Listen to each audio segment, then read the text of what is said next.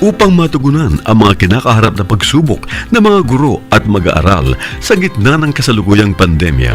Nagsanib tulong sina Congressman Charlie Cojuangco ng unang distrito ng Tarlac, DEPED Region 3 Regional Director Dr. May B. Eclar at Tarlac Schools Division Superintendent Dr. Ronaldo Pozon para sa isang napapanahong proyekto na tinaguriang Project Shine, Aral TarlakHenyo. Ang mga mag-aaral ng Grade 4 at Grade 5, ganon din ang Grades 8 and 9 sa buong probinsya ng Tarlac, kasalukuyang sumasailalim sa radio-based instruction. Katuwang ang himpilang DZTZ 828 kHz AM at RTV Tarlac, Channel 26. Ang Tarlac po nangunguna po ngayon pagdating po sa radio-based instruction.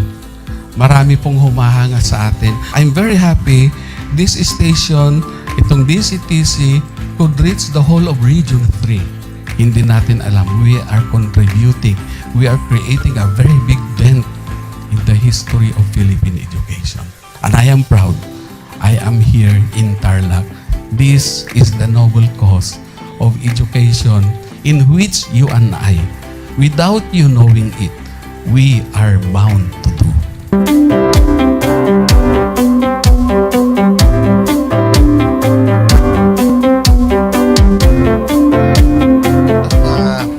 Project natin na Project Shine is a natural consequence dahil sa nangyari sa buong mundo. Let's continue to work together. I think it's very Filipino to practice bayanihan in anything or most of the things that we do.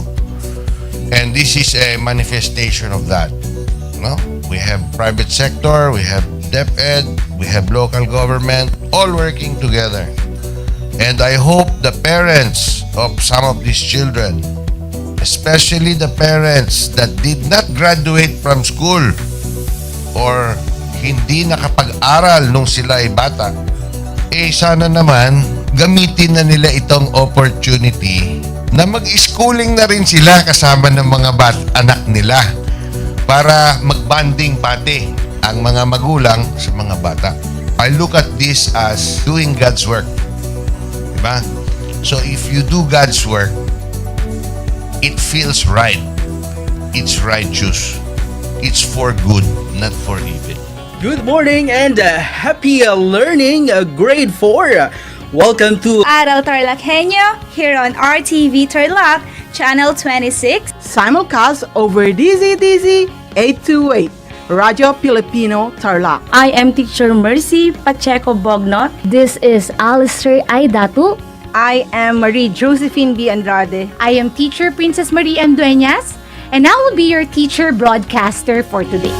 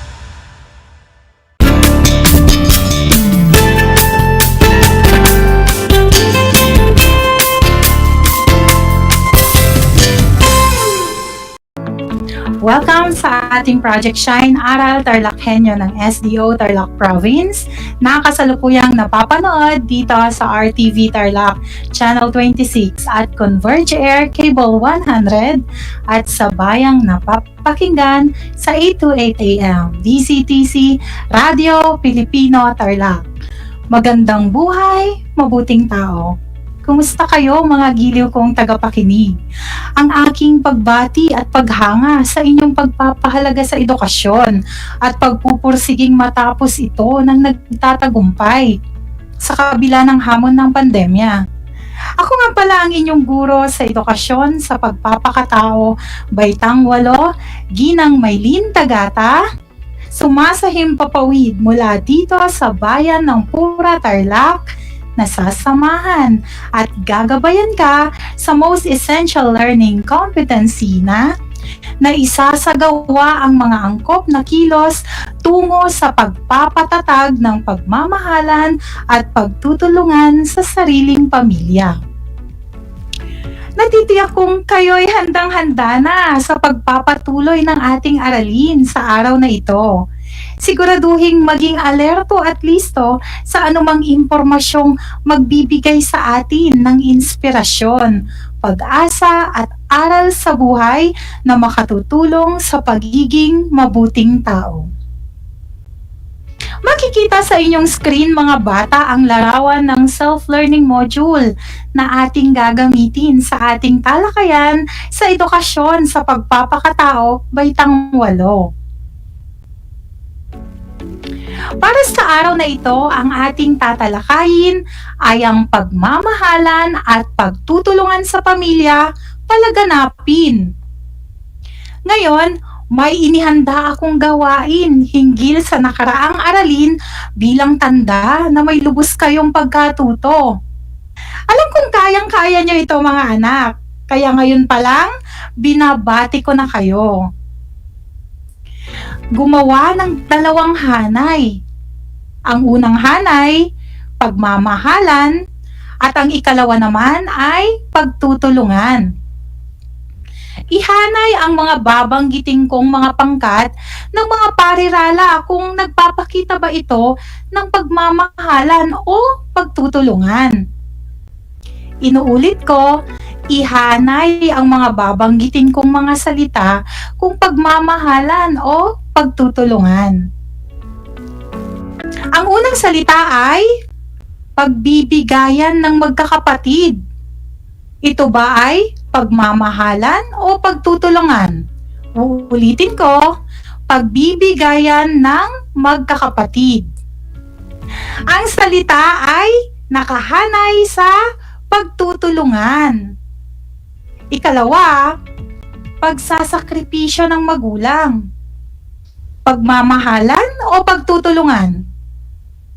Pagsasakripisyo ng magulang. Ang sagot ay nakahanay sa pagmamahalan. Ikatlo, pagpapasalamat sa sakripisyo ng magulang. Pagpapasalamat sa sakripisyo ng magulang. Pagmamahalan o pagtutulungan? Ito ay nakahanay sa pagmamahalan. Sumunod, pag-aaruga sa magulang. Pag-aaruga sa magulang. Pagmamahalan o pagtutulungan? Nakahanay ito sa pagmamahalan.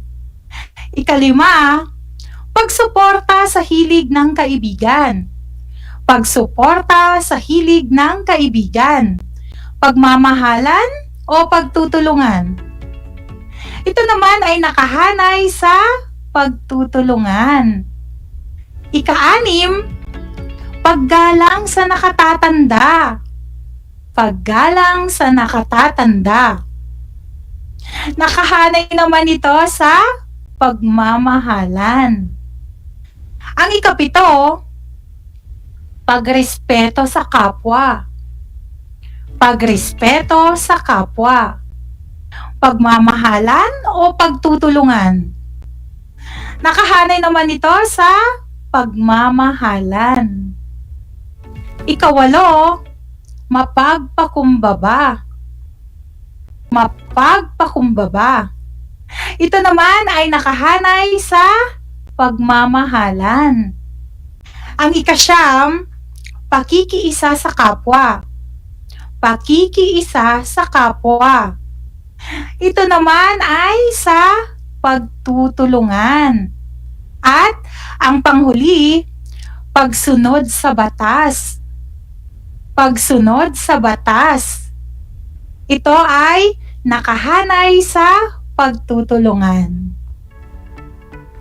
Sa ating sari-sariling pamilya, itinuro, ipinamalas, ipinadama at pinairal ang pagmamahalan at pagtutulungan sa bawat kasapi ng pamilya upang gumawa ng mabuti, at dahil na rin sa positibong impluensya ng ating pamilya ay mas nalinang at nahubog ang sarili. Ibig sabihin, kung nahubog ng ganap ng isang pamilya ang pagmamahalan at pagtutulungan sa pagkatao ng bawat kasapi, magiging susi at sandata niya ito upang maipakita at maipadama ang makabuluhang pakikipagkapwa. Napatunayan natin sa nakaraang talakayan na ang pamilya ay natural na institusyon ng pagmamahalan at pagtutulungan, na nakatutulong din sa pagpapaunlad ng sarili sa bawat kasapi dahil sa kanilang piling nahubog ang ating mga pagpapahalaga na atin ding ipinamalas sa kapwa. Sa realidad, maraming salik ang nakakaapekto upang masira ang pundasyong nagpapatatag sa isang pamilya. Sa araling ito, pag-aaralan natin ang mga angkop na kilos kung paano mas mapapatatag ang pagmamahalan at pagtutulungan sa sariling pamilya. Paano nga ba maipadarama ang pagmamahal at pagtutulungan sa sariling pamilya? Unahin natin ang pagmamahal. Ang pagmamahal ay isang damdamin na hindi lamang naipapakita sa pagbibigay ng mga material na bagay, kung hindi maging sa pagpapahalaga. Hindi lamang mararamdaman at makikita ang pagmamahal sa loob ng tahanan, maaari ring maramdaman ito sa Panginoon at sa kapwa. Naipamalas o naipapamalas ang pagmamahalan kung naisasagawa ang mga angkop na kilos tulad ng mga sumusunod. Pagbibigayan sa pamamagitan ng paglalaan ng oras at panahong makapiling ang pamilya. Pagpapakumbaba sa tuwing nakakagawa ng kamalian at matutong humingi ng kapatawaran. Pagpapakita ng respeto sa mga magulang at nakatatandang kapatid. Pagpapahalaga sa mabuting nagawa ng pamilya tulad ng ipinagmamalaki kita at mahusay ang iyong ginawa. Ngayon ay isa-isahin natin ang mga ito. Pagbibigayan sa pamagitan ng paglalaan ng oras at panahong makapiling ang pamilya. Sa dami ng gawain araw-araw, maaaring maging mahirap magkaroon ng oras at panahon sa pamilya para sa isa't isa.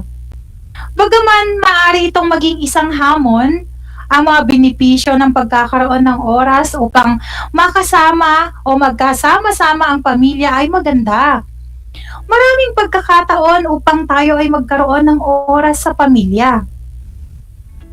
Ang oras at panahon sa pamilya ay isang mahalagang paraan upang mapagtibay ang relasyon ng bawat isa sa pamilya.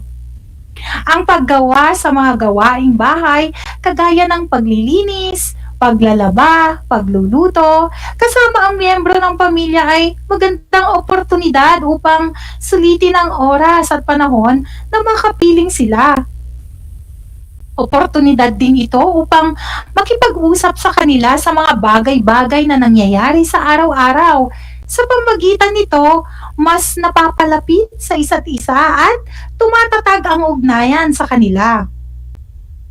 Ikalawa, pagpapakumbaba sa tuwing nakakagawa ng kamalian at matutong humingi ng kapatawaran. Ang paghingi ng kapatawaran sa mga nagawang kamalian ay hindi kaduwagan, kundi tanda ng pagpapakumbaba. Walang taong perpekto. May mga pagkakataong tayo ay nakakagawa ng mga mali at pagkakasala. Walang masama dito. Ang mahalaga ay tanggapin ang kamalian, iwasang maisagawa ulit ang mga ito at handang magbago.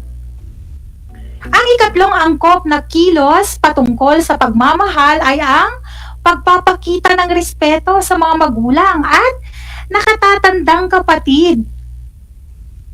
Ang paggalang o pagrespeto ay hindi lamang tungkulin. Ito ay isang pananagutan sa dakilang lumikha. Isa ito sa utos ng Diyos, ang igalang ang ating ama at ina. Ang utos na ito ay hindi lamang patungkol sa ating mga magulang, kundi ng ating mga nakatatandang kapatid na rin. Mahalaga na ipakita ito sa kanila bilang pagrespeto sa kanilang otoridad at nakatatanda sa atin. At ang panghuli, pagpapahalaga sa mabuting nagawa ng pamilya. Napakasarap sa pakiramdam kung may pagpapahalaga ang pamilya sa mga nagagawang mabuti. Ipadama na pinahahalagahan natin ang kanilang napagtagumpayan. Halimbawa, top 1 sa klase ang iyong kapatid sa school. Magaan at masaya sa pakiramdam kapag ipinagmalaki siya ng kanyang pamilya sa kanilang mga kakilala, kapitbahay at kaibigan. Lalong ginaganahan, nai-inspire ang mga ito na ipagpatuloy ang kanilang mga ginagawang mabuti kung sila ay nabigyan ng papuri. Ang simpleng pagsabi ng mahusay ang iyong ginawa, ipinagmamalaki kita ay ilan lamang sa pagpapakita ng pagpapahalaga sa mga nagawang mabuti. Diba, napakasaya sa pakiramdam ang masabihan ng mga ganitong papuri at pagpapahalaga? Kaakibat ng pagmamahal ay pagpapakita ng suporta sa pamamagitan ng pagtulong sa kapwa na hindi naghihintay ng anumang kapalit. Ito ang nagiging dahilan sa pagpapatatag ng pagtutulungan sa pamilya. Sa pamamagitan din ng pagsasagawa ng angkop na kilos na, una, pagkakaisa sa mga gawaing bahay, pagtulong sa kapatid o sa kapatid na maunawaan ang aralin, pagsasakripisyo ng pansariling kagustuhan para sa ikabubuti ng pamilya, pagpapakita ng suporta sa mga anak na nag-aaral, pagkamit sa mithiing mapaunlad ang pamilya, pagsunod sa mga utos at payo ng mga magulang, pag-alalay sa kasapi ng pamilya na may kapansanan, at pagbabahagi ng mga biyaya sa pamilya. Isa-isahin naman natin ang mga angkop na kilos kung paano mapapatatag ang pagtutulungan sa pamilya. Ang una, pagkakaisa sa mga gawaing bahay. May pagkakaisa ba kayong pamilya sa mga gawaing bahay? Mahalaga sa pamilya ang may pagkakaisa, lalo na sa mga gawaing bahay. Kahit gaano pa kadami ang mga gawaing bahay, kung may pagkakaisa ang bawat miyembro ay madaling matapos ang mga ito. Sabi nga sa kasabihan sa Ingles, one for all for one. Ang pagkakaisa ang susi sa mabilis at maayos na trabaho. Mahalaga na ituro sa mga anak ang kanilang mga dapat gawin sa loob man o sa labas ng tahanan. Sa pamamagitan ng mga ito ay makararamdam sila ng kabuluhan at may silbi sila sa buhay. Ikalawa, pagtulong sa kapatid na maunawaan ang aralin. Kapag may mga bagay na hindi maunawaan o maintindihan ang mga kapatid, lalo na kung ang mga ito ay inyong mga nakababatang kapatid, ay kailangan silang tulungan. Turuan sila sa kanilang mga aralin na hindi nila naiintindihan. Ituro kung paano ang proseso sa mga aralin at huwag naman kayo ang gagawa. Turuan pero huwag gawing palaasa. Ang ikatlong angkop na kilos ay ang pagsasakripisyo ng pansariling kagustuhan para sa ikabubuti ng pamilya. Unahin at isipin muna ang pamilya bago ang mga pansariling kagustuhan.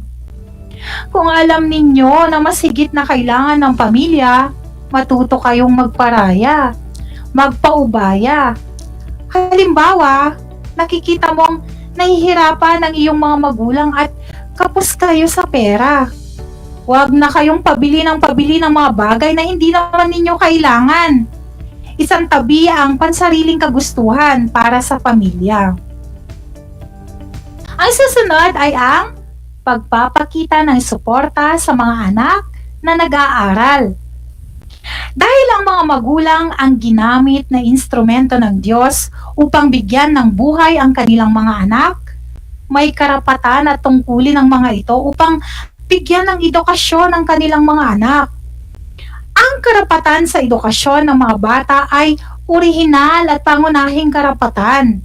Ibig sabihin, kasama sa pagkakaroon ng karapatan ng mga bata sa edukasyon ay ang tungkulin ng mga magulang na sila ay turuan at suportahan sa kanilang pag-aaral.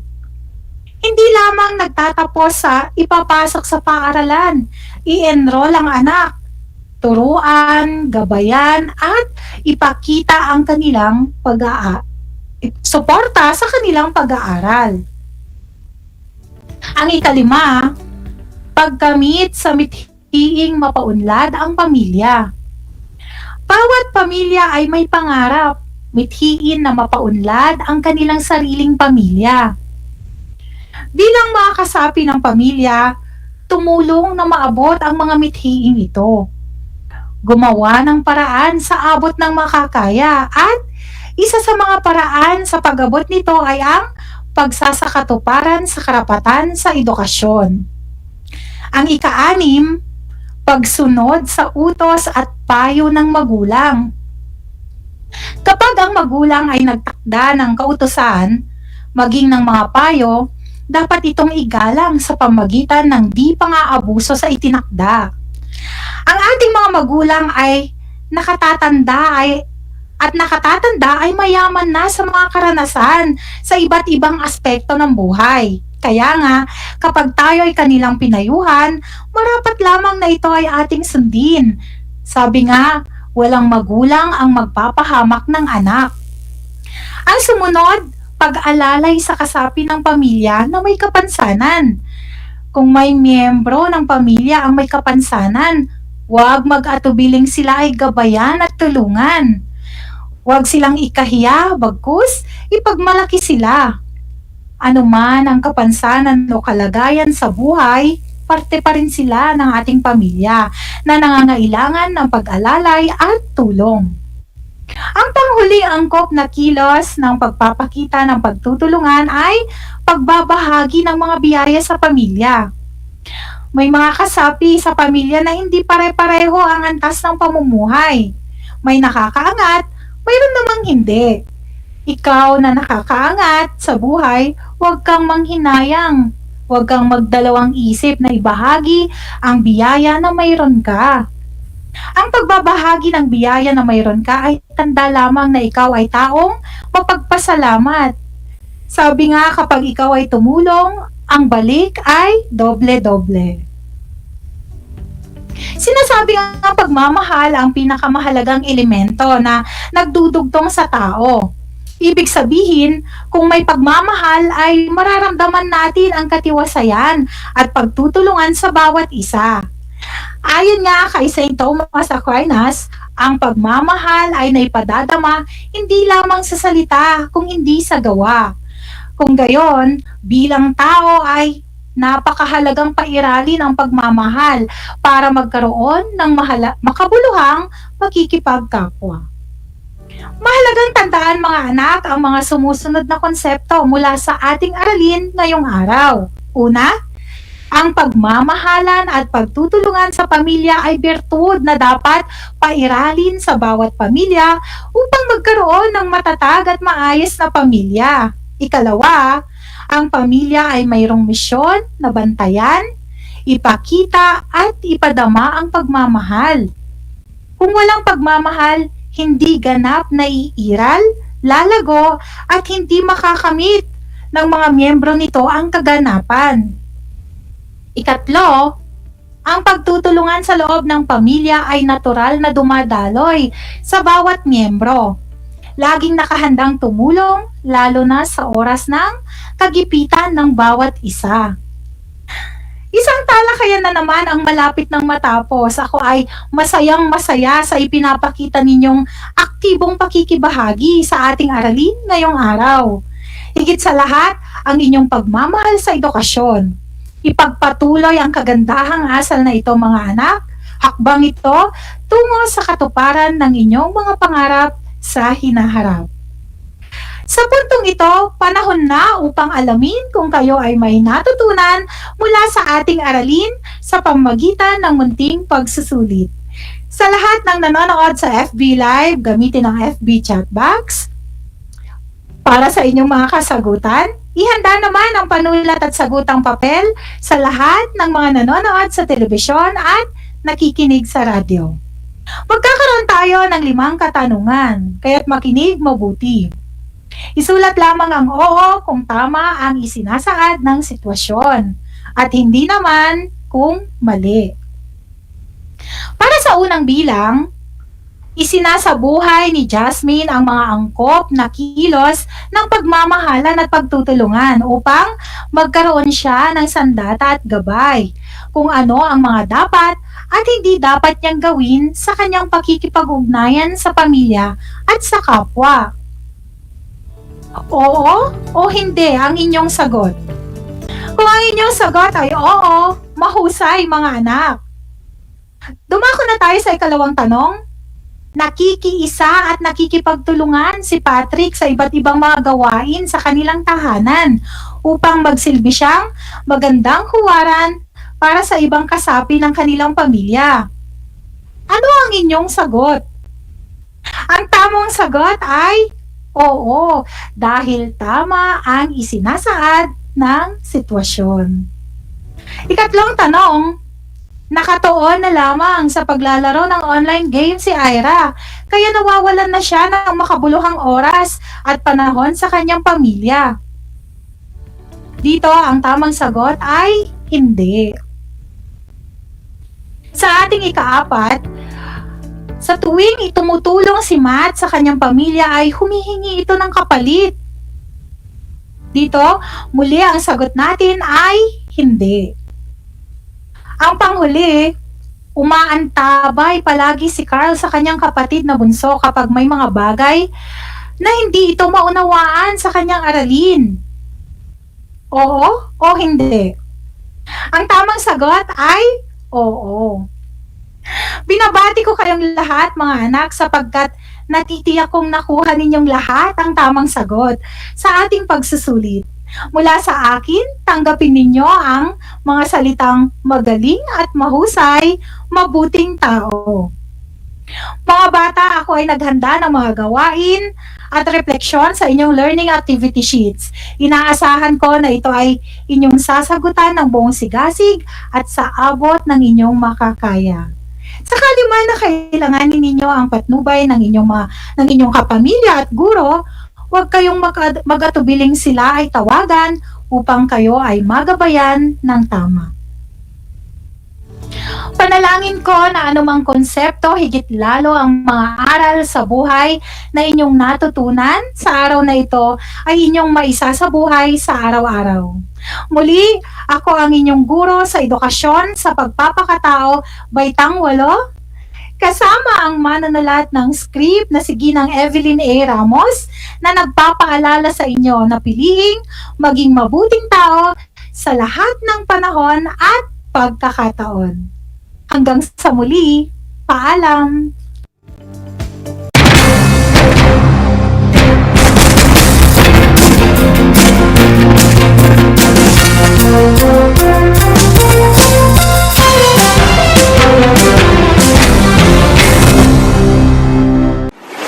Kabahagi mo Radyo Pilipino.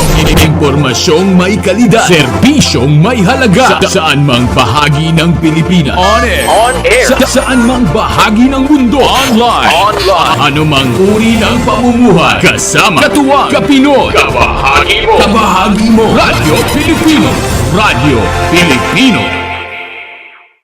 This is my story. Ano ang kwento ng buhay mo? Malungkot? Masaya? May kababalaghan? O puno ng aksyon? Ang bawat kwento ng kapwa nating Pilipino ay mahalaga. This is my story. Sama-sama nating ibahagi ito upang magbigay aral at inspirasyon sa ating lahat. This is my story. This is my story. Hosted by Mitch Desunia tuwing Sabado alas 3 hanggang alas 4 ng hapon. Mapapakinggan dito sa Radyo Pilipino at mapapanood sa RTV Tarlac Channel 26. This is my story.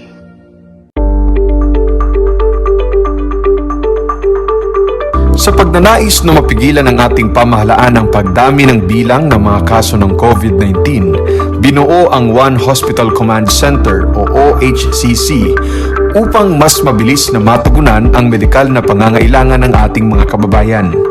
Bukas ang OHCC 24 oras araw-araw. Tumawag lamang sa mga hotline nito sa 0919-977-3333 o 0915-777-7777 o 02-886-50500.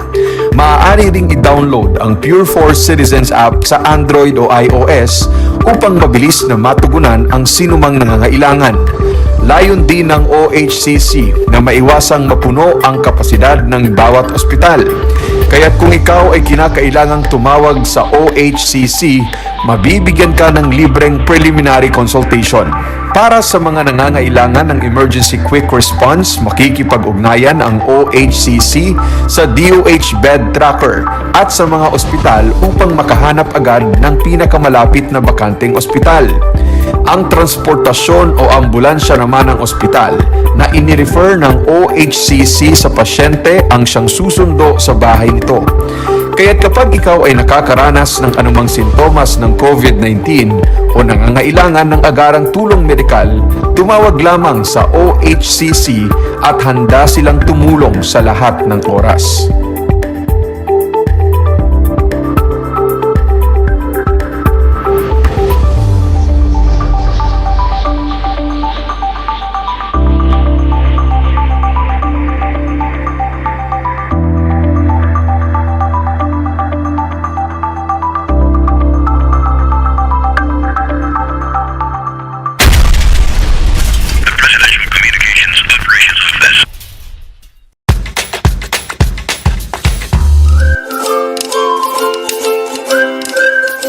Alam niyo ba na ang jeep ay ang pinakasikat na uri ng transportasyon sa Pilipinas? May nagsasabi na ang pangalang jeep ay hango sa salitang jeepy na ang ibig sabihin ay general purpose or government purpose na naglalarawan ng military jeep na ginamit noong World War II. Pagkatapos ng digmaan, iniwan na ng mga sundalong Amerikano ang libu-libong jeep sa kalsada ng Maynila. Ang matibay at makulay na jeepney nga raw ay truly mestizo dahil sa half local at half foreign na katangian nito. Alam nyo na, yan ang jeepney! Kumusta mga giliw kong tagapakinig?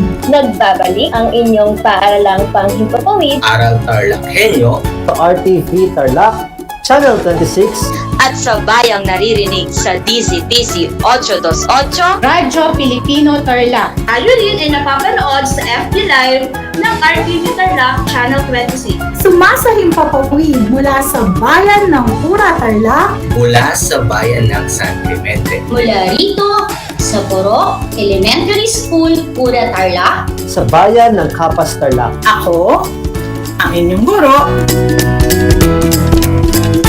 na maghahatid sa inyo ng makabuluhang pagtalakay sa ating aralin.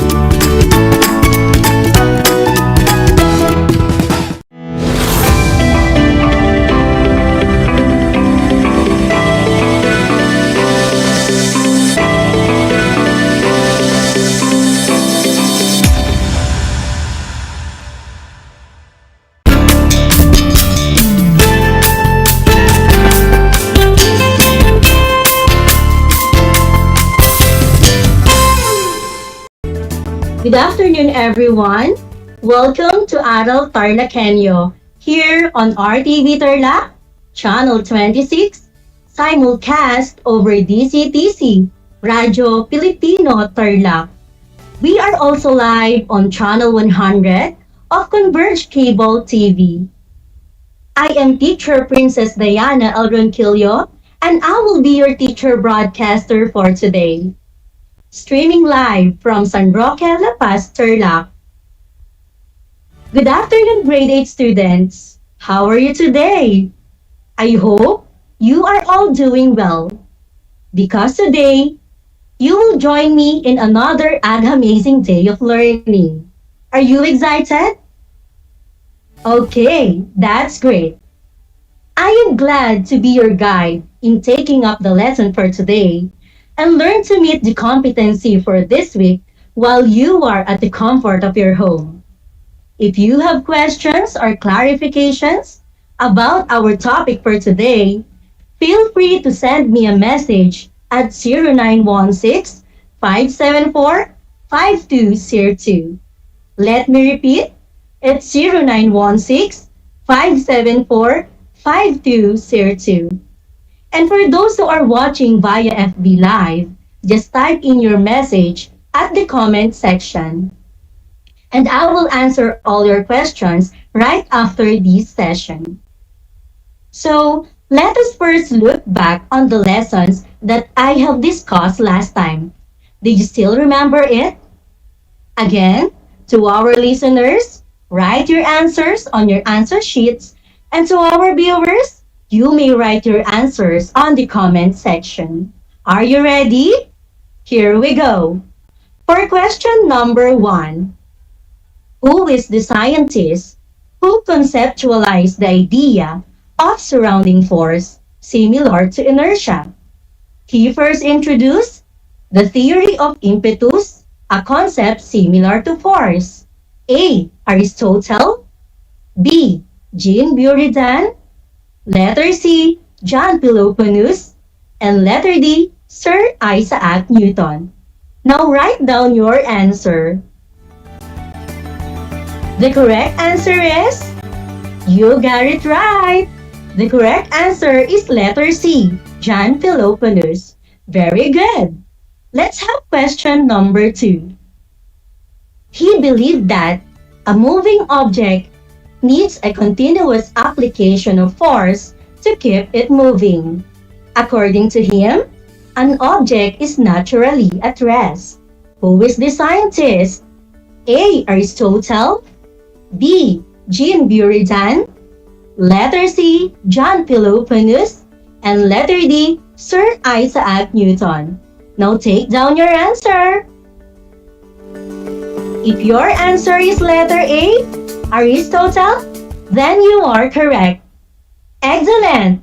For number 3, he saw impetus as the cause of movement.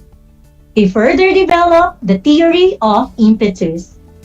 According to him, motion is possible through a mover that keeps the object moving with power proportional to the speed and mass of the object. A. Aristotle. B. Jean Buridan. Letter C. John Peloponneus. And letter D. Sir Isaac Newton. Now write down your answer. The correct answer is, very good. It's letter B, Jean Buridan. And for our 4th question, who is the scientist who used Galileo's ideas and eventually formulated the 3 laws of motion? A. Aristotle. B. Jean Buridan.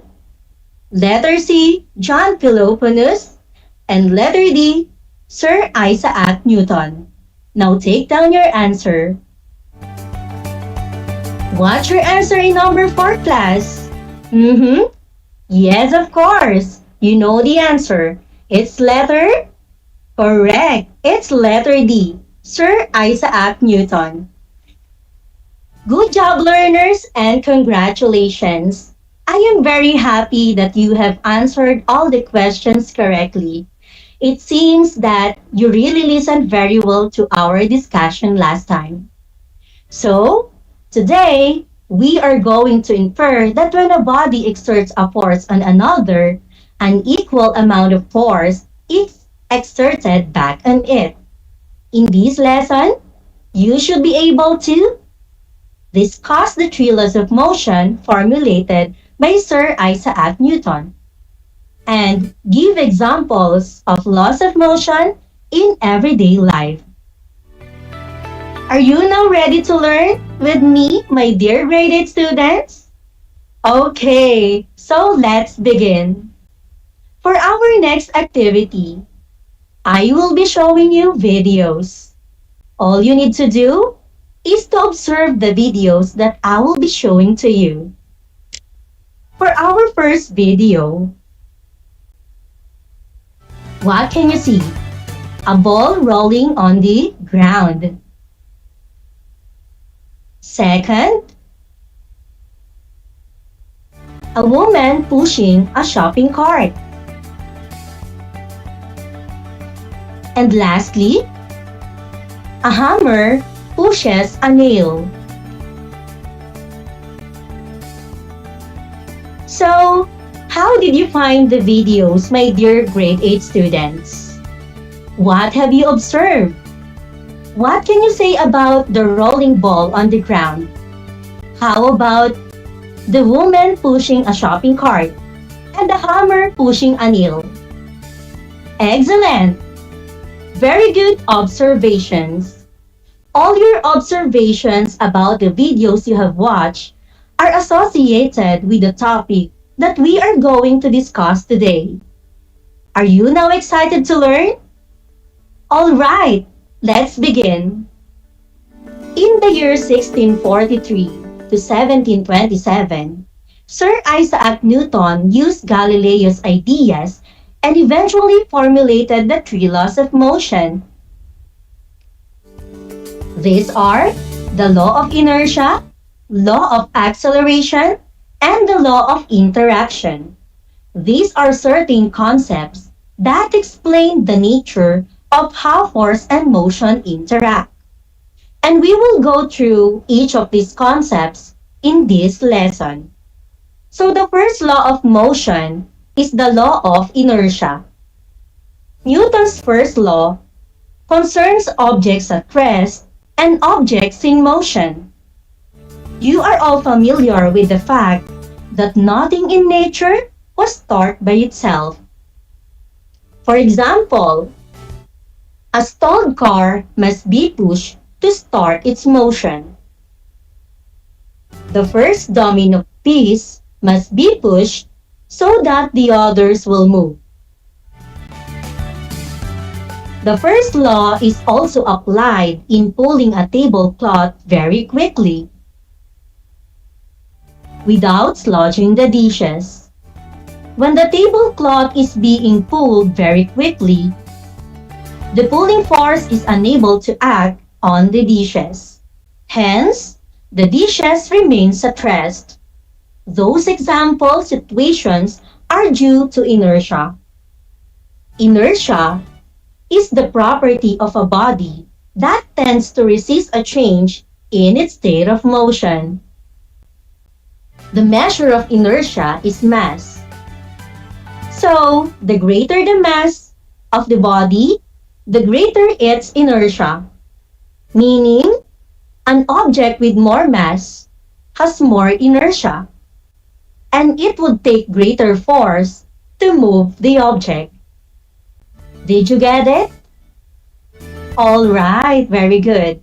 So in summary, the Newton's first law of motion states that an object at rest remains at rest, and an object in motion will continue to move at constant velocity unless it is acted upon by a net force or an external force. Are you learning grade 8? Okay, let's continue. The second law of motion is the law of acceleration. The second law states that when a net force acts on a body, the body will accelerate in the direction of the force. It means that acceleration is directly proportional to the force while inversely proportional to the mass of an object. This can be expressed in equation form as A is equal to F over m where A is the acceleration, M is for the mass, and F for the force. These often rearranged as total net force is equal to the mass times acceleration, or F is equals to ma. Like any other quantity, force has a unit and expressed in Newton or capital letter N. 1 Newton is defined as the amount of force required to give a 1 kilogram mass an acceleration of 1 meter per second squared. Or simply, 1 Newton equals 1 kilogram meter per second squared. So let's have our first example.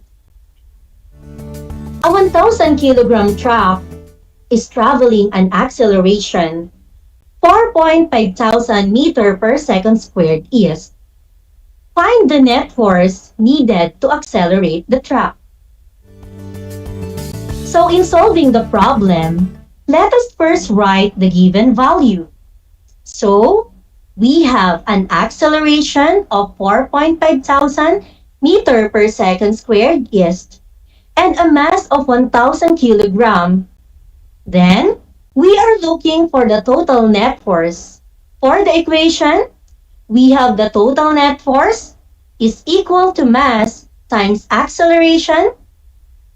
Next, in solution, we need to substitute the given value. So we have the total net force equals 1,000 kilogram multiplied by 4,500 meter per second squared. So the answer is 4,500 kilogram meter per second squared, or 4,500 Newton is. Very simple, right? So let's have another example. For sample problem number 2, a boy rolls a 200 baseball horizontally on the floor with a net force of 2 Newton to the right. What is the acceleration of the baseball? Again, in solving a problem, write first the given value. So we have the mass of 200 grams and the total net force of 2 Newton to the right, or 2 kilogram meter per second squared. So take note, if the given mass is not in kilogram, we need to convert it first. So, we need to divide the mass value by 1,000. So, 200 grams divided by 1,000 is equal to 0.2 kilogram. So, we need to find the acceleration. For the equation, we have acceleration equals force divided by the mass. In solution, again, we need to substitute all the given value. So we have 2 kilogram meter per second squared divided by 0.2 kilogram. Next, we need to cancel same unit, which is kilogram. So the answer is 10 meter per second squared to the right. Is that clear, my dear graded students? Okay, very good. Are you still with me? Alright, so let's continue. Let's now move on to the third law of motion, which is the law of interaction, or what we call the action and reaction pair. Do you ever wonder why you can jump off the ground despite gravity always pulling you down? When you jump up, you are applying Newton's third law of motion. It's the law of interaction or the action and reaction pair. The law of interaction states that for every action, there is an equal and opposite reaction. Two opposite forces are acting toward each other. Always remember, action force, give, and reaction force, receive. This law explains why you can jump off the ground. When you jump the ground, equal amount of push toward your feet, that pushes you up. Newton's third law of motion has many applications. Some of the examples are: while walking, you push ground backwards. As a result, the ground pushes us forward. Also, hammering a nail and pushing a grocery cart. Interesting, right? So that would be all for the 3 laws of motion. Are you learning, my dear graded students? That's great. So let's continue. To sum up our lesson for today, we tackled about the 3 laws of motion. Again, who formulated the 3 laws of motion? So, very good. Sir Isaac Newton formulated the 3 laws of motion. These are the law of inertia, law of acceleration, and the law of interaction. The first law of motion states that an object at rest remains at rest, and an object in motion will continue to move at constant velocity unless acted upon by a net force or an external force. The second law of motion is the law of acceleration. It states that the acceleration is directly proportional to the force while inversely proportional to the mass of an object. And lastly, the third law of motion, the law of interaction, or what we call the action and reaction pair, states that in every action, there is an equal and opposite reaction. Did you get it, my dear graded students? Perfect! So thank you for listening. So don't forget these concepts, okay? I am glad that you are still tuning in. For your evaluation, I prepared 5 multiple choices activity for you. And to test if you really understood our lesson for today. Are you ready? Great! For question number 1, which law of motion states that an object at rest remains at rest and an object in motion will continue to move at constant velocity unless acted upon by a net force or an external force? A. Law of inertia. B. Law of acceleration. Letter C. Law of interaction. And letter D. Law of universal gravitation. Now write down your answer. If your answer is letter A, law of inertia, then you are correct. For question number 2, for every blank, there is an equal and opposite blank. Again, for every blank, there is an equal and opposite blank. A. Reaction, action. Letter B. Action, reaction. Letter C. Action, action. And letter D. Reaction, reaction. Now write down your answer. Are we thinking of the same answer? If your answer is letter B, action and reaction, then you are correct. For question number 3, the property of a body that tends to resist a change in its state of motion is called blank. Again, the property of a body that tends to resist a change in its state of motion is called blank. A. Force. B. Motion. Letter C. Gravity. And letter D. Inertia. Now write down your answer.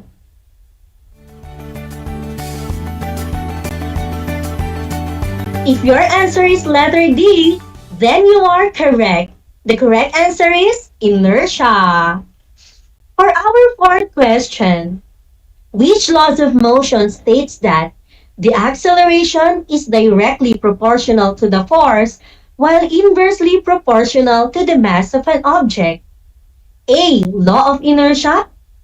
B. Law of acceleration. Letter C. Law of interaction. And letter D. Law of universal gravitation. Now take down your answer. The correct answer is excellent! The correct answer is letter B. It's the law of acceleration. And for our fifth question, the unit for force is blank. Again, the unit for force is blank. A. Kilogram. B. Newton. Letter C. Meter per second. And letter D. F. Write down your answer. So the correct answer is? I can hear you. Very good. The correct answer is letter B, Newton. Congratulations, my dear students. I hope all of you have learned something from our lesson for today. Before we end this session, I will be giving you an assignment. Can you think of situations where law of inertia, law of acceleration, and law of interaction can be observed? Write your answers in your activity notebook. Is that clear? Thank you for listening, my dear students. So we are about to end our session in science for today. Just keep on tuning to our radio station, DZTC, Radyo Filipino Tarlac, and keep on watching on RTV Tarlac, Channel 26. In this time of pandemic, stay home, stay safe, and keep on learning. I hope you learned a lot today. Once again, this is Ma'am Princess Diana Alrienquillo, your science anchor teacher for today, saying, the drive for happiness is vital. It's what keeps us in motion. Thank you and God bless us all. Don't forget our hashtag, Project Shine, Aral TarlakHenyo. Angat Tarlac, Shine Tarlac, Lead Tarlac. See you next time! Bye-bye!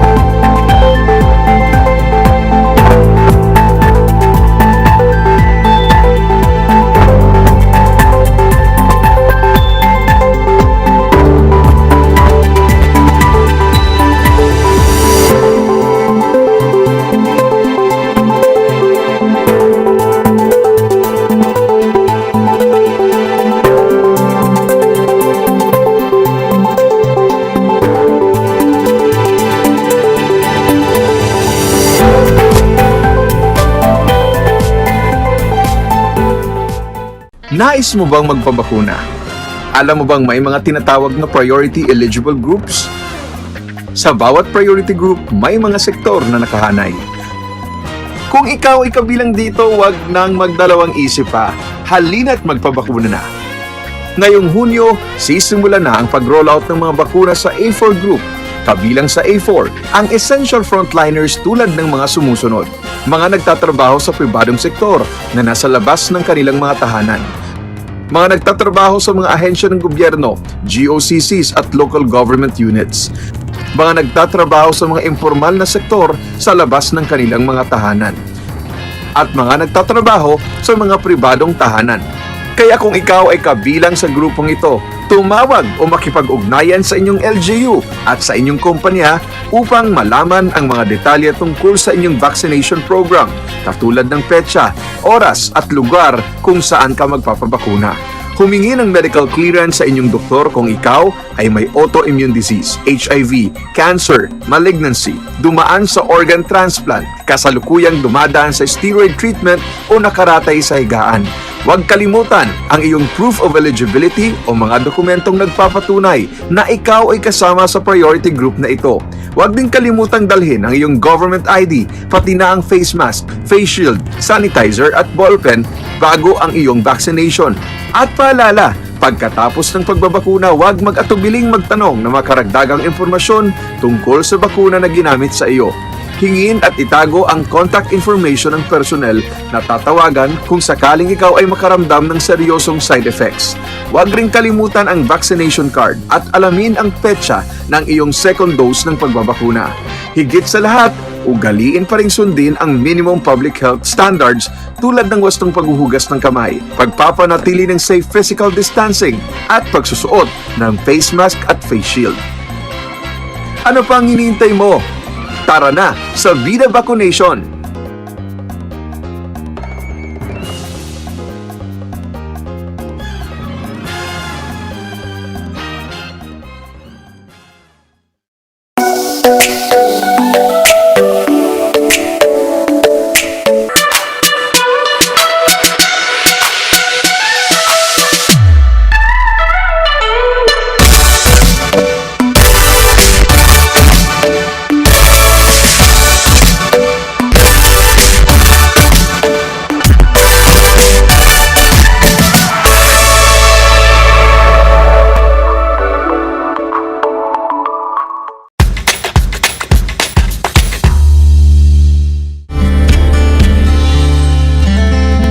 Alam niyo ba na ang Pilipinas ay mayroong 7,641 islands? Mula sa bilang na 7,107 islands, nadagdagan ito ng 534 na isla noong 2017. Tanging 2,000 lamang sa mga islang ito ang natitirhan.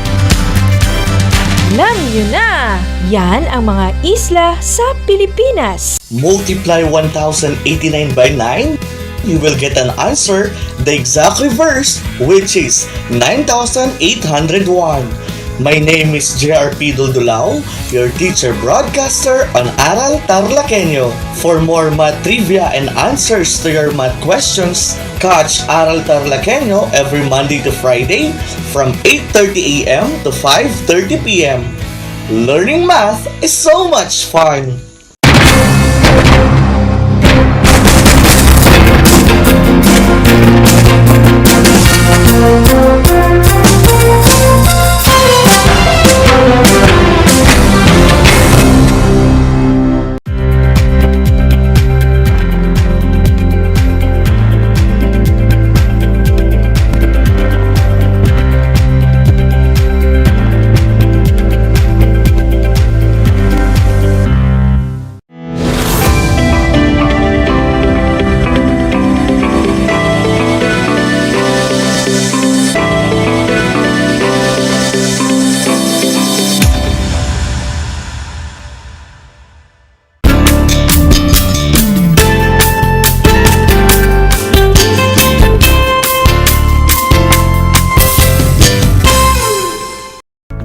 Afternoon, grade 8 learners. Welcome to Aral TarlakHenyo, here on RTV Tarlac, Channel 26. Simulcast over DZTC, Radyo Pilipino, Tarlac. We are also live on Converge Cable TV, Channel 100.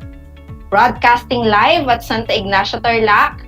I am Maria Corazon and Tolentino, your teacher broadcaster today for Mathematics Grade 8. How are you, dear Grade 8 learners? I hope you're doing great. We are now on the week 2 of our first quarter lesson.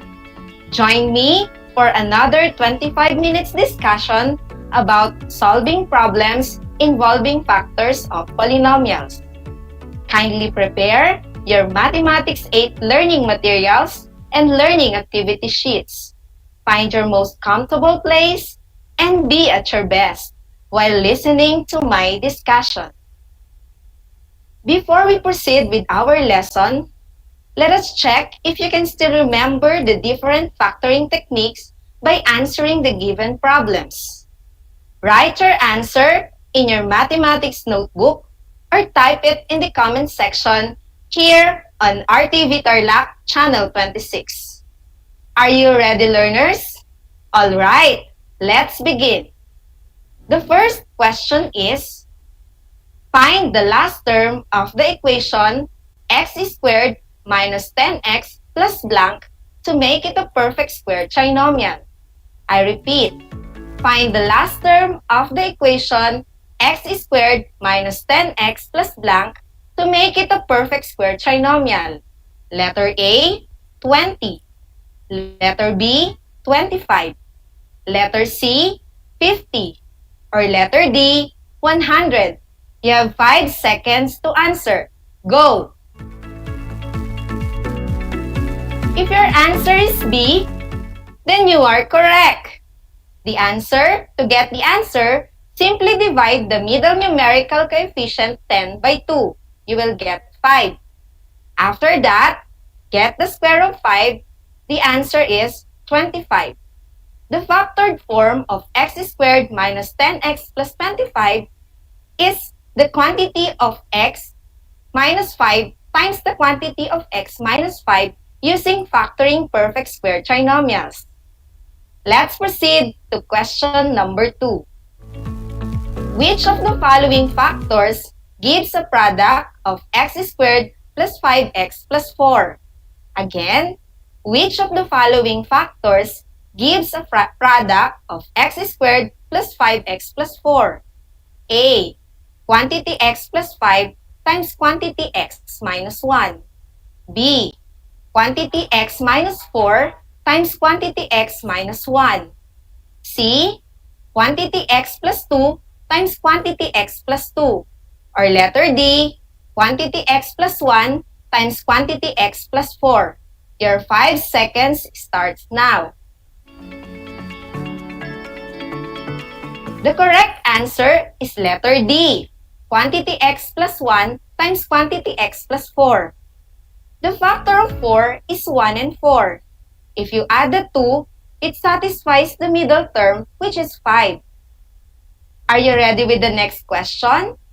Alright, here is question number 3. Suppose the area of your rectangular garden is 18 square meters and the length is 7 meters longer than its width. Can you tell the length and the width of the garden? Again, suppose the area of your rectangular garden is 18 square meters and the length is 7 meters longer than its width. Can you tell the length and the width of the garden? Letter A, yes, or letter B, no. Your 5 seconds start now. The correct answer is letter A, yes. Were you able to get all the answers correctly? That's great! Well done, learners! With all this, I know you are now ready for our lesson today. At this point, we will discuss about solving problems involving factors of polynomials. This is a continuation of the lesson discussed last Monday by Sir Joshua Evaristo. At the end of the session, you are expected to solve problems involving factors of polynomials. Specifically, problems on perfect square trinomials and general trinomials. We have 3 steps in solving problems on factoring. First step is choose. Choose a variable to represent what is unknown or a variable to solve the problem. Second step is translate. Translate what you are seeing in words to mathematical expressions. Write the equation based on the given information. Third step is simplify. Simplify the expression and solve for the unknown. Let us now solve some problems applying the perfect square trinomials and general trinomials. First problem. What is the length of the side of a square if its area is 9m squared plus 30m plus 25 square centimeters? Applying the steps mentioned earlier, we have step 1, choose a variable. So, let m be the variable used to solve the problem. Step 2, translate. Based on the problem, the area of square is 9m squared plus 30m plus 25. Step 3, simplify.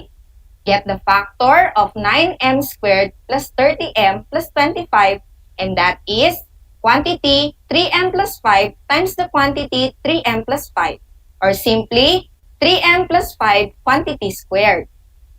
Factoring perfect square trinomial is applied because the first term, which is 9m squared, and the last term, which is 25, are perfect squares.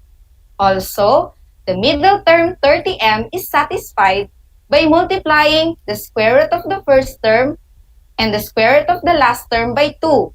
That is 3m times 5 times 2. Therefore, the length of the side is 3m plus 5 centimeters. Moving on to the next problem. LOVE and MATH are squares. The area of LOVE is x squared plus 4x plus 4. If the difference between their areas is 10x minus 5, find the length of their sides. Based on the illustration, LOVE is the outer square, while MATH is the inner square. To solve the problem, let us again apply the given steps. First, let x be the variable used to solve the problem. Analyzing the given problem, we are looking for the length of the two sides of the squares. So, for second step, the area of square LOVE minus the area of square MATH is equal to 10x minus 5. Substitute the given area of square LOVE to x squared plus 4x plus 4 minus the area of square MATH equals 10x plus 5. Place all polynomials on one side. And by addition property of equality, the given will now be x squared plus 4x plus 4 minus the quantity 10x minus 5. Distribute the given negative sign to the quantity 10x minus 5, leading to x squared plus 4x plus 4 minus 10x plus 5. Combining similar terms, bring down x squared, then 4x minus 10, 10x is negative 6x. 4 plus 5 is 9. So we have x squared minus 6x plus 9. It is now clear that the area of square MATH is x squared minus 6x plus 9. We are now ready to answer the question, find the length of their sides. Since the area of MATH is x squared minus 6x plus 9, we can apply factoring perfect square trinomials because the first term x squared and the last term 9 are perfect squares. The square root of the 2, which is x and 3, when multiplied by 2, satisfied the middle term 6x. Its factor now is quantity x minus 3 times the quantity x minus 3, or x minus 3 quantity squared. Therefore, the length of its side is x minus 3 units.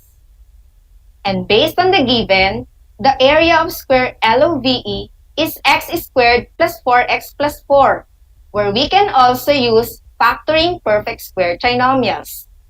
Its factor is quantity x plus 2 times the quantity x plus 2, or x plus 2 quantity squared. Therefore, the length of its side is x plus 2 units. Can you still follow, dear grade 8 learners? I hope so. Let us continue the discussion. Let's proceed to the next problem. The product of two consecutive integers is 20. Find the value of the integers. Let us remember the term consecutive. In this case, we have the term consecutive integers, meaning these are integers that follow each other in order. To solve the problem, let us again apply the given steps. Since the value of the integers is unknown, let's first choose a variable to represent it. Let x be the first integer and x plus 1 be the second integer. By analyzing the given problem, which states that the product of two consecutive integers is 20. In symbol, we have x times the quantity x plus 1 equals 20. Using distributive property, that is, x times x is x squared. X times 1 is x equals 20. Place all polynomials on one side, and by addition property of equality, add negative 20 both sides. That becomes x squared plus x minus 20 equals 0. To solve for the value of x, we will factor x squared plus x minus 20. Based on the given trinomial, the third term, which is negative 20, is not a perfect square. We cannot use the technique factoring perfect square trinomials. So, we will be using factoring general trinomials. The factor of negative 20 is 5 and negative 4. If you get the sum of these two, it will satisfy the middle term 1 as the numerical coefficient of x. Using the zero property, that will now be x minus 4 equals 0 or x plus 5 equals 0. There are two values of x to be solved. First is using x minus 4 equals 0, and the other one is x plus 5 equals 0. Solving for x using x minus 4 equals 0, the answer is 4. And for x plus 5 equals 0, the answer is negative 5.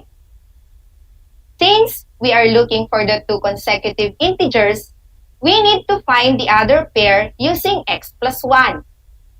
If the integer is 4, then its pair is 5. So, the first pair of consecutive integers are 4 and 5. How about the other pair of consecutive integers? Yes, correct. The second pair of consecutive integers are negative 5 and negative 4. The answer will now be 4 and 5 or negative 5 and negative 4. We are now going to answer the problem presented a while ago.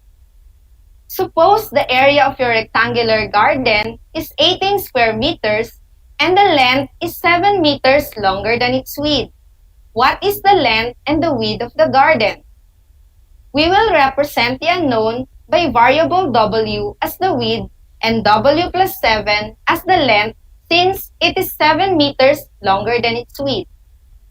The area of the rectangle is solved using the formula area equals length times width or L times W. The statement stated that the area of the rectangular garden is 18 square meters and the length is 7 meters longer than its width.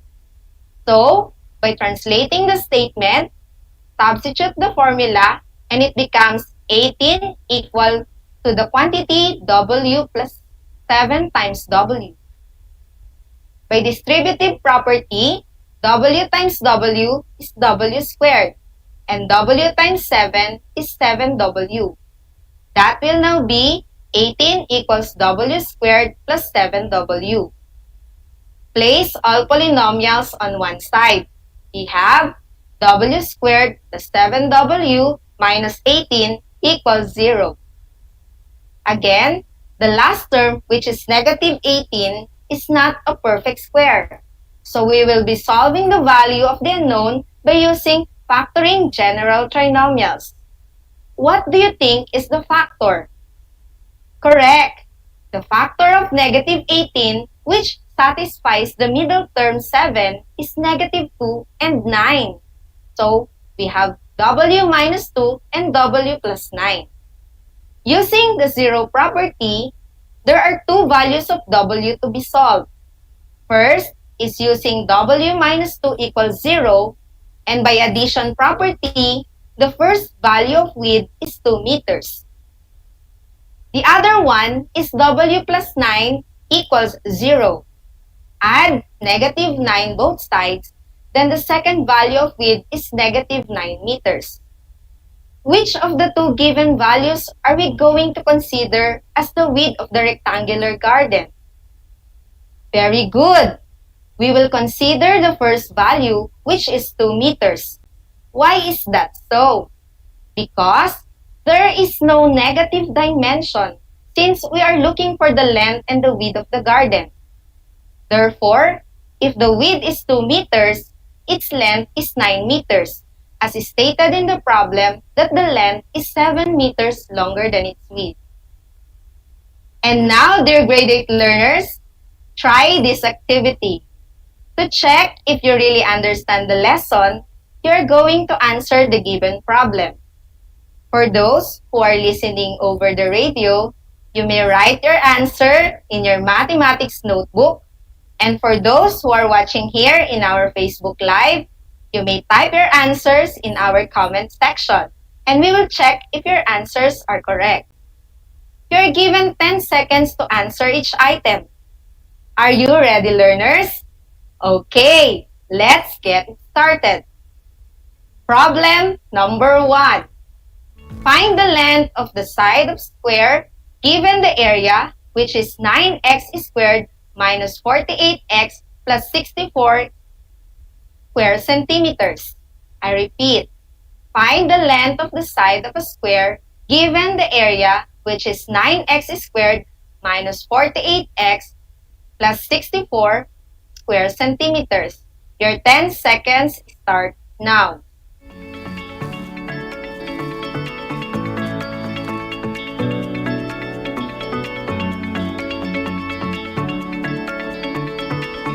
You got it right, learners! The answer is 3x minus 8 centimeters. For the solution, let x be the variable used to solve the problem.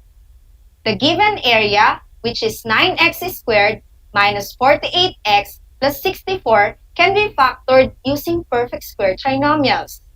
As you can see in the given, the first term, 9x squared, and the last term, 64, are perfect squares. Also, the square root of the 2, which is 3x, and 8, when multiplied by 2, you will get 48x, which is the middle term. So, the answer is 3x minus 8 centimeters. Let us proceed to problem number 2. The area of the rug is 108 square centimeters. The length of the rug is 6 centimeters less than twice its width. What is the width of the rug? Again, the area of the rug is 108 square centimeters. The length of the rug is 6 centimeters less than twice its width. What is the width of the rug? You have 10 seconds to answer. Go!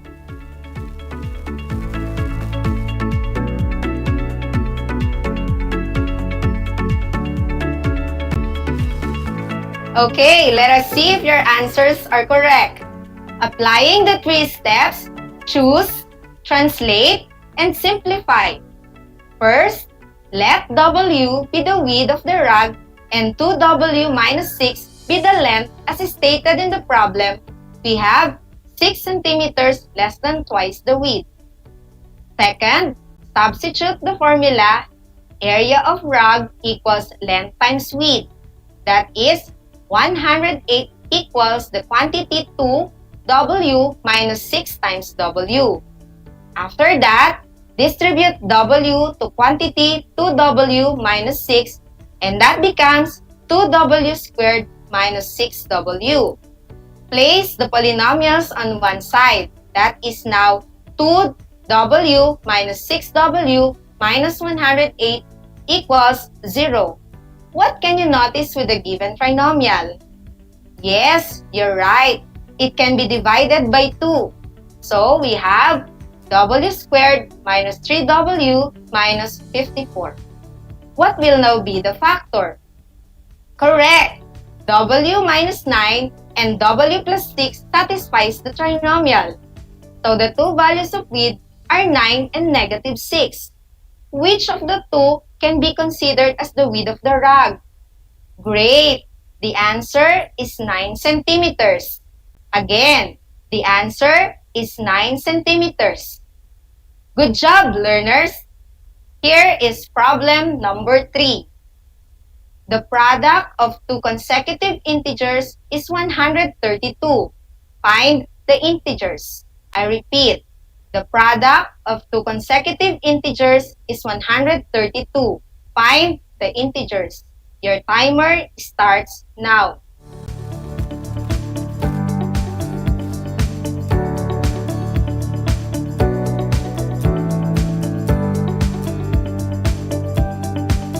Very good! The answer is 11 and 12 or negative 11 and negative 12. With the same step that we did, let x be the first integer and x plus 1 be the second integer. The statement, the product of two consecutive integers is 132, translated to mathematical symbol x times the quantity x plus 1 equals 132. Distribute x, that is, x times x is x squared, and x times 1 is x. So we have x squared plus x equals 132. Then, place all the polynomials on one side. X squared plus x minus 132 equals 0. Negative 11 and positive 12 is the factor of the last term, which is negative 132. That is x minus 11 times x plus 12. Solving for the values of x, we have x equals 11 and x equals negative 12. Substituting x plus 1 to find the other integers. The answer is 11 and 12 or negative 11 and negative 12. Did you get all the answers correctly? Great job! Congratulations, learners! Let us now have a recap on the lesson that has been discussed. In solving problems involving factors of polynomials, we need to follow steps for guidance and easy solving. Step 1. Choose a variable to represent what is unknown or a variable to solve the problem. Step 2. Translate what you are seeing in words to mathematical expressions. Write the equation based on the given information. Step 3. Simplify the expression and solve for the unknown. Always remember the different factoring techniques that you need to consider. You are now ready to answer the activity entitled Let's Do It in your Quarter 1, Week 2 Instructional Support Materials on page 6. You are going to solve the problem using the different factoring techniques. You may screenshot the following problems and answer it on a piece of paper to be submitted to your respective mathematics teacher. Again, you are going to answer the activity entitled Let's Do It in your Quarter 1, Week 2 Instructional Support Materials on page 6. Before I end, I want to share this quotation from Travis Kalanick. Every problem has a solution. You just have to be creative enough to find it. I hope you learned a lot today.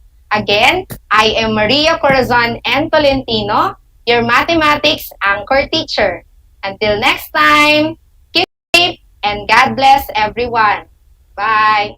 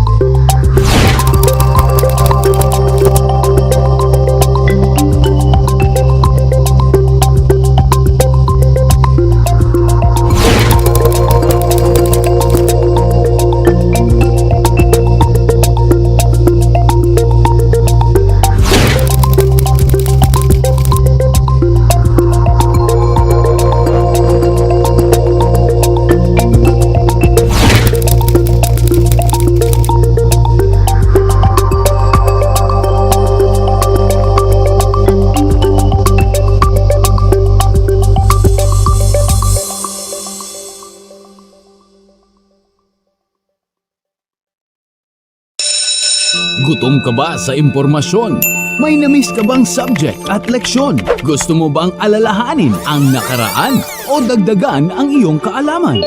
Lahat yan alamin natin because the professor is in. Professor on air and online. Kasama si Professor Willie Perez. Isang oras na kaalaman, isang oras na makabuluhan. Professor on air. Mamangha at tumawa sa mga tips at trivia. Sa gabay at tanong, sagot ka rin niya. Professor on air and online. Kasama si Professor Willie Perez. Tuwing Sabado, alas 10 hanggang alas 11 ng umaga. Mapapakinggan sa Radyo Pilipino at mapapanood sa RTV Tarlac Channel 26. Professor on air.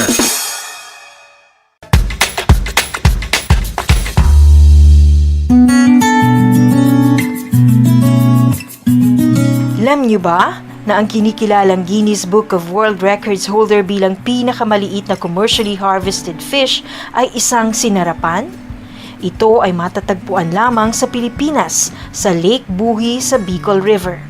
Isa itong uri ng goby na may transparent na katawan na may sukat na 12.5 mm. Alam mo na, yan ang sinarapan.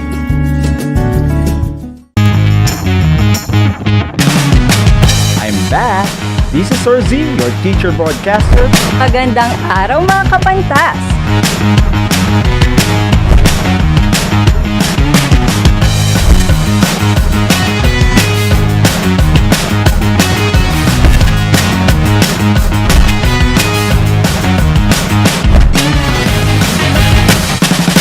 Welcome to Aral TarlakHenyo.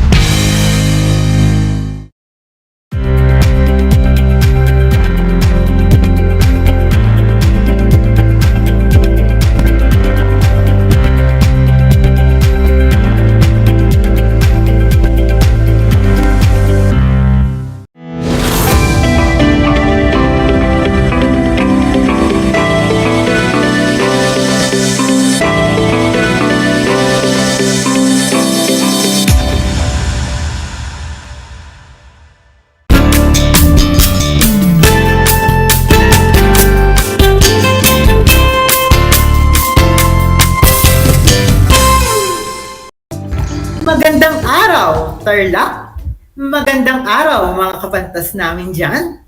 Sumasa inyo muli ang Aral TarlakHenyo mula sa RTV Tarlac, Channel 26 at sa Converge Cable, Channel 100 at sa bayang naririnig din sa DCTC 828 Radyo Pilipino Tarlac.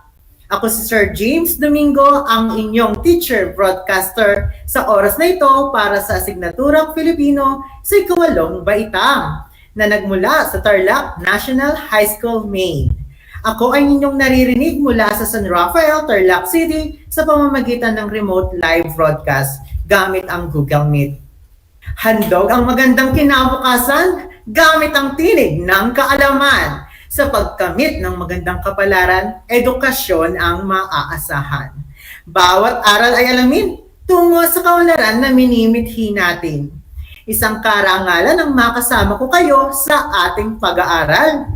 Naway maging aktibo at nakakaaliw ang ating talakayan sa oras na ito. Bago pa man tayo magsimula sa ating talakayan, ay narito ang ating ilang paalala o tagubilin. Una, siguraduhin nasa komportableng lugar kayo sa kasalukuyan at malinaw na naririnig at napapanood ang ating live broadcast. Ikalawa, mas maiging may laman ang inyong tiyan dahil mas magiging alerto at madali ninyong maiintindihan o maunawa ng ating leksyon kung may laman ang inyong tiyan. Ikatlo, ihanda ang inyong kaisipan at mga kakailanganing gamit para sa talakayan sa oras na ito, tulad ng notebook, ballpen, at ang inyong self-learning activity sheet at compendium sa Filipino. Mga kapantas, bago tayo magsimula sa ating aralin, kung may katanungan kayo ay maaaring send ang mga ito sa numerong 0950-300-1931. Ulitin ko, mga kapantas, 0950-300-1931. At aking sisikaping sagutan bago matapos ang ating talakayan. At kung sakaling hindi masagot ay huwag kayong malungkot dahil sasagutin ko na lamang ito offline. Upang lubos nating maunawaan ang ating talakayan natin sa oras na ito, atin munang balikan ang naging talakayan natin noong isang araw. Ito ay tinalakay na ginang Madeline Isupan. Matanong ko lang mga kapantas, natatandaan niyo pa ba ang ating naging paksa? Mahusay at pinapalakpakan kita dahil naalala mo pa rin ang talakayan natin tungkol sa salawikain, bugtong, sawikain at kasabihan. Mga kapantas, maaari mo bang ibigay ang kahulugan ng salawikain? Napakahusay ng iyong kasagutan dahil ang salawikain ay isa rin sa halimbawa ng karunungang bayan na kilala naman sa Ingles na proverbs. Ito ay simple, konkreto at tradisyonal na kasabihan na nagpapahayag ng katotohanan na base sa sentido, kumon o karanasan. Ito ay kadalasang ipinapahayag sa talinghaga. Ito rin ay may pangusap na nakaugalian ng sabihin at nagsilbing batas at tuntunin ng kagandaang asal ng tao. Ngayon, magbigay ka nga ng halimbawa nito mga kapantas. Mahusay! Ang halimbawa natin ay ang kung ano ang puno, siya ang bunga. Palakpakan mo ang iyong sarili dahil mga kapantas, patuloy ka pa rin nakikinig sa ating talakayan sa araw na ito. At dahil dyan, good job ka sa akin, kapantas. Ngayon, natitiyak kong handang-handa ka na para sa ating bagong aralin. Habang kayo ay masaya at aktibong nakikinig sa ating talakayan, nais kong sagutin ninyo ang katanungan na ito. Naniniwala ka ba sa kwentong alamat? Uulitin ko mga kapantas, naniniwala ka ba sa mga kwentong alamat? Ang inyong kasagutan ay aking babasahin bago matapos ang ating talakayan. Kung nais ninyong makakuha ng mataas na score sa ating pagsusulit, inihikayat ko kayong makinig ng mabuti sa ating talakayan. Ang talakayan natin sa araw na ito ay nakabatay sa Most Essential Learning Competency na nasusuri ang pagkakabuo ng alamat ayon sa bahagi at elemento nito. Bago tayo dumako sa ating aralin, ay magkakaroon muna tayo ng isang gawain. Ang gawain ito ay tatawagin nating sino kami? Yan. Para sa ating panuto, tukuyin kung sino ang mga nasa larawan at sagutin ang mga katanungang batay sa mga nasa larawan. Para sa ating unang larawan, yan. Sino ang mga nasa larawan? Mga kapantas. Mahusay ang kilalang love team na Jaden na sina James Reid at Nadine Lustre. Ano ang kanilang kwento mga kapantas? Napakahusay mga kapantas. Ang kanilang kwento ay tunay na nakakakilig sa mga kabataan dahil sa mga pagsubok na kanilang naranasan tulad ng mga kontrobersya na kanilang kinaharap tungkol sa pag-ibig at magkasabay nila ito na solusyonan. Para sa ating ikalawang larawan mga kapantas, sino ang mga nasa larawan? Mga kapantas ko dyan, maaari kayong sumagot sa ating mga nasa Facebook Live, maaari i-type sa inyong mga chat box kung sino ang mga nasa larawan. So, sino nga ba ang mga nasa larawan, mga kapantas? Kilala niyo ba ang mga nasa larawan? Mahusay, mga kapantas! Iyan ay sina Malakas at Maganda. Alam niyo ba ang kwento ni na Malakas at Maganda, mga kapantas? Napakagaling naman ng mga kapantas! Sa tingin niyo, ano ang kanilang kwento? Ating alamin. Malungkot ang Diyos noon dahil mag-isa lamang siya. Dahil dito, ay naisipan niyang buuin ang malawak na kalangitan at binurin ang makinang na araw kasama ng iba pang bituin na hindi mapigilan ang pagningning sa kalangitan. Gayunman, hindi pa rin naging maligaya ang Diyos. Kaya naman, ikinumpas nito ang kanyang kamay at nabuo ang daigdig. Sa loob ng bilog na hugis nito ay nabuhay ang iba't ibang nilalang tulad ng mga puno, halaman, isda, at ang mga ibong malayang nakalilipad sa kalangitan. Mayroon ding mga anyong tubig tulad ng ilog at dagat, at ang walang patid sa pag-agos. Nilikha na nga ng Diyos ang sanlibutan. Ang mga ibon ay walang ginawa kundi ang lumipad ng lumipad ng lumipad. Nang minsang mapadapo ang isang ibon sa kawayan, mayroon siyang kakaibang tinig na narinig sa loob nito. May tinig na kinakausap na tuktukin ng ibon ang kawayan upang bumuka ito. Ginawa nga ng ibon at lumabas ang isang lalaki.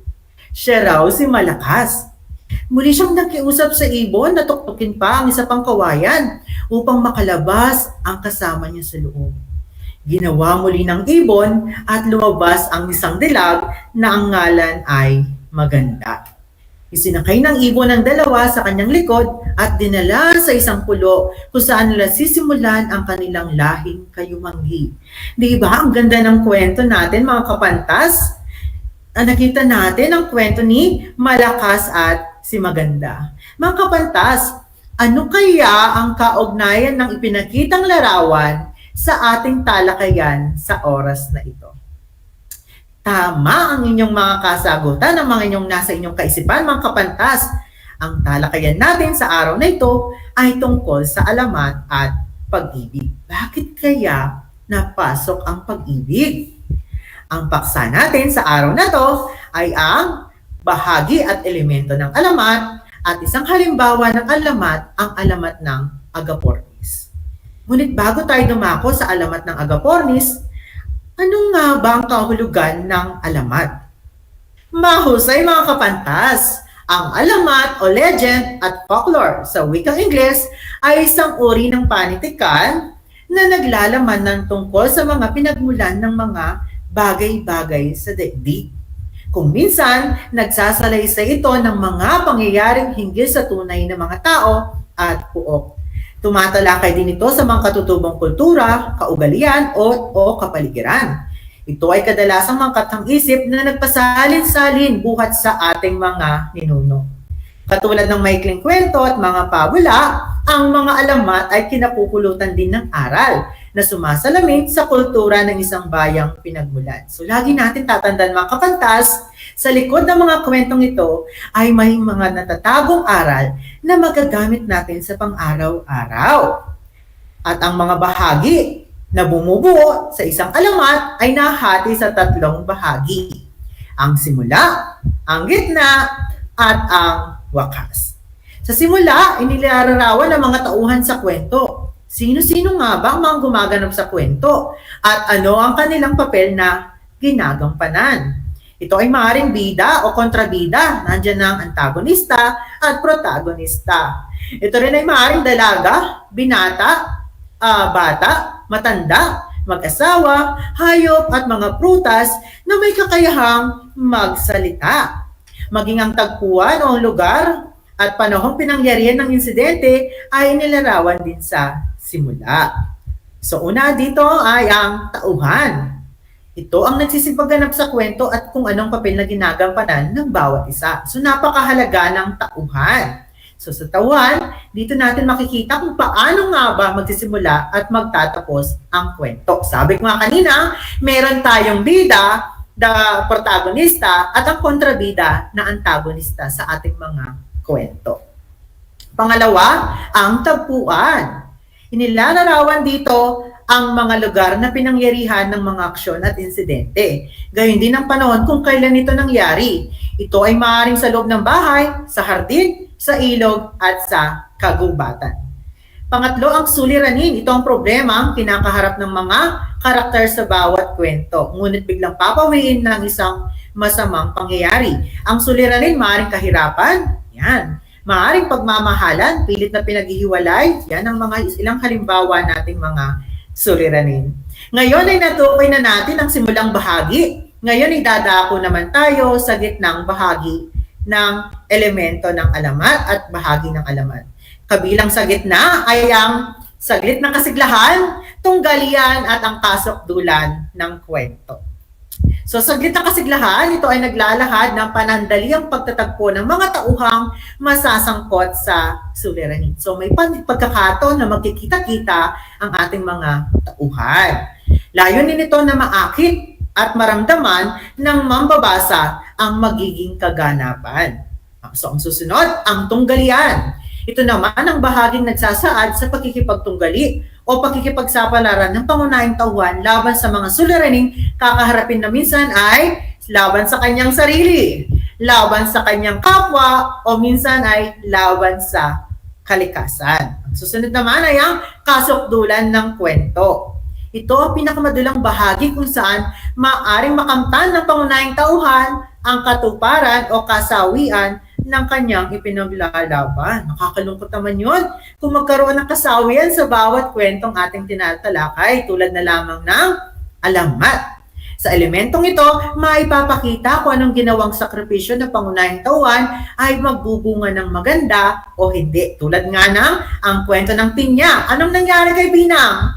Siya ay naging isang pinya. Nagkaroon siya ng kasawian sa kanyang buhay dahil lamang sa bagay na hindi niya makita. So ang susunod naman ay ang wakas ay binubuo ng kakalasan at katapusan ng kwento. So ano kaya ang kahulugan ng mga to, mga kapantas? Ang kakalasan at katapusan. Ang kakalasan ang bahaging nagpapakita ng unti-unting pagbaba ng takbo ng kwento mula sa maigting na pangyayari sa kasukdulan at ang katapusan ng magiging kabalalabasan ng magiging resolusyon ng kwento. Maaring masaya, malungkot, o pagkatalo o pagkapanalo. So, kaypaman, may mga kwento na hindi laging winawakasan sa pamagitan ng dalawang huling nabanggit na mga sangkap. Kung minsan, hinahayaan ng may yakda na mabitin ang wakas ng kwento para hayaan ang mga mambabasa na humatol o magpasya kung ano sa palagay nitong maring kahinatnan ng kwento. Sa ganitong kaparaanan, matutukoy kung ano nga bang kaalaman ang naiwan sa ating mga mag-aaral. Kasi magbibigay sila ng kanilang wakas. Gagawin ni teacher, okay, ayon sa ating nabasa, ano kaya sa tingin ninyo ang magiging wakas ng kwento? Ngayon mga kapantas, ay may kaalaman na tayo tungkol sa bahagi at elemento ng alamat. So natukoy na natin na napakahalaga ng mga bahagi at elemento ng isang alamat. Ngayon ay may paparinig ako sa inyong isang halimbawa ng alamat na lumaganap sa Mindanao. Sa kwentong ito ay malalaman natin na walang makakahadlang sa dalawang taong nagmamahalan. Ano kaya ang naging kahinatnan ng dalawang nagmamahalan na to? Halina't subaybayin natin, pakinggan natin mabuti ang kwento at sana'y may matutuhan tayo sa kwentong ito. Ang alamat ng Agapornis. Sa isang malayong bayan ng Takbugatan, may dalawang tribo na hindi matatawaran ang kapangyarihan. Para silang asa't pusa sa tuwing magkakasama. Ito ay angkan nila Datu Bumayana at Datu Pitangunan. Ang angkan ng mga Bumayana ay may bugtong na anak na dalaga na nagngangalang Aganaya. Ang dalaga ay diyosa ng kagandahan at di nasusukat ang kabaitan. Mahal siya ng kanilang nasasakupan sapagkat siya ay matulungin at masayahin. Marami ring mga kalalakihan ang naaakit sa kanya. Samantalang ang angkan naman ng mga Pitangunan, pinagmamalaki nila ang kanilang panganay na anak na si Pornismo. Ang binata ay makisig at matapang. Siya ay balita sa larangan ng pakikidigma. Dahil sa mga katang ito, maraming babae at maging mga kalalaki ang humahanga kay Pornismo. Mahilig sa makukulay at magagandang kasuotan ang dalaga at binata. Minsan nangangaso ang magiting na binata ay napadpad ito sa may talon. Habang hinahabol ang baboy ramong kanyang hinuhuli. Doon ay nakita niya ang naliligong si Aganaya. Nabighani sa dalaga ang binata, kaya't nilapitan niya ito at nagpakilala. So meron ng pag-ibig na nagaganap sa pagitan nila. Nagulat sa nabatid ang dalaga. Alam nitong mahigpit na magkalaban ang kanilang angkan ng binata. Ngunit nabihag ito ang puso ng dalaga. Mula noon na hindi na nilubayan ng binata ang dalaga at sila'y naging magkasintahan. Sila ay palihim na nagkikita sa talon. Naging madalas ang pag-alis ng dalaga kung kaya nagtataka ang amang dato nito. Pinusundan ni Dato Bumanaya si Aganaya sa isang alipin. Nakita ng alipin na ang dalaga ay nakikipagtagpo sa anak ng mortal nitong kaaway. Isinuplong ng alipin ang dalaga sa kanyang ama. Nagpuyo sa galit ang dato nang mabatid ang pagkikita ni Pornismo at Aganaya. Pinagbawalan ng dalaga na makipagkita sa kasintahan. Ngunit hindi pa pipigil ang dalaga sa kanyang nararamdaman para sa binata. Nag-isip ito ng plano upang makatakas sa palasyo at makipagkita sa pinakamamahal upang yayain itong lumayo sa kanilang nag-aaway na angkan. Isang tapat na alipin ni Aganaya ang lihim na nagbigay ng mensahe kay Pornismo upang makipagkita sa dalaga. Nang gabing magkita ang magkasintahan, sila ay nagsumpa na walang sinuman ang makapaghihiwalay sa kanila. Subalit lingid sa kanilang kaalaman ay sinundan silang parehas ng kanilang mga angkan. Pilit silang pinaglalayo sa isa't isa, ngunit nang pumimislag ang dalawa. Pinagtali ng dalawa ang kanilang kamay at itinali ito sa bato upang madali silang pumaimbulog pababa. Inulit nila ang sumpaan na walang makapaghihiwalay sa kanila. Magmamahalan sila kahit sa kabilang buhay. Walang takot na tumalo ng dalawa sa bangin. Narinig ni Venus Diyosa ng pag-ibig, ang sumpaan ng dalawang wagas na nagmamahalan. Humanga siya sa kanilang busilak na pagmamahalan at nang hinayang na hindi nabigyan ng pagkakataon ng dalawa na magsama. Dahil dito, ginawa niyang munting mga loro ang magsing-irog. Ang magkaaway na angkan ay nagkaunawaan at nagmahalan bilang simbolo ng pagtitika sa pagkawala ng kanilang anak. Ngayon mga kapantas, narinig natin ang isang kwentong kaibig-ibig na alamat. Batid kung naunawaan mo ang mensaheng nakapaloob dito, kaya marapat lamang na palakpakan mo ang iyong sarili. Yan mga kapantas. Kaya nga, sa pagpanaw ng dalawa, may nag-ibang-ibon silang nakita. Makulay ito at laging magkasama. Kumirot ang puso ng dalawa, ng angkan, naalala nila ang pinakamamahal nilang anak, Aganaya at Pornismo, ang kanilang nawika. Ang mga munting loro na kanilang kilala bilang Agapornis, bilang paggunita sa dalawang taong nag-iibigan ng wagas na hindi pwedeng paghiwalayin. Hindi mabubuhay kung malalayo sa isa't isa. Dito nakita natin kung paano nga ba ang pagsasakripisyo. Yan. Kapag mahal mo ang isang tao talaga, kahit sino pang taong magpalayo sa inyong sa isa't isa, basta mahal ninyo ang isa't isa, walang makapaghihiwalay sa inyo. Ngayon ay dumako tayo sa ilang katanungan na batay sa kwentong ating tinalakay. Mga kapantas, sino ang dalawang pangunahing tauhan sa kwento? Yan, mga kapantas. Ang inyong mga kasagutan ay pwede ninyong i-type sa ating comment section sa ating Facebook Live. Yes, mga kapantas, ang mga pangunahing tauhan natin ay sina Aganaya, Diyosa ng kagandahan, at si Pornismo, isang binatang makisig at matapang. Sa tingin ninyo mga kapantas, ano ang tagpuan ng kwento? Yan, mga kapantas, maaari tayong sumagot sa ating chat box. Yan. Ang naging tagpuan sa kwento ay ang talampas o talon. Dahil sa lugar na ito, palagi ang nagkikita ang magkasintahan. At ito rin ang lugar ng kanilang kamatayan. Yan. Mga kapantas, ano kaya sa tingin nyo naging suliranin ni Aganaya at Pornismo? Yan, mga kapantas. Magaling ang inyong kasagutan, mga kapantas, dahil nakalang naging sularin ng ang pag-iibigan ng dalawang nagmamahalan ay mahigpit na tinutulan ng dalawang magkaaway na tribo. Kasi nga aso't pusa itong dalawang tribo na to, ang tribo Bumagana ni Aganaya at ang tribo ang tribo Pitangunan ni Pornismo, dahil nga magkaaway itong dalawa to.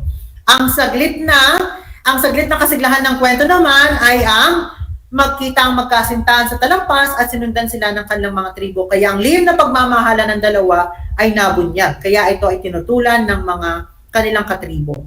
Mga kapantas, ano kaya ang ating kasukdulan? Yan. Ano kaya ang ating kasukdulan? Mahusay ang inyong kasagutan, mga kapantas. Dahil ang kasukdulan ay nang mamatay ang dalawang magkasintahan sa pamamagitan ng pagtitiwakil at nagsumpa ang walang makapaghihiwalay sa kanila. So dahil yun nagkaroon tayo ng mga loro. Di ba alam naman natin ang ating mga lovebirds. Kapag namatay yung isa, anong nangyayari? Di ba sumusunod din yung isa. So dun natin makikita ang tunay na Mga kapantas, ano kaya ang naging wakas ng kwento? Mahusay mga kapantas, Ang wakas ng kwento, yung dalawang magkalawang katribo ay nagkaayos at nagkaunawaan bilang pagtitika sa pagkawala ng kanilang mga anak. So nagkaroon ng magandang bunga yung nangyari sa dalawang magkasintahan.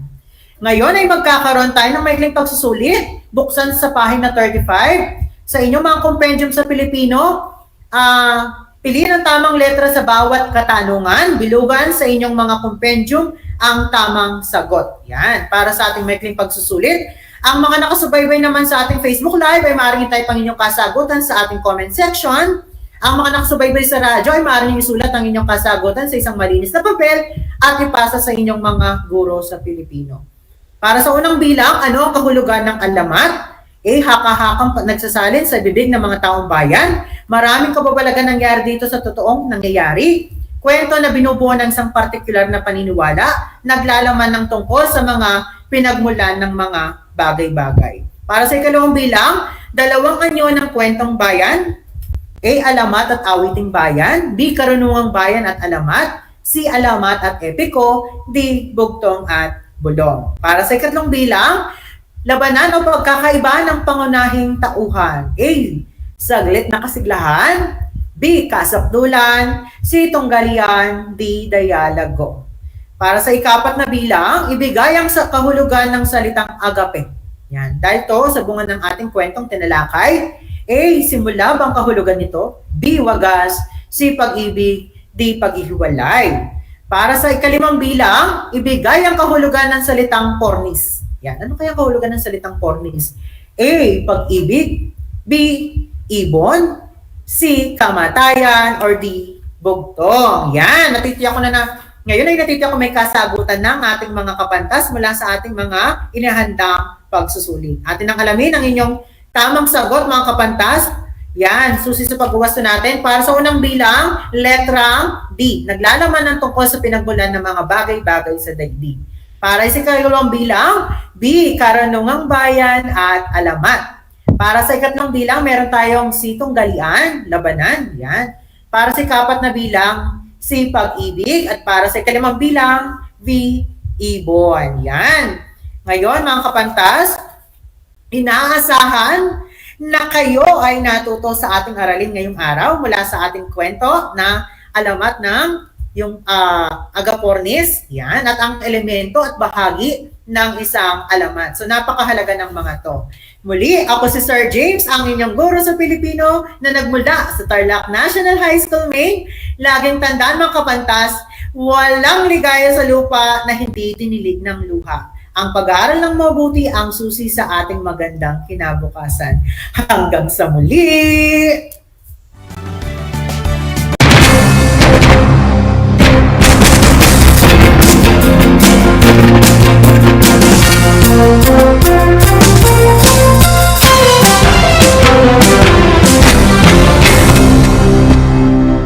Bahagi mo Radyo Pilipino saan mang bahagi ng Pilipinas, saan mang bahagi ng mundo, anumang uri ng pamumuhay, kabahagi mo Radyo Pilipino. Radyo Pilipino sumasahim papawid sa DWPR 1296 Dagupan, DZTC 828 Tarlac, DZLT 1188 Lucena, DZYM 1539 Mindoro, DWRL 1080 Legazpi, DWRN 657 Naga, DYRB 540 Cebu, DYRL 1035 Bacolod, DYRN 1134 Dumaguete, DXCO 1044 Cagayan de Oro, DXGS 765 General Santos, DXOC 1494 Ozami, DXOW 981 Davao at Radio Filipino Podcast Center Manila. Ito ang kabahagi mo Radyo Pilipino, napapakinggan on air and online sa buong mundo sa pamamagitan ng www.radiopilipino.com. Impormasyong may kalidad at serbisyong may halaga, kasama katuwang, kapinoy, kabahagi mo Radyo Pilipino. Radyo Pilipino.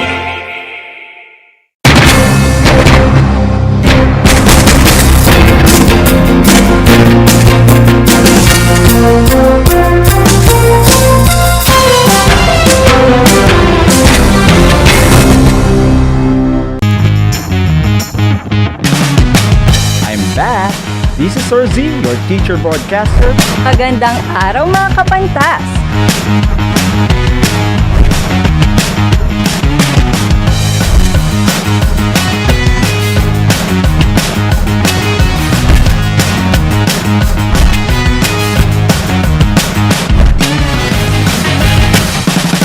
Welcome to Aral TarlakHenyo.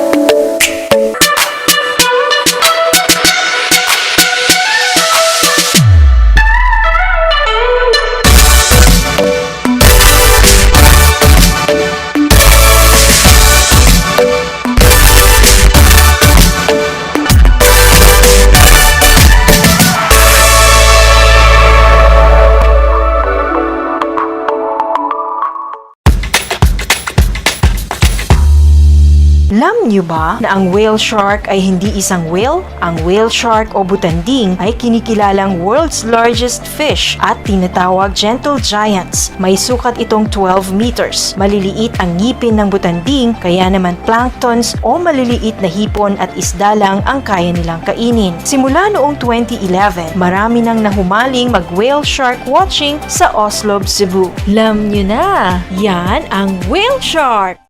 Kumusta mga giliw kong tagapakinig? Nagbabalik ang inyong paaralang panghimpapawid. Aral TarlakHenyo sa RTV Tarlac, Channel 26 At sa bayang naririnig sa DZTC 828 Radyo Pilipino Tarlac. Tayo rin ay napapanood sa FB Live ng RTV Tarlac Channel 26. Sumasahimpapawid mula sa bayan ng Pura Tarlac, mula sa bayan ng San Clemente, Mula rito sa Poro Elementary School, Pura Tarlac. sa bayan ng Kapas Tarlac. Ako, ang inyong guro, na maghahatid sa inyo ng makabuluhang pagtalakay sa ating aralin.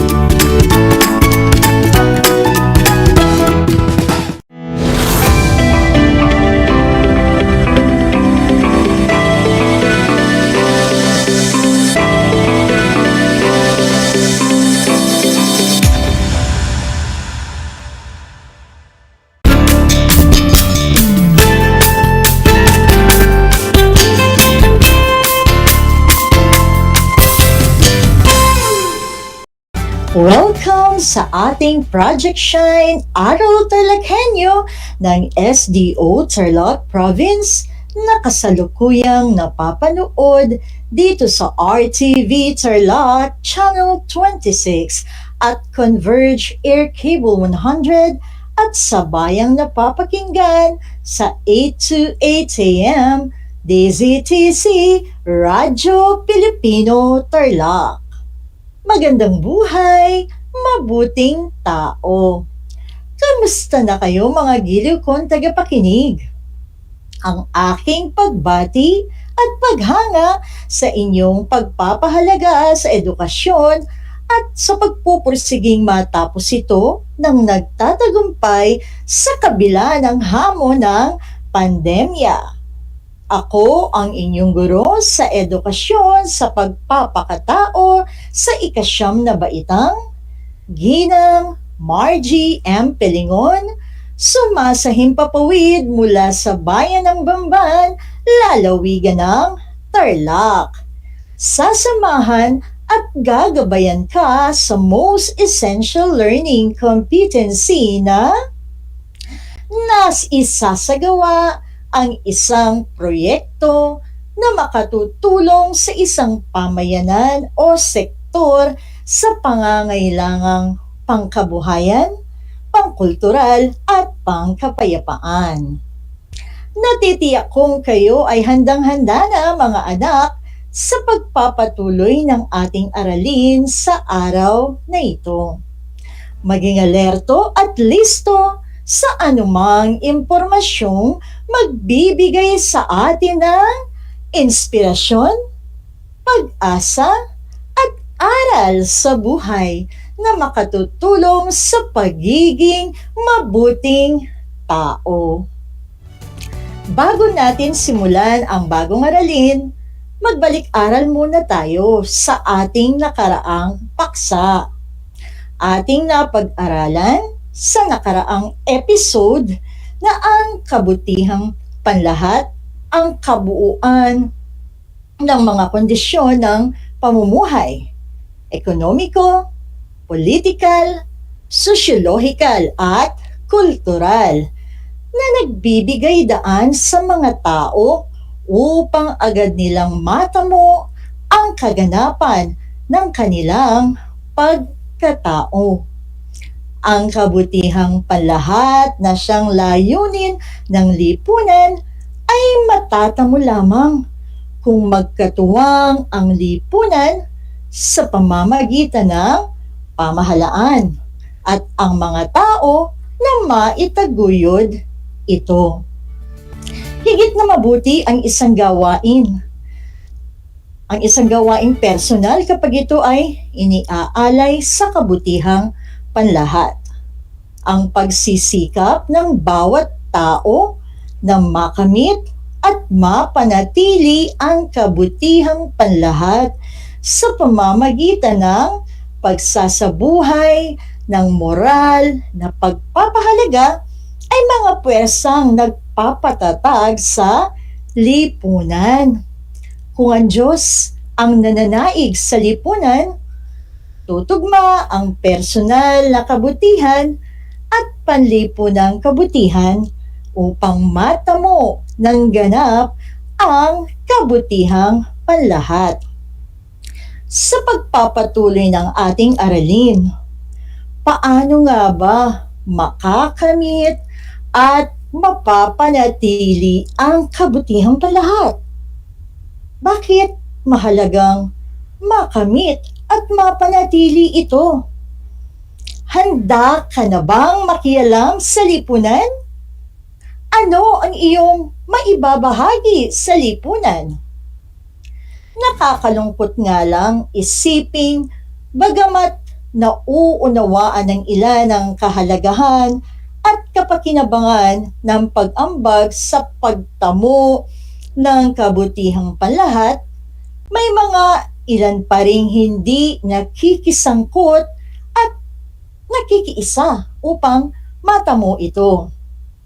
Ang hamon ng dating Pangulo ng Amerika na si John F. Kennedy na huwag mong itanong kung ano ang magagawa ng iyong bansa para sa iyo, kundi itanong mo kung ano ang magagawa mo para sa iyong bansa ay nananatiling totoo hanggang sa ngayon. Gaano man kagaling, katalino at kasipag ang isang leader, kung ang kanyang mamamayan ay walang pakialam, ganon din sa mga namumuno. Kung sariling interes lang din ang iniisip, walang magaganap na kaunlaran sa isang lipunan. Nakataya ang kabutihang panlahat sa bawat isa. At sa huli, kabutihang panlahat pa rin ang siyang mananaig.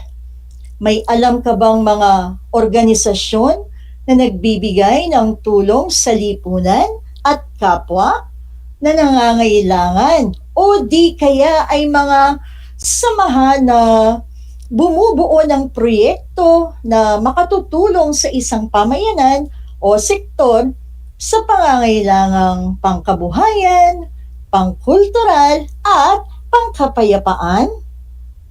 Maraming organisasyon ang gumagawa ng kani-kanilang hakbang upang makapagbigay ng tulong sa lipunan at kapwa na nangangailangan. Ating kilalanin at talakayin ang ilan sa mga samahan o organisasyong ito. Una, ang Gawad Kalinga Foundation. Ang Gawad Kalinga Foundation ay isang malaking organisasyon na kilalang-kilala na. Nagsimula itong organisasyon na ang layunin ay makapaghandog ng mga disente na mga pabahay para sa mga mahihirap. Dahil sa patuloy na pagbibigay nila ng pabahay, naging matagumpay ang kanilang layunin na ngayoy lalong lumaki. Ang kanilang pangarap ngayon ay puksain ang kahirapan. Nais ng organisasyon na ito na ipakita sa lahat na posible pang magbago ang mga tao sa pamamagitan ng pagbibigay sa kanila ng pagkakataon na magbago. Ikalawa, ang pondo para sa kabataan ng mga nagkakaisang bansa o United Nations International Children's Emergency Fund or UNICEF. Ang organisasyong ito ay may layuning makapagbigay tulong at suporta sa mga batang mula sa mga bansang apektado ng giyera. Tumutulong sila mula sa mga pangunahing pangangailangan ng mga bata tulad ng pagkain, kalusugan, edukasyon, at maayos na matutuluyan. Pati na rin ang mga karapatan ng mga kabataan. Ikatlo, ang Aboitiz Foundation Incorporated. Ito ay unang nakilala bilang Aboitiz Group Foundation Incorporated. Isang pundasyon o haliging pangkorporasyon ng pangkat ng mga kumpanyang Aboitiz na may layuning harapin ang mga pangangailangang panlipunan at pangkaunlaran ng mga mahihirap at nangangailangang pamayanan at mga kasapi ng lipunan. Isa itong pundasyon, hindi pang kinikitang salapi at hindi pampuhunan. Nagpapaunlad ito at nagsasakatuparan ng mga proyektong may kaugnayan sa edukasyon, pagpapaunlad ng mga negosyo, pangunahing pangangalagang pangkalusugan at pambata, mga donasyon ng korporasyon, at mga proyektong pangkapaligiran. Ikaapat, ang Philippine Red Cross. Ang isa sa pinakamalaki at pinakakilalang non-government organization na umaalalay sa mga biktima ng sakuna, ang Red Cross. Sa kabutihang palad, mayroon nito sa ating bansa, ang Philippine Red Cross. Mahigit 100 taon na itong naninilbihan sa buong sambayanan at hindi matatawaran ng sino man ang pagsasakripisyo ng kanilang mga volunteer upang makatulong sa kanilang kapwa. Sila ang mga taong walang pangalan, ngunit buong pusong tumutulong sa kanilang kapwang nangangailangan.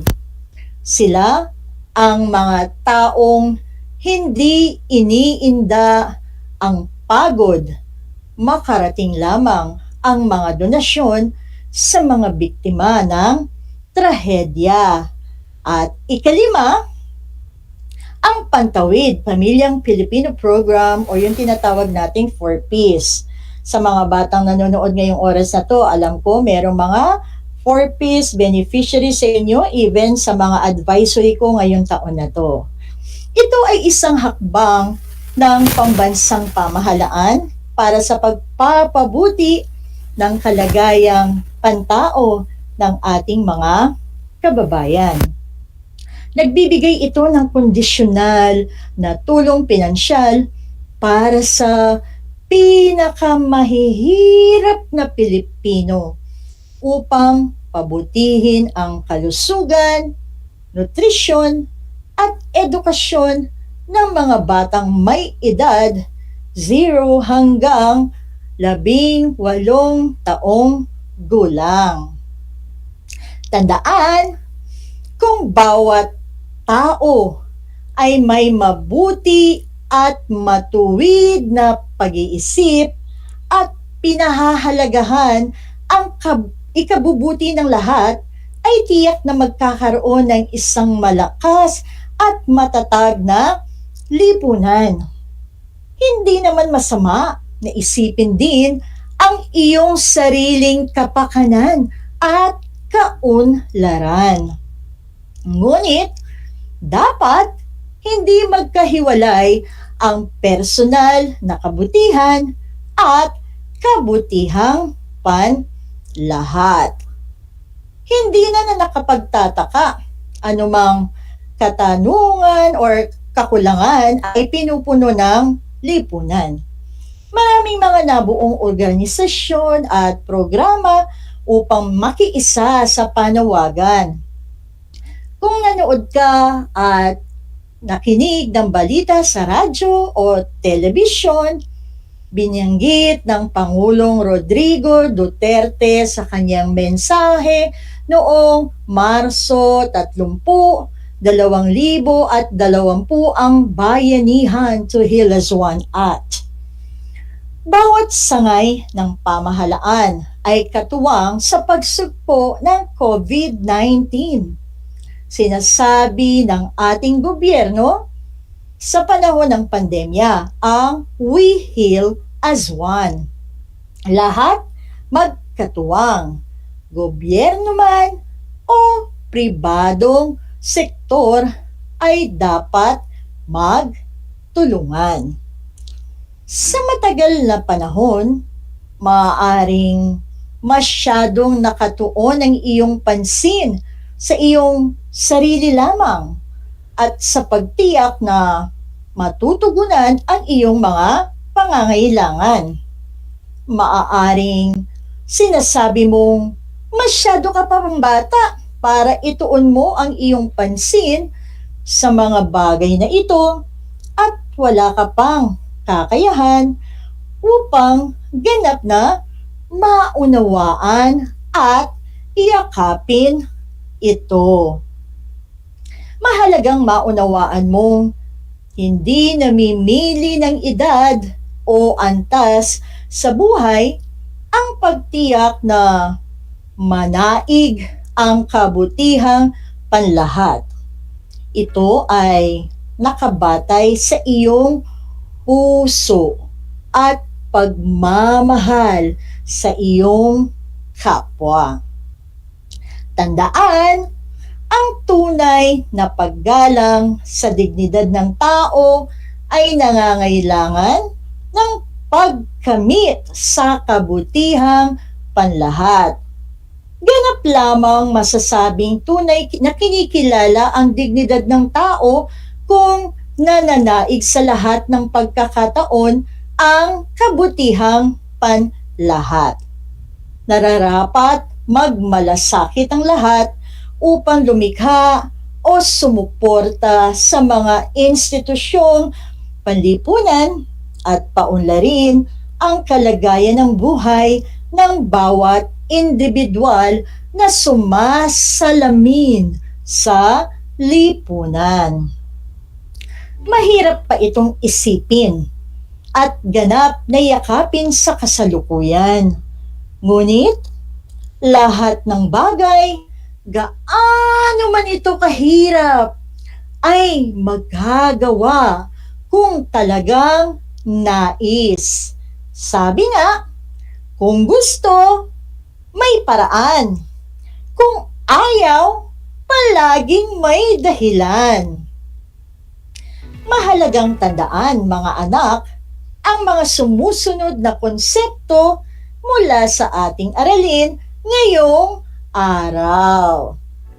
Una, kung bawat tao ay may mabuti at matuwid na pag-iisip at pinahahalagahan ang ikabubuti ng lahat, ay tiyak na magkakaroon ng isang malakas at matatag na lipunan.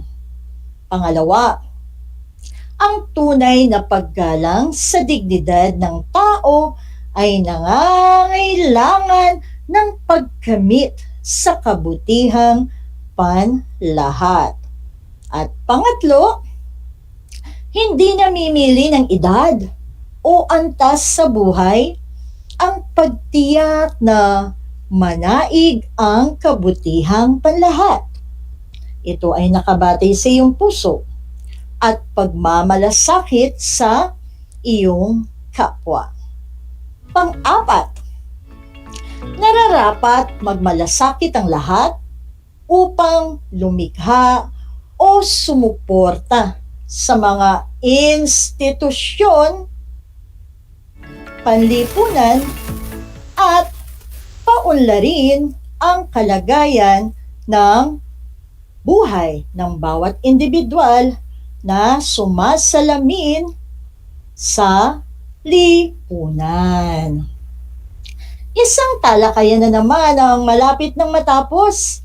Ako ay masayang-masaya sa ipinapakita ninyong aktibong pakikibahagi sa ating aralin ngayong araw. Higit sa lahat, ang inyong pagmamahal sa edukasyon. Ipagpatuloy ang kagandahang asal na ito, mga anak, dahil ito ay hakbang tungo sa katuparan ng inyong mga pangarap sa hinaharap. At sa puntong ito, panahon na upang alamin kung kayo ay may natutunan mula sa ating aralin sa pamamagitan ng munting pagsusulit. Sa lahat ng nanonood sa FB Live, gamitin ang FB chat box para sa inyong mga kasagutan. Ihanda naman ang panulat at sagutang papel sa lahat ng mga nanonood sa telebisyon at nakikinig sa radyo. At para sa ating panuto, piliin lamang ang titik ng tamang sagot sa bawat katanungan. Unang katanungan. Huwag mong itanong kung ano ang magagawa ng bansa para sa iyo, kundi itanong mo kung ano ang magagawa mo para sa iyong bansa. Ang mga katagang ito ay winika ni A. Aristotle, B. St. Thomas Aquinas, C. John F. Kennedy, or letter D. Bill Clinton. Kung ang inyong sagot ay titik C, binabati ko kayo, mga anak. Ikalawang katanungan. Mahalaga ang sama-samang pagkilos tungo sa pagkakamit ng A. Isang mithiin, B. Kabutihang panlahat, C. Kaunlaran, or letter D. Tagumpay. Kung ang inyong sagot ay titik B, binabati ko kayo, mga anak. Yon ay ang kabutihang panlahat. At para sa ating ikatlong katanungan, nagpapakita ba ng kabutihang panlahat ang pagtatanggol sa kapwa kapag siya ay inaapi? Letter A, oo, sapagkat ito ay tungkulin natin bilang isang tao na nagpapamalas ng kabutihan sa kapwa. Letter B, oo, sapagkat sa hinaharap ay makatutulong din sila sa atin. Or letter C, hindi, sapagkat tayo ay madadamay sa ginagawang pang-aapi sa ating kapwa. Or letter D, hindi, sapagkat hindi natin tungkulin ang tumulong sa iba. Kung ang inyong sagot ay titik A, magaling, mga anak. At para sa ating ika-apat na katanungan, kalayaan at pagkakapantay-pantay ang nararapat na manaig sa lipunan. Ang pangungusap ay A. Tama, dahil ito ang mahalaga upang mangibabaw ang paggalang sa mga karapatan ng tao. B. Tama, dahil ito ay inilaan na makamit ng tao sa lipunan ayon sa likas na batas.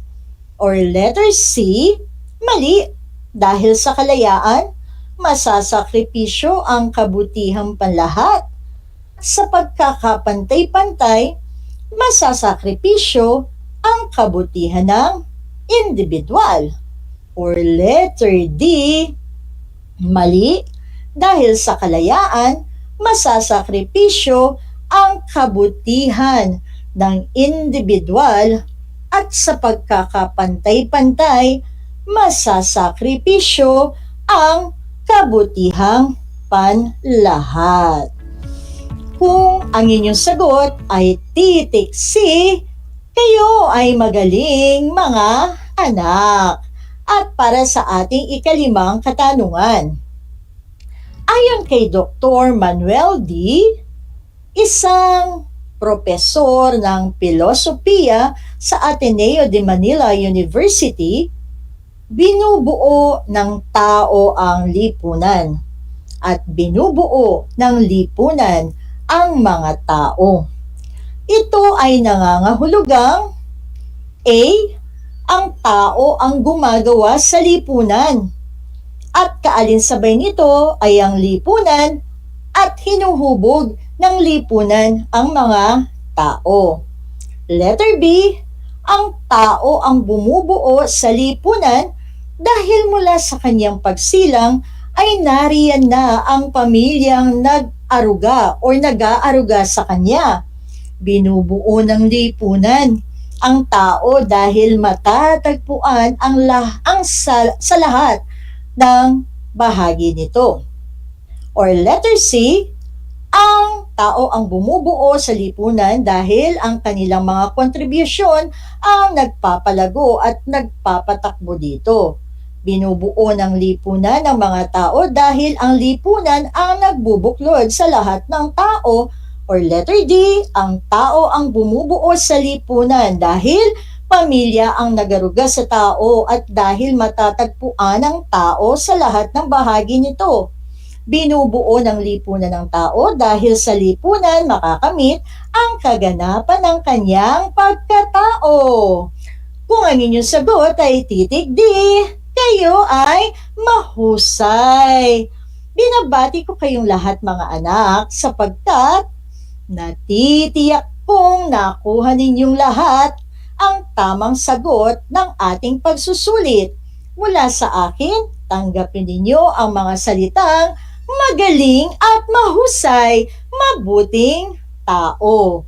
Panalangin ko na anumang konsepto, higit lalo ang mga aral sa buhay ninyong natutuhan sa araw na ito ay inyong maisa sa buhay sa araw-araw.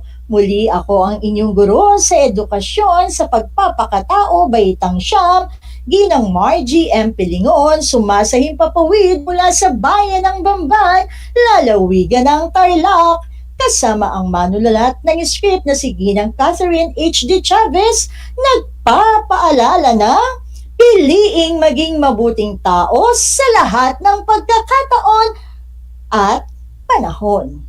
Hanggang sa muli!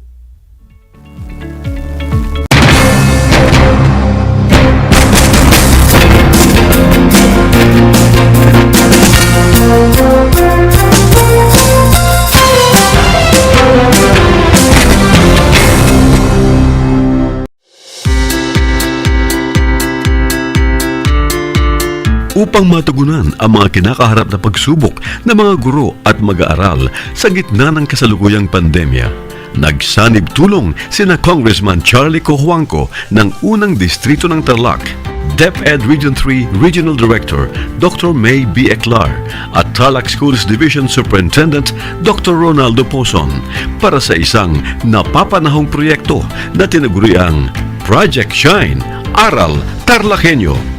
Ang mga mag-aaral ng Grade 4 at Grade 5, ganon din ang Grades 8 and 9 sa buong probinsya ng Tarlac, kasalukuyang sumasailalim sa radio-based instruction. Katuwang ang himpilang DZTZ 828 kHz AM at RTV Tarlac, Channel 26. Ang Tarlac po nangunguna po ngayon pagdating po sa radio-based instruction. Marami pong humahangat sa atin. I'm very happy this station, itong DCTC, could reach the whole of Region 3. Hindi natin alam. We are contributing. We are creating a very big dent in the history of Philippine education. And I am proud. I am here in Tarlac. This is the noble cause of education in which you and I, without you knowing it, we are bound to do.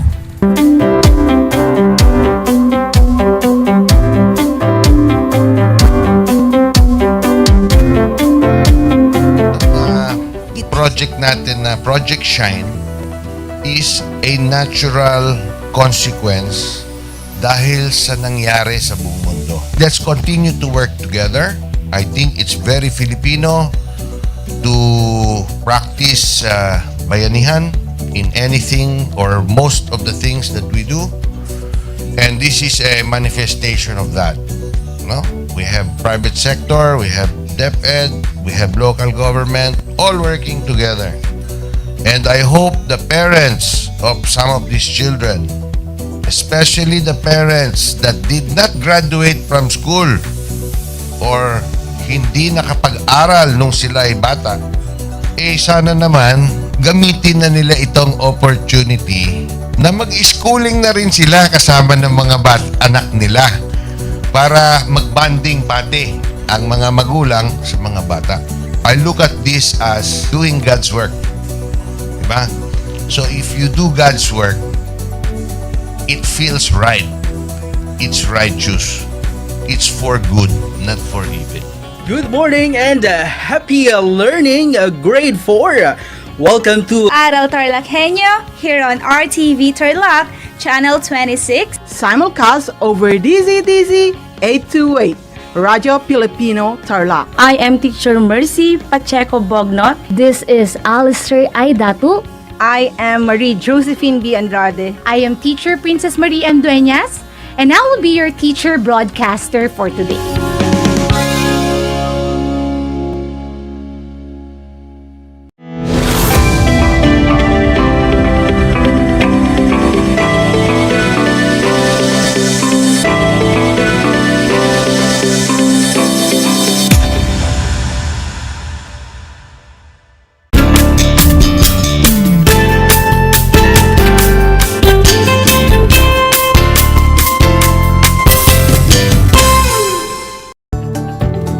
Good afternoon, Tarlakenyos. Good afternoon, science scholars. Welcome to Aral TarlakHenyo here on RTV Tarlac Channel 26. Simulcast over DCTC 828 Radio Filipino Tarlac and live via Facebook page of RTV Tarlac Channel 26. You can also watch us on Converge Cable TV Channel 100. I am Virgilisa B. Sino Cruz, your teacher broadcaster for Science Grade 9. Broadcasting live here at La Paz, Tarlac. Join me this afternoon for another fun-filled learning experience in science, the world of exploration, invention, discovery, and technology. If you have any questions or clarifications about our lesson for today, feel free to send me a message at my mobile number 0921-565-7677. I'll repeat, it's 0921-565-7677. And I will answer all your questions right after our session.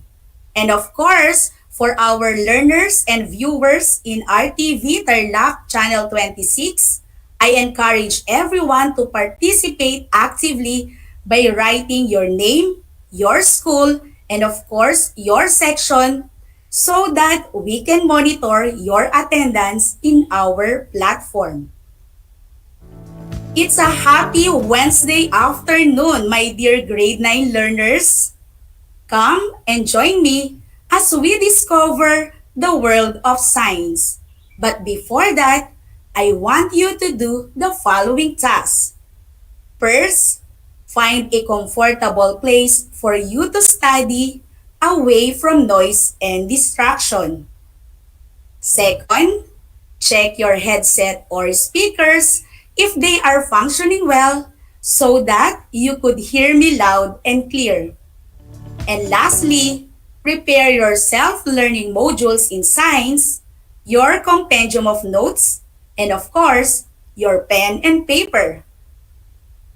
Are you ready, my dear grade 9 learners? Then, let's begin learning.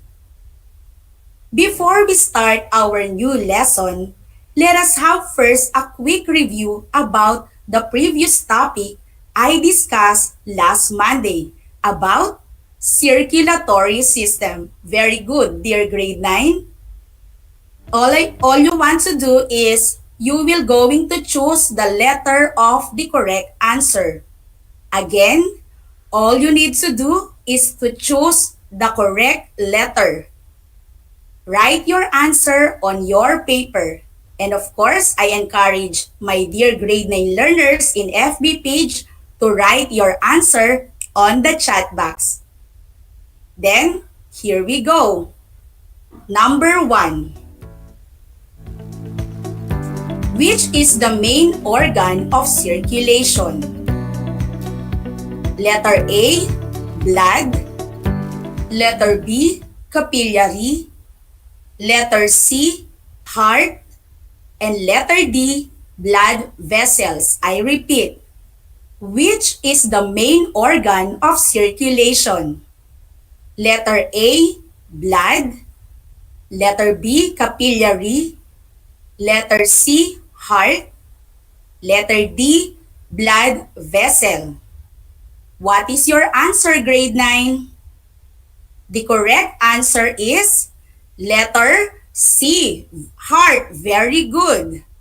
The major organ of the circulatory system is the heart, which pumps the blood into the lungs and throughout the body.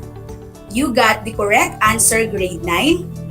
Then let's proceed to number 2. Which blood vessel carries blood back to the heart? Letter A, artery. Letter B, blood vessels. Letter C, capillary. And letter D, veins. Again, I'll repeat. Which blood vessels carries blood back to the heart? A, artery. B, blood vessels. C, capillary. And letter D, veins. What is your answer? Are we thinking the same right answer, grade 9? The correct answer is letter C, capillary. Very good. Now, let's proceed to number 3. Which is not a function of the circulatory system? Letter A, deliver oxygen and nutrients to cells. Letter B, break down carbohydrates into glucose. Letter C, transport other materials through the body. And letter D, remove carbon dioxide and waste from us. I'll repeat. Which is not a function of the circulatory system? Letter A, deliver oxygen and nutrients to cells. Letter B, break down carbohydrates into glucose. Letter C, transport other materials through the body. And letter D, remove carbon dioxide and waste from cells. What is your answer, grade 9? The correct answer is letter B. Very good. Great job. Break down carbohydrates into glucose. Next number. Number 4. Which blood vessels carries blood away from the heart towards the rest of the body? Letter A, artery. Letter B, blood vessels. Letter C, capillary. And letter D, veins. Again, which blood vessel carries blood away from the heart towards the rest of the body? Letter A, artery. Letter B, blood vessel. Letter C, capillary. And letter D, veins. So what is your answer, grade 9? Oh, one of our grade 9 learners in FB Live answer letter A. You got the correct answer. The correct answer is letter A, artery. Next number, we have number 5. Which statement is true about the human circulatory system? Letter A, it makes blood cells. Letter B, it transports oxygen and nutrients. Letter C, it breaks down food and releases nutrients. And letter D, it is the first line of defense against bacteria. Again, which statement is true about the human circulatory system? Letter A, it makes blood cells. Letter B, it transports oxygen and nutrients. Letter C, it breaks down food and releases nutrients. And letter D, it is the first line of defense against bacteria. What is your answer? The correct answer is letter B. Very good. It transports oxygen and nutrients. Did you get all the correct answer, my dear grade 9 learners? Good job! You did great. It seems that you really understand the lesson that I discussed last Monday about circulatory system. Again, the function of the circulatory system is to transport oxygen and nutrients to the body cells and to carry the oxygenated or oxygen-poor blood and carbon dioxide back to the heart and lungs. When we think about the human circulatory system, we can think of it as similar to a road transport system or can be compared to a complex arrangement of highways, avenues, and lanes connecting all the cells together into a neighborhood. The job of the circulatory system is to move blood, nutrients, oxygen, carbon dioxide, and waste around the body. The job of the road network is to move cars and people around cities, right? The circulatory system is the highway system of the body. Again, the circulatory system is the highway system of the body. Today, we will continue to discuss how the respiratory system and circulatory system works together to transport nutrients, gases, and other molecules to and from the different parts of the body.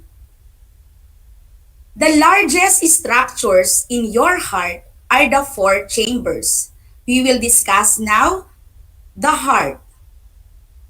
Thousands of blood vessels in your body would be of little use if there is no organ that will move blood through them. The heart is a muscular pump which is located between your lungs above your diaphragm.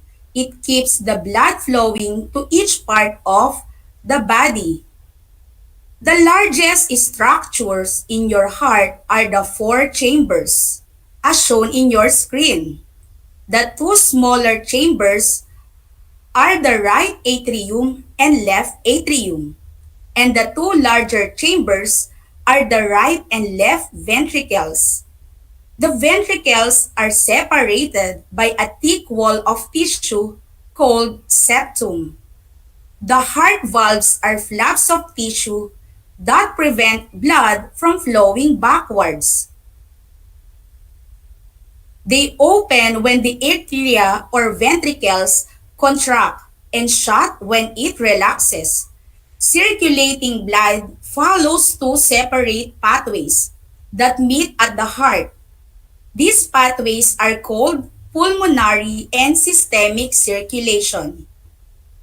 All of your blood travels through both of these pathways.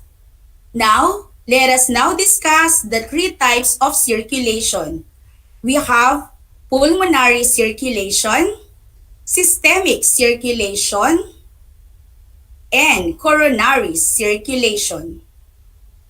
Now, let's discuss pulmonary circulation. Pulmonary circulation occurs only between the heart and the lungs. The main function of this circulation is to carry the oxygenated or oxygen-poor blood to the lungs, where it picks up oxygen gas and expels excess carbon dioxide and water, and carries oxygenated or oxygen-rich blood back to the heart. Each lung is supplied by its own pulmonary artery and pulmonary vein. Next, we have systemic circulation. Systemic circulation occurs between the heart and the rest of the body, except for the lungs. The main function of this circulatory is to carry oxygenated blood to all cells and transport the oxygenated blood back to the heart. Systemic circulation starts when blood leaves the left ventricle. The blood then flows through the torso, arms, legs, and head, and then reverts to the heart. Next, we have coronary circulation. Coronary circulation consists of the blood vessels that supply blood to and remove blood from the heart. The vessels that provide blood high in oxygen levels to the heart are called as coronary arteries. Now, let's talk about the blood flow in the heart. Once you know the basic structures and actions of the heart, it is now easier for you to understand how oxygenated or oxygen-rich blood and deoxygenated or oxygen-poor blood flow through this organ. Now, let's discuss all together the blood flow in the heart. First, deoxygenated or oxygen-poor blood from the body enters the right atrium. Again, number 1, deoxygenated or oxygen-poor blood from the body enters the right atrium. Second, blood then flows through right atrioventricular valve going to the right ventricle. Again, blood then flows through right atrioventricular valve going to right ventricle. Number 3, contraction of right ventricle pushes the pulmonary valve open. With that, blood moves through pulmonary valve to pulmonary trunk. Again, contraction of right ventricle pushes the pulmonary valve open. With that, blood moves through pulmonary valve to pulmonary trunk. Next, we have number 4. After contraction, then it is dispersed by right and left pulmonary arteries to both right and left lungs, where it drops off carbon dioxide and picks up oxygen. Again, after contraction, Then it is dispersed by right and left pulmonary arteries to both right and left lungs, where it drops off carbon dioxide and picks up oxygen. Number 5, oxygenated or oxygen-rich blood from lungs returns through pulmonary arteries going to left atrium. Again, oxygenated blood from lungs returns through pulmonary arteries going to left atrium. Next, number 6. From there, it flows through left atrioventricular valve into left ventricle. Number 6.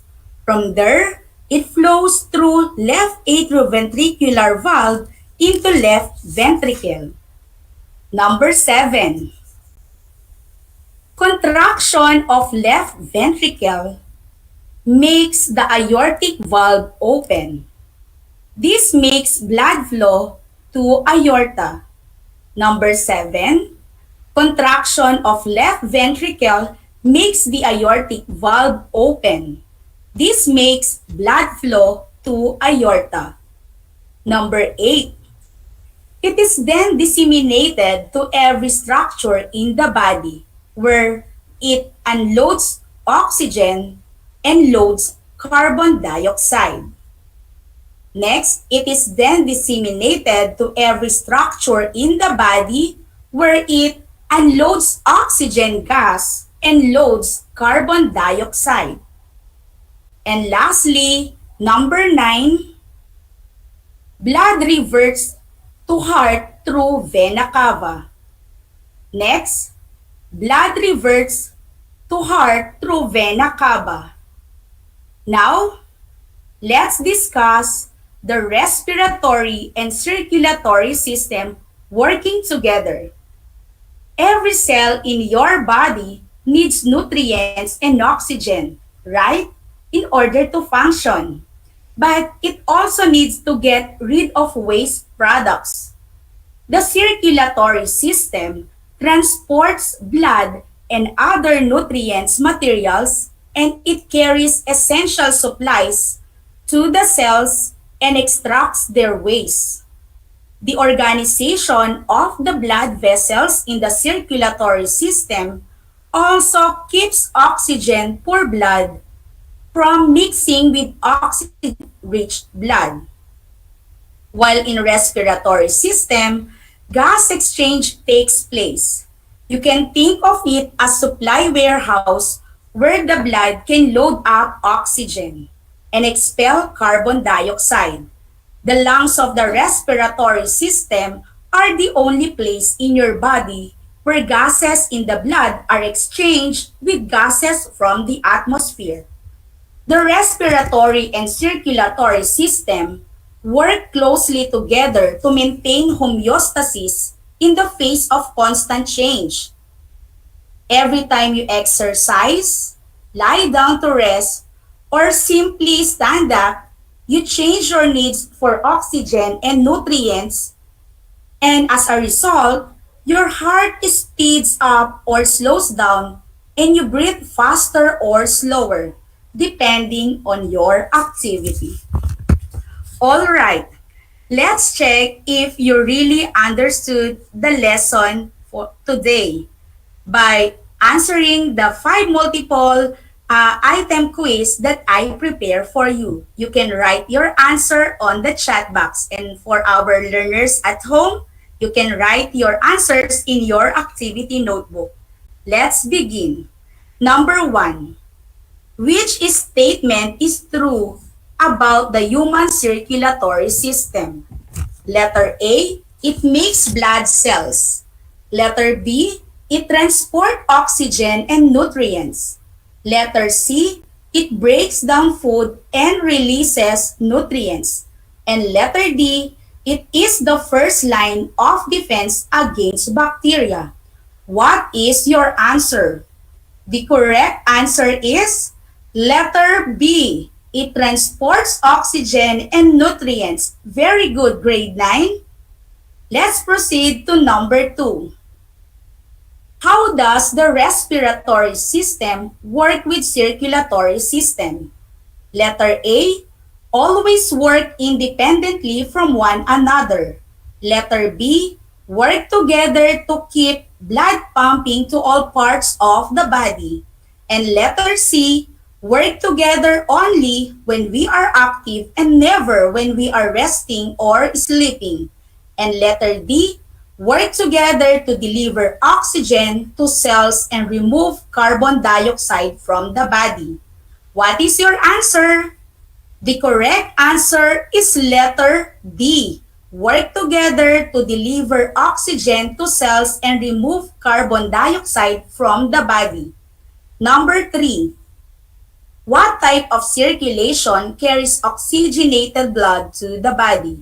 A. Pulmonary circulation.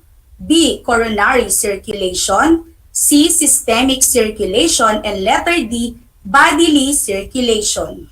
What is your answer? The correct answer is letter C. Systemic circulation. Number 4. Which is the main organ of circulation? Letter A, blood. Letter B, capillary. Letter C, heart. And letter D, blood vessels. The correct answer is letter C, heart. Number 5. What type of circulation carries the oxygenated blood to the lungs? A, pulmonary circulation. B, coronary circulation. C, bodily circulation. And letter D, systemic circulation. The correct answer is letter A. Very good. Pulmonary circulation. Did you get all the correct answer, my dear grade 9 learners? Good job, my dear grade 9 learners. You did great. At this point, let me remind you to please tune in to Aral TarlakHenyo on RTV Tarlac Channel 26. Again, in this time of pandemic, stay home, keep safe, and keep on learning. I am Virgilisa B. Sino Cruz, your teacher broadcaster for Science Grade 9, saying, never stop believing, never stop dreaming, and of course, never stop learning. God bless everyone. Until next time.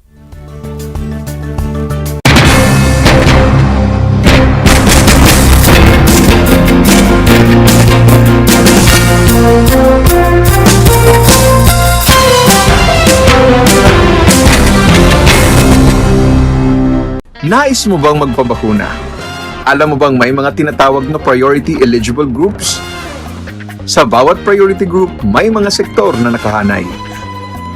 Kung ikaw ay kabilang dito, wag nang magdalawang isip pa. Halina't magpabakuna na. Ngayong Hunyo, sisimula na ang pag-rollout ng mga bakuna sa A4 group. Kabilang sa A4, ang essential frontliners tulad ng mga sumusunod. Mga nagtatrabaho sa pribadong sektor na nasa labas ng kanilang mga tahanan. Mga nagtatrabaho sa mga ahensya ng gobyerno, GOCCs at local government units. Mga nagtatrabaho sa mga informal na sektor sa labas ng kanilang mga tahanan.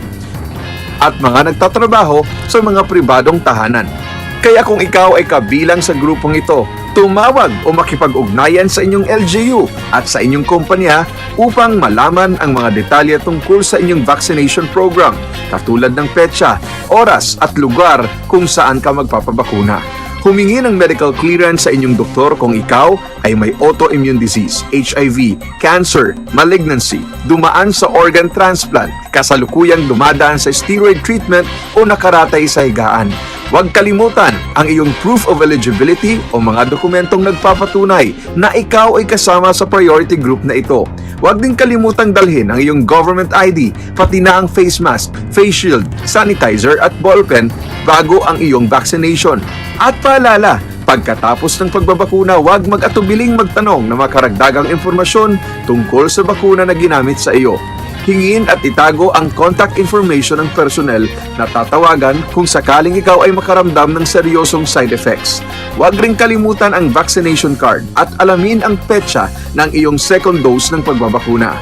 Higit sa lahat, ugaliin pa rin sundin ang minimum public health standards tulad ng wastong paghuhugas ng kamay, pagpapanatili ng safe physical distancing, at pagsusuot ng face mask at face shield. Ano pang hinihintay mo? Tara na sa Vida Vaccination!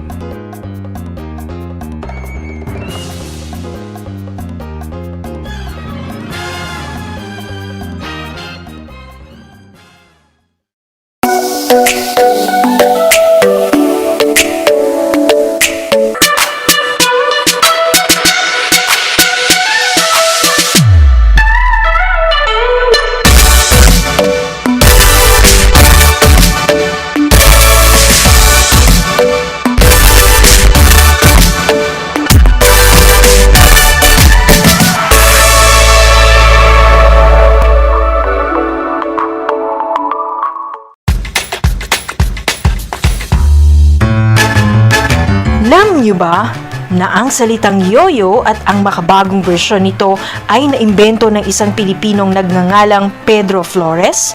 Taong 1920s nang dinala ni Flores ang laruang ito sa Estados Unidos.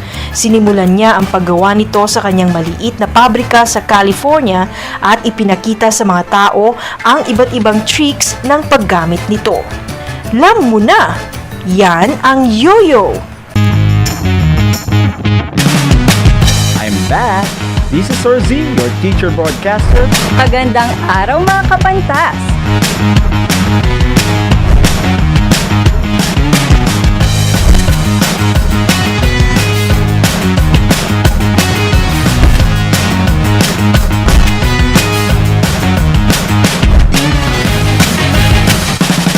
Welcome to Aral TarlakHenyo. Multiply 1089 by 9, you will get an answer, the exact reverse, which is 9801. My name is JRP Duldulao, your teacher broadcaster on Aral TarlakHenyo. For more math trivia and answers to your math questions, catch Aral TarlakHenyo every Monday to Friday from 8:30 a.m. to 5:30 p.m. Learning math is so much fun!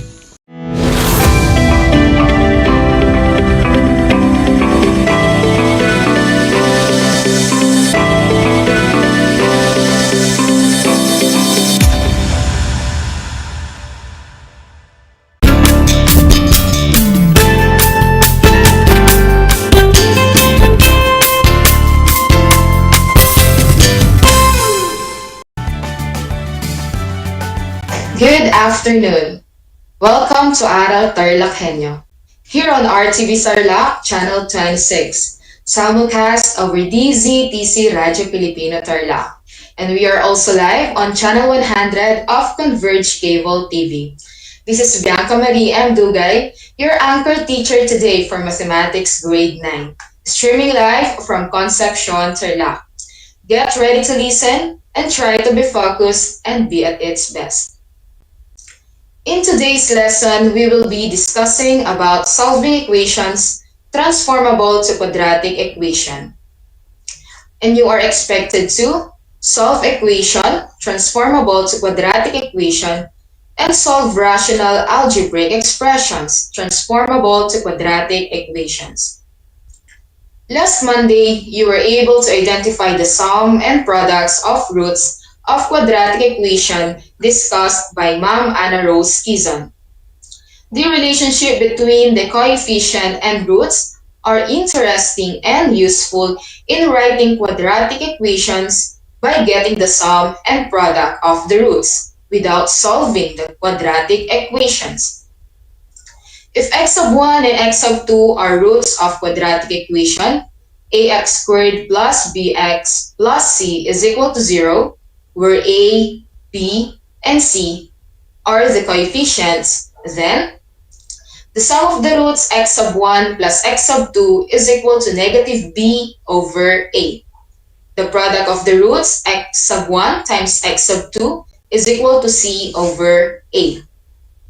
Let us see if you still remember the topic discussed last Monday by answering two quadratic equations given. All you have to do is to find the sum and product of the roots of each quadratic equation by using the value of a, b, and c. The first quadratic equation is 2x squared plus 8x minus 10 is equal to 0. Now, give the value of a, b, and c.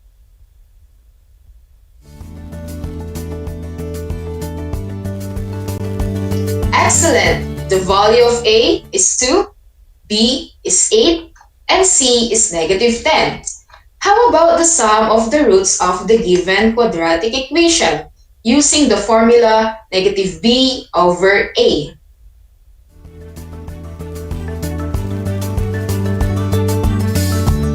Exactly! The sum of the roots is negative 4. How about the product of the roots using the formula c over a?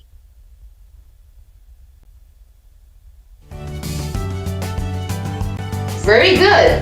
The answer is negative 5. Let us proceed to the other one. The quadratic equation given is 2x squared minus 3x is equal to 0.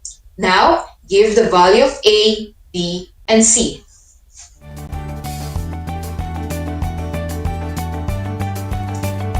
That is right. The value of a is 2, b is negative 3, and c is 0. I'm very sure you are able to identify the sum of the roots. Now, what is the sum of the roots in the given equation?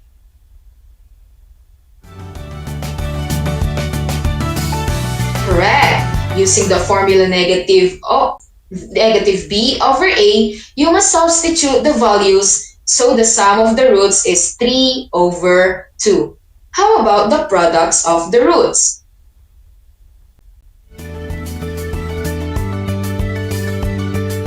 Terrific! The answer is 0. It is because we don't have a constant term.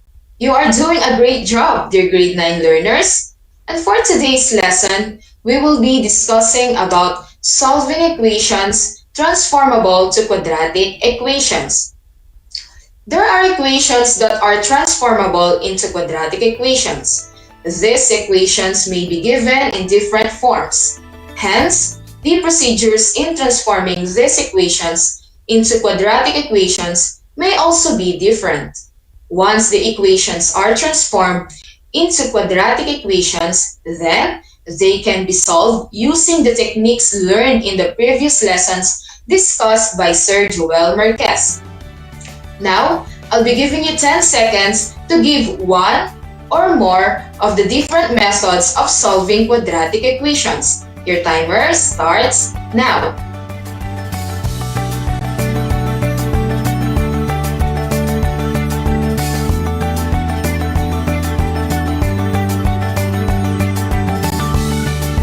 Wow! Very good, dear grade 9 learners. The different methods of solving quadratic equations are extracting the square root, factoring, completing the square, and using the quadratic formula can be used to solve these transform equations. We can solve equations that are not written in standard form by following these steps. First, simplify the equation. Second, write the resulting quadratic equation in standard form. Third, use any of the four methods of solving quadratic equations in finding the solutions of the quadratic equation obtained. And for the last step, check whether the obtained values are correct. Let us have example number 1. So the example number 1, we have to solve x times the quantity x minus 5 is equal to 36. The first step is to simplify. We can simplify the expression x times the quantity x minus 5 by using the distributive property. Multiply x by x, and again x by negative 5. And what would be the resulting equation then?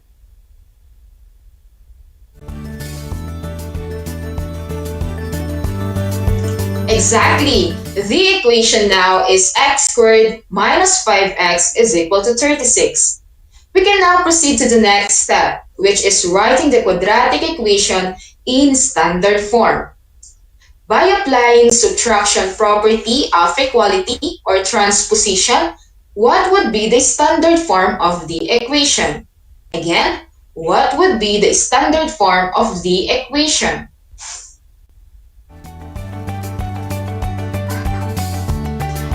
That is correct. The standard form is x squared minus 5x minus 36 is equal to 0. And for the next step, use any of 4 methods of solving quadratic equations in finding the solutions of the quadratic equation obtained. Let us try to use factoring in finding the roots of the equation.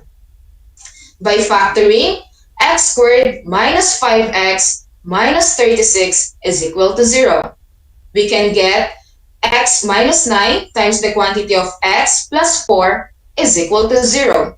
Then, we apply zero product property by setting each factor of the quadratic expression equal to 0. We now have x minus 9 is equal to 0 and x plus 4 is equal to 0. Now, by solving each equation, what are the roots? Again, by solving each equation, what are the roots?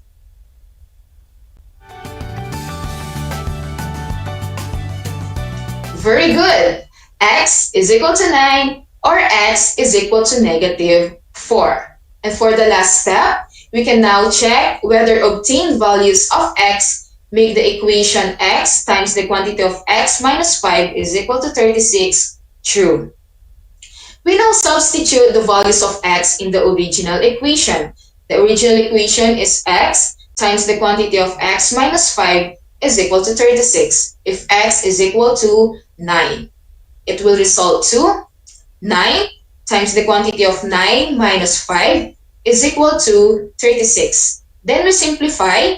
9 minus 5 is 4, then 4 times 9 is 36, and 36 is equal to 36. Therefore, x is equal to 9 is correct.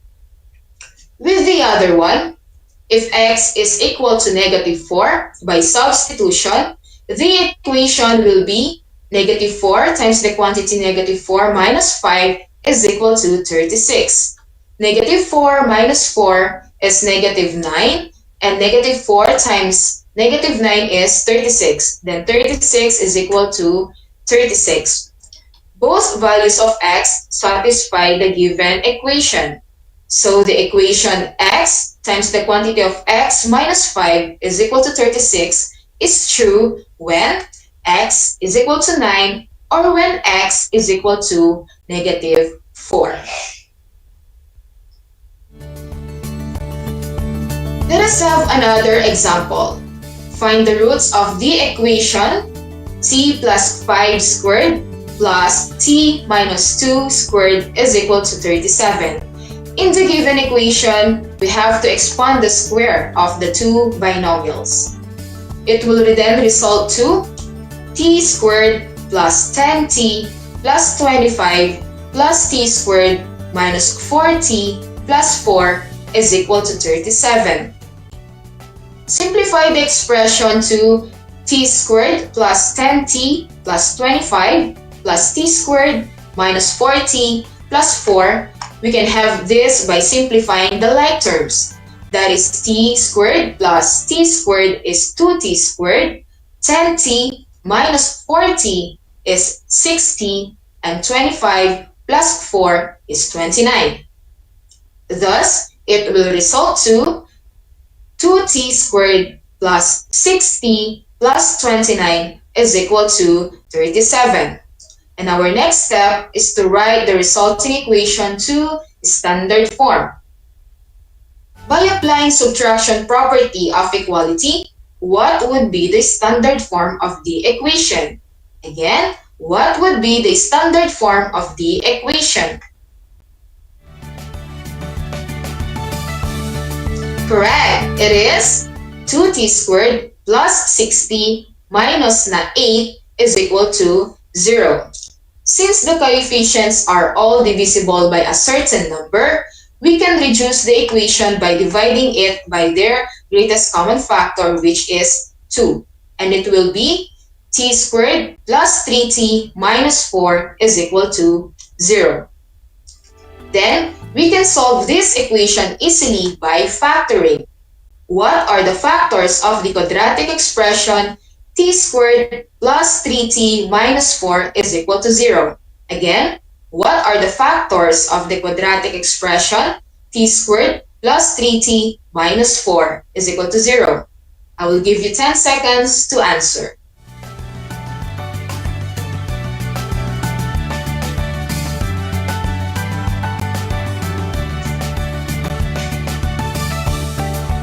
Exactly! The equation now will be t minus 1 times the quantity of t plus 4 is equal to 0. Then, we apply the zero product property and it will result to t minus 1 is equal to 0 and t plus 4 is equal to 0. Now, by solving the resulting equation, what are the roots or the solution? Again, by solving the resulting equation, what are the roots or solutions?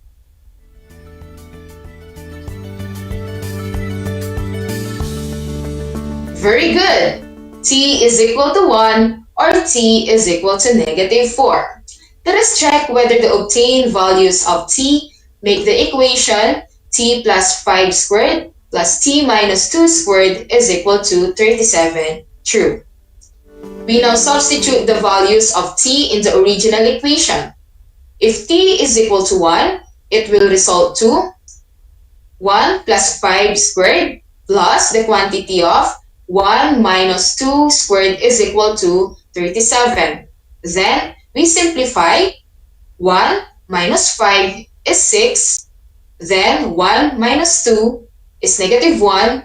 And 6 squared is 36 and negative 1 squared is 1. 36 plus 1 is 37 and 37 is equal to 37. With the other one, if t is equal to negative 4, by substitution, the equation will be the quantity of negative 4 plus 5 squared plus the quantity of negative 4 minus 2 squared is equal to 37. Negative 4 plus 5 is 1. And negative 4 minus 2 is negative 6. Then get the square of 1 and negative 6. The equation now is 1 plus 36. 1 plus 36 is equal to 37 and 37 is equal to 37. Both values of t satisfy the given equation. So the equation, the quantity of t plus 5 squared plus the quantity of t minus 2 squared is equal to 37 is true when t is equal to 1 or when t is equal to negative 4. Wow! You are really doing a great job, grade 9 learners. Now, let us move on to the solving rational algebraic equations, transformable into quadratic equation. If equations are rational or the fractional equations, they can also be transformed into quadratic equation before they are solved. To solve the rational algebraic equations, the following steps can be followed. First, multiply both sides of the equation by the least common denominator or the LCD of all the denominators. Again, the first thing to do is to multiply both sides of the equation by the least common denominator or the LCD of all denominators. Second, write the resulting quadratic equation in standard form. And third, find the roots of the resulting quadratic equation in standard form. And for the last step, check whether the obtained values are correct. Let us now have an example. The given equation is 6 over x plus x minus 3 over 4 is equal to 2. Again, solve 6 over x plus x minus 3 over 4 is equal to 2. The first thing to do is to multiply both sides of the equation by the LCD. And the LCD in this equation is 4x. By multiplying the LCD to both sides of the equation, it will result to 24 plus x squared minus 3x is equal to 8x. Again, by multiplying the LCD to both sides of the equation, it will result to 24 plus x squared minus 3x is equal to 8x. Then, we write the resulting quadratic equation in standard form. Now, I'll be giving you 10 seconds to transform the equation into standard form. Again, 10 seconds to transform the equation into standard form.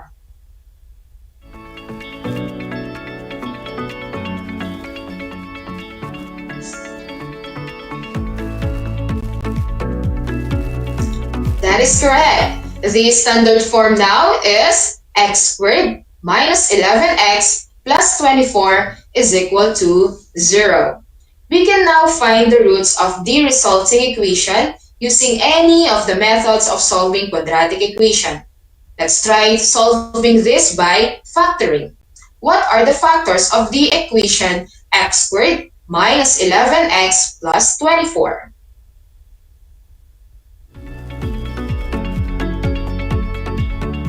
That is correct. So the quantity of x minus 3 times the quantity of x minus 8 is equal to 0. Then, we apply zero product property. We get the linear equations x minus 3 is equal to 0 and x minus 8 is equal to 0.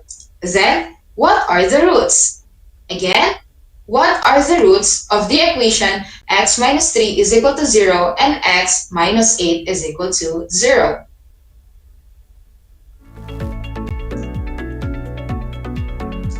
Very good. So x is equal to 3 or x is equal to 8. You know the drill, class. To check, we must substitute the value of x to the original equation x6 over x plus x minus 3 over 4 is equal to 2. If x is equal to 3, it will result to 6 over 3 plus 3 over 3, 3 minus 3 over 4 is equal to 2. Then we simplify. 6 divided by 3 is 2, then 3 minus 3 is 0, and 0 divided by 4 is 0, and 2 plus 0 is 2, and 2 is equal to 2. And if x is equal to 8, it will result to 6 over 8 plus 8 minus 3 over 4 is equal to 2. Then we simplify. Reduce 6 over 8 to 3 over 4. Then 8 minus 3 is 5, so we have 5 over 4. Since they are similar fractions, we can add the numerator 3 and 5 and the sum is 8. And just copy the common denominator 4. 8 divided by 4 is 2, then 2 is equal to 2. Both values of x satisfy the given equation, so the equation 6 over x plus x minus 3 over 4 is equal to 2 is true when x is equal to 3 or when x is equal to 8. Now, let us check your understanding about solving rational algebraic equation. In this activity, you are instructed to complete each table by filling in the steps and their corresponding reasons of finding the roots of rational algebraic equation. Are you ready? Wow, that is great. The equation is x plus 8 over x minus 2 is equal to 1 plus 4x over x minus 2. Now, what is the LCD of the given rational algebraic equation? Exactly, the LCD is x minus 2. Now, given this step, the quantity of x minus 2 times the quantity of x plus 8 over x minus 2 is equal to the quantity of x minus 2 times the quantity of 1 plus 4x over x minus 2. The resulting equation is x squared minus 2x plus 8 is equal to x minus 2 plus 4x. What is the reason for this step? Again, what is the reason for this step? That is correct. We're going to multiply both sides of the equation by the LCD. This time, what is the next step? Correct. So we're going to write the resulting quadratic equation in standard form. Now I'll give you 10 seconds to write the standard form of the quadratic equation.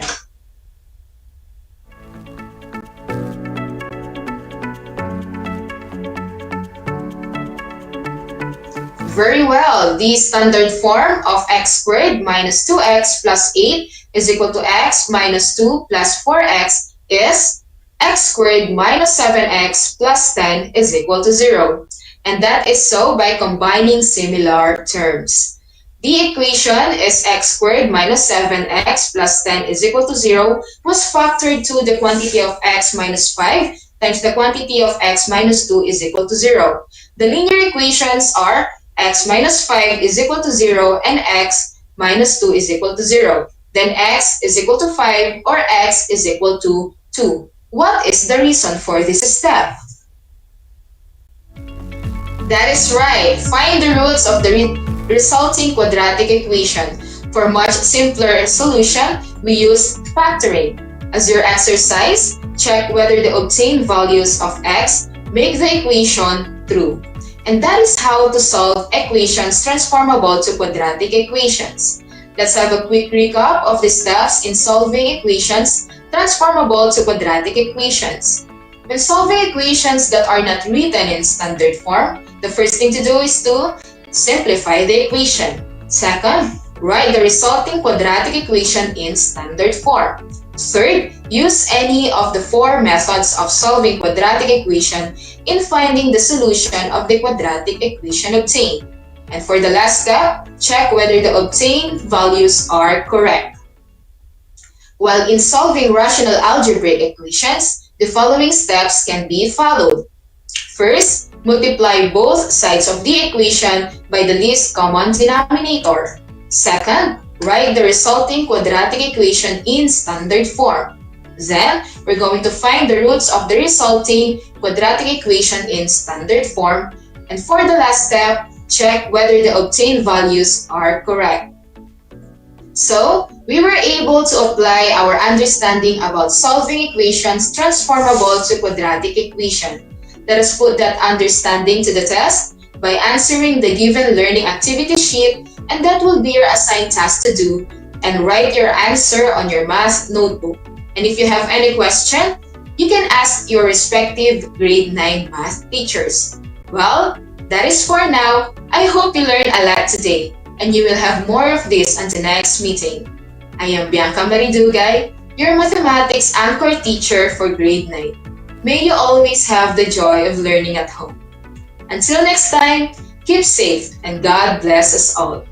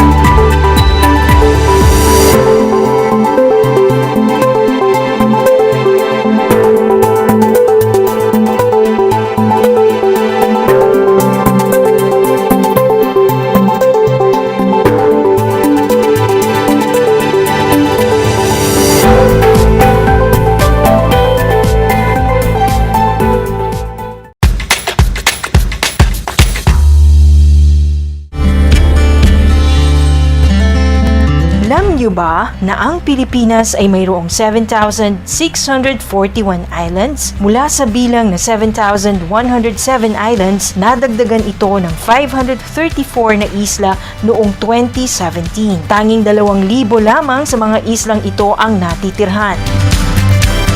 Alam niyo na! Yan ang mga isla sa Pilipinas.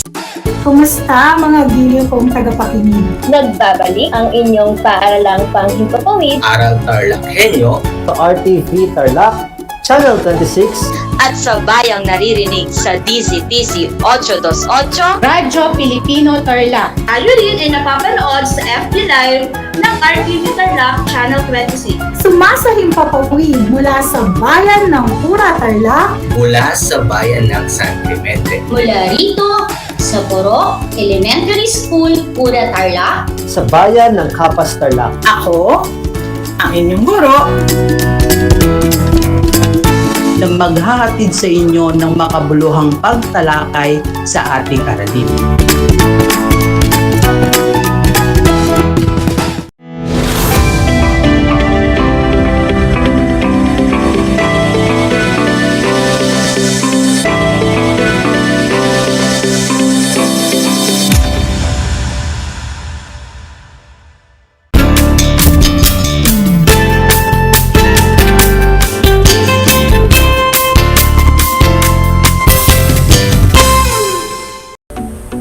Magandang araw, Tarlac! Magandang araw, mga kapantas! Sumasa inyo ang Aral TarlakHenyo mula sa RTV Tarlac, Channel 26 at sa bayang naririnig sa DCTC 828 Radyo Pilipino Tarlac at napapanood sa Converge Channel 100. Ako si Ma'am Zenia, ang inyong teacher broadcaster para sa Filipino, ika-9 na baitang. Ako ay inyong naririnig at napapanood mula sa Hirona, Tarlac sa pamamagitan ng remote live broadcast. Kumusta? Sa panibagong araw na ito, tandaan ang 3 S. Saglit, subalit, sulit. Saglit lamang ang 25 minutong talakayan, subalit, sulit naman ang inyong matututuhan. Na may 3 T. Tumpak, tiyak, at tatatak. Handa ka na ba sa pagsasanay ngayong araw? Kung gayon ay pumwesto na sa isang komportableng lugar upang makinig at matuto. Sa nakaraang episode, isa sa mga tinalakay natin ay ang denotatibo at konotatibong kahulugan ng mga salita. Balikan natin ito. Ang denotatibo ng isang salita ay ang literal na kahulugan nito na makikita sa diksyonaryo. Samantala, ang konotatibo ng isang salita ay ang pansaloobing pahiwatig nito na inugnay pa sa iba pang kahulugan. Halimbawa, kalapati. May scientific name ito na Columba livia domestica, isang uri ng maamong ibon. Ito ang denotatibong kahulugan ng salitang kalapate. Ang kadalasan namang konotatibong pagpapakahulugan sa kalapati, partikular na sa puting kalapati, ay kapayapaan at pagkadalisay. Mayroon ako ditong 4 na larawan: puso, salamin, isda at bulaklak. Subukin natin ang inyong natutuhan. Subukang tukuyin sa mga larawan ang binibigyan ko ng denotatibong kahulugan. Ito ay isang bahagi ng halaman para sa reproduksyon. Nagtataglay din ng matitingkad na kulay. Kung ang sagot ninyo ay bulaklak, tumpak ang inyong kasagutan. Sa parehong pagpipilian, tukuyin naman ninyo ang binibigyan ko ng konotatibong pagpapakahulugan. Ito ay kadalasang sumisimbolo sa damdamin, partikular na ang pag-ibig. Kung ang sagot ninyo ay puso, Tama muli ang inyong kasagutan. Sumubok pa tayo ng isa. Narito naman ang mga larawan. Langgam, krus, papel, at lapis. Tukuyin gamit ang denotatibong kahulugan. Ito ay isang kagamitang ginagamit sa pagmamarka at pagsusulat. Kadalasan itong gawa sa grapito at kahoy. Tama ang inyong sagot kung ito ay lapis. Panghuli, isa pang konotatibo. Nagpapahiwatig ito ng pananampalataya at espiritualidad. Mahalaga itong simbolo ng Kristyanismo. Ano ito? Kung ang sagot ninyo ay krus, napakahusay ninyong talaga. Bigyan naman ninyo ang inyong mga sarili ng masigabong palakpakan. Naging bahagi rin ng nakaraang talakayan ang mga paborito nating teleserye. Mahilig nga naman talaga tayong mga Pilipino at mga Asyano sa magagandang mga kwento. Paborito nating manood ng mga telenovela at Asya-novela. Subalit, ano nga ba ang mga sangkap ng isang magandang kwento? Iyan ang ating aalamin ngayong hapon. Magsusuri tayo ng banghay ng isang kwento. Bago tayo magsuri ng isang maikling kwento, alamin muna natin ang mga bahagi nito. Ang isang kwentong nagbibigay diin sa banghay o maayos na daloy ng mga pangyayari ay tinatawag na kwentong makabanghay. Ano nga ba ang banghay? Ang banghay ay ang maayos o masinop na daloy ng magkakaugnay na pangyayari sa mga akdang tuluyan tulad ng maikling kwento, anekdota, mito, alamat at nobela. Mula sa banghay ay makabubuo ng balangkas kung saan makikita ang pagkakaugnay-ugnay at mabilis na galaw ng mga pangyayari. Tingnan ang representasyon ng karaniwang balangkas ng mga akdang pasalaysay tulad ng maikling kwento. Simulan natin sa panimulang pangyayari. Ito ay ilang talata na nagpapakilala ng mga tauhan, tagpuan, at suliraning kahaharapin. Ikalawa, ang papataas na pangyayari. Sa bahaging ito, nagkakaroon ng pagtatangkang malutas ang suliraning nagpapasidhi sa interes o kapanabikan. Ikatlo, ang kasukdulan. Ito ang pinaka-nakapananabik. Sa kasukdulan, makikita ang pinakamasidhing bahagi kung saan haharapin ng pangunahing tauhan ang kanyang suliranin. Samantala, sa pababang pangyayari, matatamo ng pangunahing tauhan ang kanyang suliranin. At ang panghuli, ang resolusyon o wakas. Kailangan ng isang kwento ng isang makabuluhang wakas. Nakinig ba kayong mabuti? Mabuti nga at masubukan kayo. Maaari kayong makibahagi sa ating comment section. At meron akong inihandang gawain. Ayusin ang sumusunod ayon sa tamang pagkakasunod-sunod. Una, pababang pangyayari, kasukdulan, panimulang pangyayari, resolusyon, papataas na pangyayari. Bibigyan ko kayo ng ilang segundo para ayusin.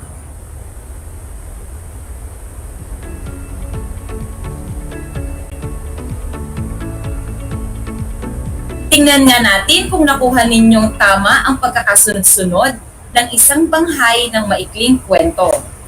Ito ang tamang ayos. Una, panimulang pangyayari. Ikalawa, papataas na pangyayari. Ikatlo, ang kasukdulan. Ikaapat ay ang pababang pangyayari. At panghuli, ang resolusyon o ang tinatawag nating wakas. Tama ba kayo? Palakpakan ninyo ang inyong mga sarili dahil sa inyong kahusayan. Dahil alam na natin ang banghay ng maikling kwento, masusuri na natin ang banghay ng ating natalakay ng kwento, ang tahanan ng isang sugarol. Ngunit bago iyan, talakayin na natin ang 3 pang dapat suriin sa isang kwento. Una at napakahalaga, ang mga tauhan. Upang masuri ang mga tauhan, kailangan natin silang isa-isahin. Mamaya ay magbabasa ako ng maikling kwento para sa inyo, kaya makinig kayo ng mabuti upang matukoy ninyo ang mga tauhan. Epektibo ang kwento kung gagamit ng iba't ibang klase ng tauhan. May 2 kilalang pagsasauri ng mga tauhan, ang protagonista at antagonista. Kapag sinabi nating protagonista, sila ang tinatawag nating bida, bayani, o kadalasang pinag-iikutan ng kwento. Kadalasan ding nagpapakita ng kabutihan o siyang nagkakaroon ng suliranin. Samantala, meron ding antagonista, mga tauhang kontra sa layunin ng protagonista. Meron din tayong tinatawag na tauhang lapad at bilog. Ang tauhang lapad ay hindi nakatatanggap ng aral o walang pagbabagong naganap sa sarili. Samantala, ang tauhang bilog ay may pagbabagong naganap sa sarili tulad ng pagkatuto ng isang aral o pagbabago ng ugali at pagkatao. Ikalawang dapat masuri sa isang kwento ay ang paksa. Tumutukoy ito sa kung saan patungkol ang kwento. Maaari itong ukol sa pagkukwento ng karanasan ng tao, hiraya o imahinasyon ng manunulat, o dahil may layunin o aral na nais ipahiwatig ang may akda. Ang ikatlo ay dapat alam na ninyo kung nakikinig kayong mabuti kanina. Ang ikatlong dapat masuri ay ang banghay o pagkakasunod-sunod ng mga pangyayari. Mahalaga ang banghay ng kwento sa pag-unawa rito. Nakatutulong din ito upang magkaroon ng papataas at pababa na takbo ng emosyon. Subalit, kung hindi ito nasundan ng manunulat, maaari siyang may dahilan at nagamit ito sa kwento. Dito na papasok ang panghuling dapat masuri. Ito ay ang estilo sa pagsulat ng author. Ito ang paraan kung papaano inaayos ng manunulat ang kanyang mga salita upang magpahiwatig ng ideya. Ito ang pangunahing instrumento ng manunulat para magkaroon ng kapanabikan at kagandahan ng akda. Ngayon naman, kailangan ninyong makinig ng mabuti sa akdang aking babasahin. Ito ay pinamagatang ng Minsang Naligaw si Adrian ni Dr. Romulo N. Peralta. Isa itong kwentong ukol sa isang bunsong anak na napilitang tanggapin ang responsibilidad para sa kanyang matandang ama. Hindi niya alam, may napakahalagang aral na ituturo sa kanya ang matandang ama. Tunghayan na natin. Nang minsang naligaw si Adrian. Bunsong anak si Adrian sa 3 magkakapatid. Siya lamang ang naiba ang propesyon dahil kapwa abogado ang 2 nakatatanda sa kanya. Dahil may kaya sa buhay ang pamilya, natupad ang pangarap niyang maging isang doktor. Lumaki siyang punong-puno ng pagmamahal mula sa kanyang mga magulang at mga kapatid na nakapag-asawa rin nang nakapagtapos at pumasa sa abogasya. Naiwan siyang walang ibang inisip kundi mag-aral at pangalagaan ang kanyang mga magulang. Matagumpay niyang natapos ang pagdodoktor at hindi nagtagal ay nakapagtrabaho sa isang malaking ospital. Ngunit sadya yatang itinadhana nang matapos ang 2 taon mula nang siya'y maging ganap na doktor, pumanaw ang kanyang pinakamamahal na ina. Naiwan sa kanya ang pangangalaga ng ama na noon ay may sakit na ring iniinda. Naisin man niyang magtrabaho at manirahan sa ibang bansa katulad ng kanyang mga kapatid, ang katotohanang may nakaatang na responsibilidad sa kanyang balikat ang pumipigil sa kanyang mangibang bayan upang manatili sa piling ng ama at alagaan ito hanggang sa kahuli-hulihang yugto ng kanyang buhay. Bahay-ospital, bahay-ospital. Paulit-ulit ang takbo ng buhay na pakiramdam ni Adrian ay matatapos lamang kapag tuluyan nang mawala ang kanyang ama. Hindi niya namamalayan, unti-unti niyang nararamdaman ang pagkaawa sa sarili. Nais niyang makawala sa responsibilidad at magkaroon ng panahon para sa sarili. Daddy, patawad po. Nais ko lamang na lumigaya sa buhay. Nasa katanghalian na po ako ng buhay ko. Ayaw ko pong mag-isa balang araw kapag kayo'y nawala. Dahan-dahan niyang binuhat ang ama na halos hindi na makapaglakad ng maayos. Pinasan niya ang ama at isinakay sa kanyang kotse. Walang imik na sumama ang ama. Naglakbay sila ng halos 1 oras. Nang sila'y nakarating sa isang lugar, huminto ang kotse at pinasan ni Adrian ang ama. Tinunton nila ang daan papasok sa isang kagubatan. Mabigat ang ama kaya paminsan-minsan ay tumitigil sila sa lilim ng puno upang magpahinga. Wala pa ring imik ang ama habang binabali ang maliliit na sanga. Napansin niyang tumutulo ang luha ng anak. Bakit ka umiiyak? Tanong ng ama kay Adrian. Wala po, Dad. Nagpatuloy sa paglalakad si Adrian na pasan-pasan ang ama. Patuloy rin ang pagtulo ng kanyang luha. Alam niyang labag sa kanyang kalooban ang kanyang gagawin. Maraming beses din silang tumigil upang magpahinga at paulit-ulit din ang pagbabali ng ama ng maliliit na sanga ng puno. Napansin ito ni Adrian. Bakit niyo po binabali ang mga sanga ng puno tuwing tayo'y nagpapahinga? Tanong ni Adrian. Tumugon ang ama na may ngiting namutawi sa kanyang labi. Alam ko, nais mo kong iligaw sa loob ng kagubatan. Anak, palatandaan ito na dito tayo dumaan. Para sa pagbalik mo ay hindi ka maliligaw.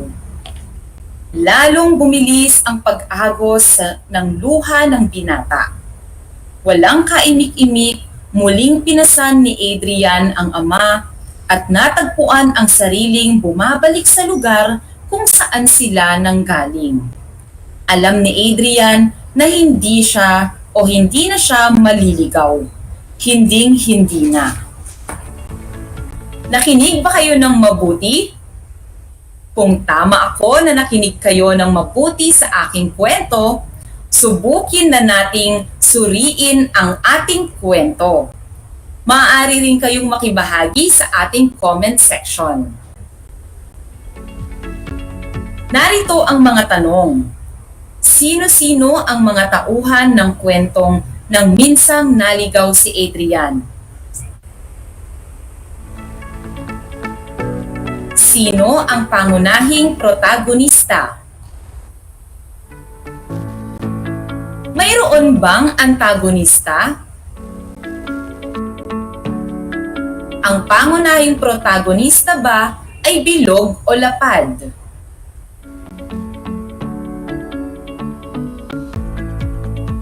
Tama kayo! Dalawa lamang ang mga tauhang nagkaroon ng interaksyon sa kwento, si Adrian at ang kanyang ama. Ang pangunahing protagonista ay si Adrian. Walang makikitang antagonista sa kwento. Maituturing na bilog na tauhan si Adrian dahil nakatanggap siya ng aral mula sa karanasan at sa kanyang ama. Ano naman ang paksa ng kwento? Ano ang layunin nito? May maayos bang banghay ang kwento?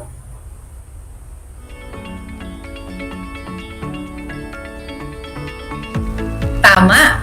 Sinunod ng may akda ang pangunahing banghay ng isang kwento. Naging mabisa ito dahil madali nating maunawaan ang takbo ng kwento sa pamamagitan nito. Kung ang sagot nyo rin sa unang katanungan ay pagmamahal sa magulang, tama muli kayo. Ang layunin ng manunulat para sa paksang ito ay makapagbigay ng aral. Narito naman ang buod ng kwento batay sa banghay nito. Una, panimulang pangyayari. Si Adrian ay bunsong anak na nakapagtapos ng medisina at may hangaring makapag-ibang bansa gaya ng kanyang mga kapatid. Papataas na pangyayari. Subalit nang mamatay ang kanilang ina, napunta sa kanya ang responsibilidad na alagaan ang kanilang amang may sakit. Kasukdulan, naisip ni Adrian na pabayaan sa isang kagubatan ang kanyang ama. Maluha-luha niyang pinasan ang kanyang ama. Pababang pangyayari, napansin ni Adrian na nagpuputol at naglalaglag ng sanga ang kanyang ama sa kanilang dinaraanan. Resolusyon, ginawa pala iyon ng ama upang di maligaw si Adrian pabalik. Labis na nakonsensya si Adrian at inuwi ang ama.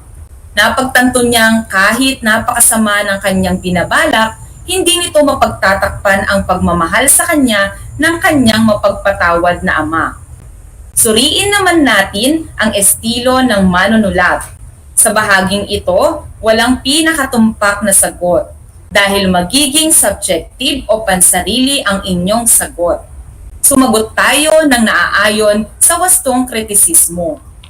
Narito ang tanong, bakit kaya naisipan ng may akda na iligaw ni Adrian ang ama sa kagubatan?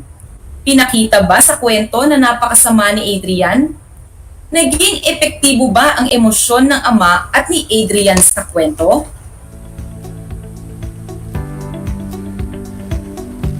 Napakahusay ninyo kung kayo ay nakibahagi sa ating talakayan. Narito naman ang hinuha ko sa katanungang nabanggit. Sa aking palagay, kailangan ding tingnan ang propesyon ni Adrian. Si Adrian ay isang doktor. Subalit sa halip na tulungan sa pagpapagamot ang ama, ang naisipan niya ay pabayaan lamang ang ama. Pinapakita sa kwento ang desperasyon ni Adrian dahil sa binabalak na pagligaw. Kinuha ko naman kung bakit gubat ay dahil napakahalaga ng eksenang naglalaglag ng sanga ang ama para sa kabuuan ng kwento. Naipakita naman sa kwento na hindi naman tuluyang walang konsensya si Adrian. Masakit pa rin sa kanya ang napiling paraan. Ipinakita na lumuluha rin si Adrian sa kwento. Epektibo ang paglalarawan ng manunulat ng mga emosyon upang maihatid ng wasto ang damdamin at aral ng kwento. Napakahusay ninyo sa ating talakayan ngayong hapon. Balikan natin ang mga natutuhan natin.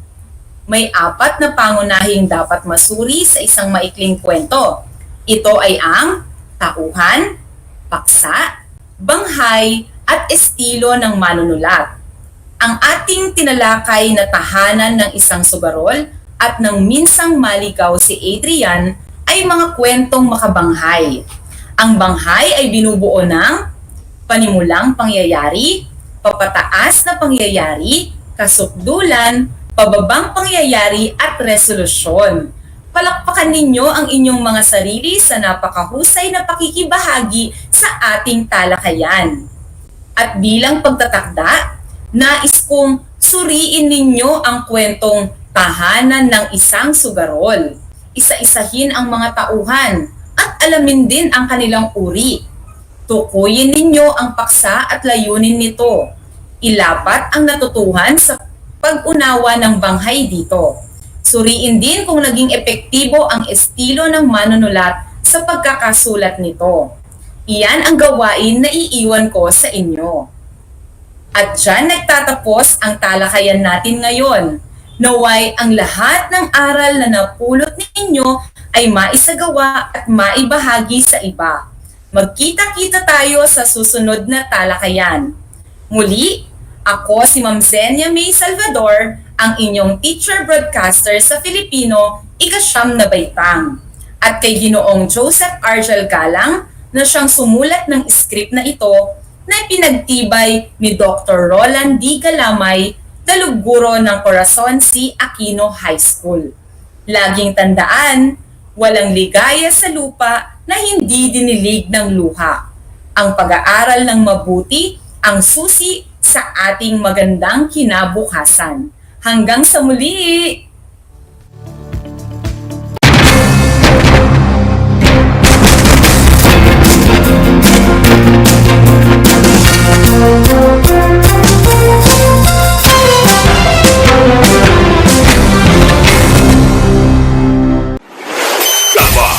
Radyo Pilipino. Impormasyong may kalidad. Serbisyong may halaga. Saan mang bahagi ng Pilipinas. On air. Saan mang bahagi ng mundo. Online. Ano mang uri ng pamumuhay. Kasama. Katuwang. Kapinoy. Kabahagi mo. Radyo Pilipino. Radyo Pilipino.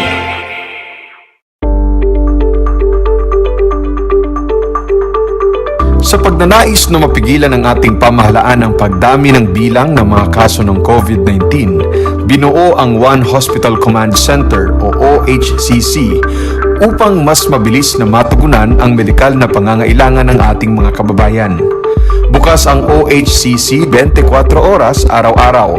Tumawag lamang sa mga hotline nito sa 0919-977-3333 o 0915-777-7777 o 02-886-50500. Maaari ring i-download ang Pure Force Citizens app sa Android o iOS upang mabilis na matugunan ang sinumang nangangailangan. Layon din ng OHCC na maiwasang mapuno ang kapasidad ng bawat ospital. Kaya't kung ikaw ay kinakailangang tumawag sa OHCC, mabibigyan ka ng libreng preliminary consultation. Para sa mga nangangailangan ng emergency quick response, makikipag-ugnayan ang OHCC sa DOH Bed Tracker at sa mga ospital upang makahanap agad ng pinakamalapit na bakanteng ospital. Ang transportasyon o ambulansya naman ng ospital na inirefer ng OHCC sa pasyente ang siyang susundo sa bahay nito. Kaya't kapag ikaw ay nakakaranas ng anumang sintomas ng COVID-19 o nangangailangan ng agarang tulong medikal, tumawag lamang sa OHCC at handa silang tumulong sa lahat ng oras.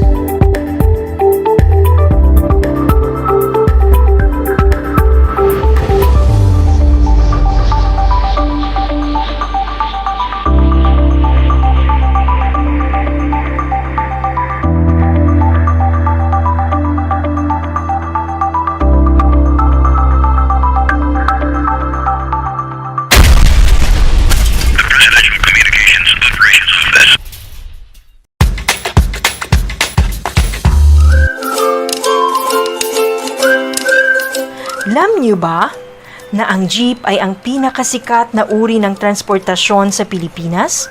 May nagsasabi na ang pangalang jeep ay hango sa salitang jeepy na ang ibig sabihin ay general purpose or government purpose na naglalarawan ng military jeep na ginamit noong World War II.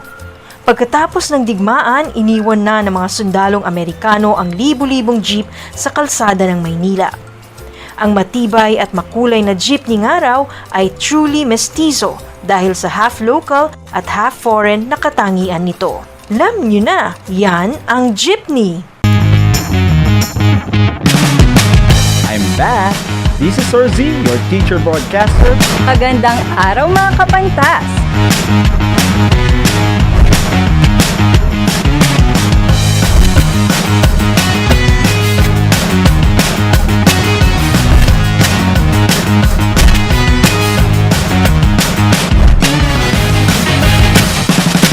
Welcome to Aral TarlakHenyo.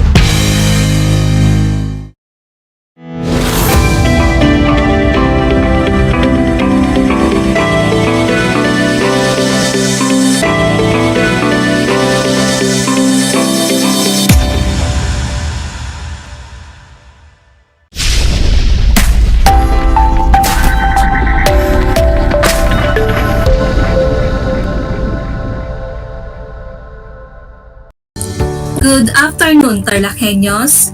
Welcome to Aral TarlakHenyo with RTV Tarlac Channel 26. Simulcast on DCTC Radio Filipino Tarlac. Live here at Tarlac City. I am Joan G. Lopez, your speaker for today. Join me this afternoon in a meaningful journey of exploring Project Simple. Before we start, I want you to find a comfortable place to stay, avoid noise. Then, check your headset or headphone if they are functioning well to hear our discussion clear. If you have any question, you can type them on our comment section in FB Live. Last week, I already finished the demonstration on how to upload modules in Simple. Today, we will continue on how to create a quiz and exam. So, let's start.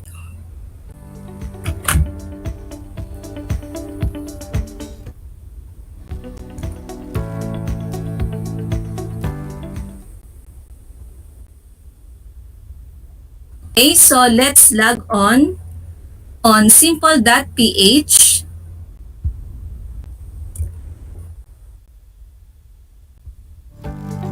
Then, the password.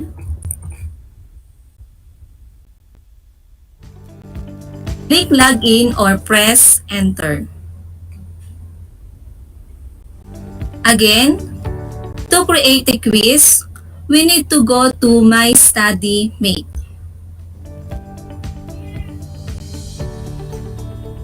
Don't forget to click the year or term.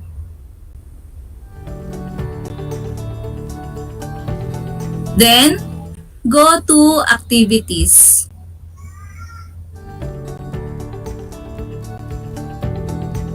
And click Create New Activity. A dialog box will appear. Select Term Schedule. Select Type. Let's first create a quiz. Click Next.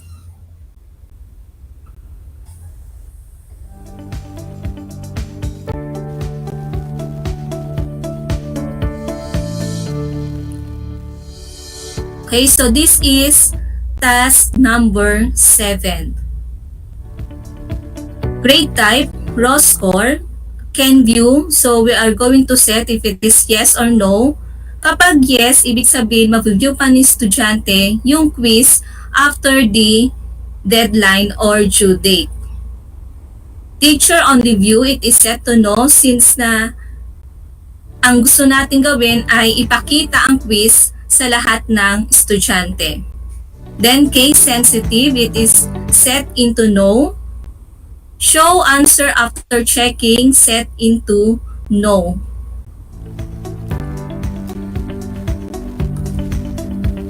Select quiz type.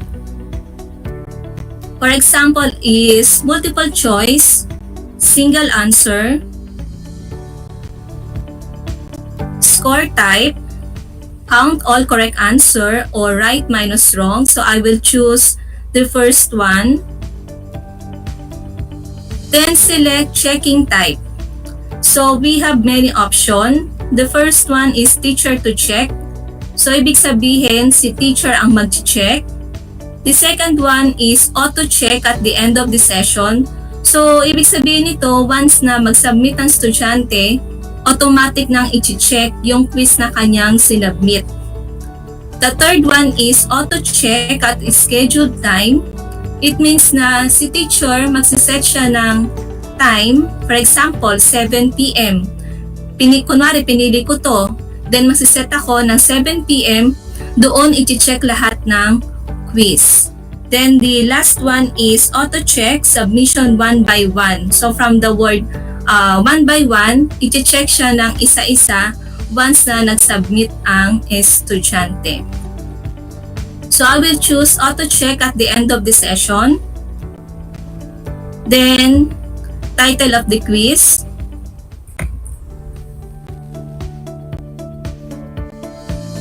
The instruction. So what is your instruction for this quiz?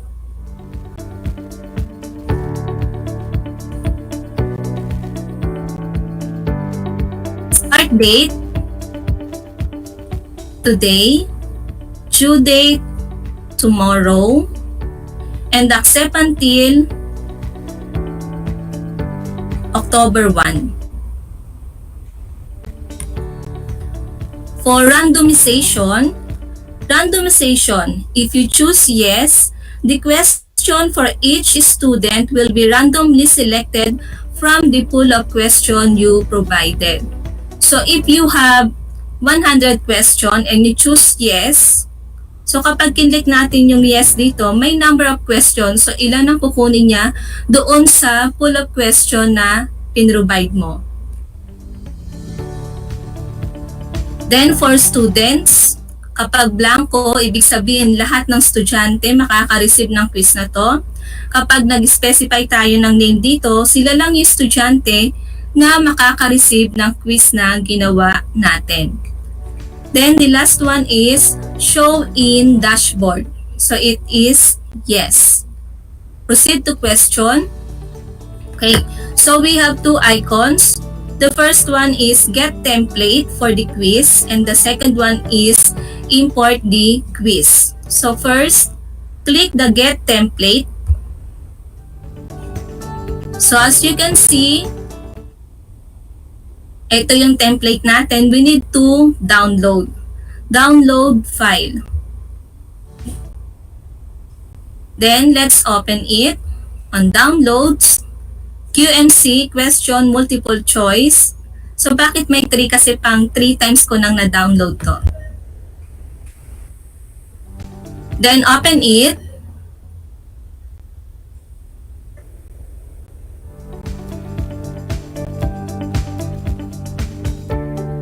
Don't forget to click the Enable Editing. Type your question.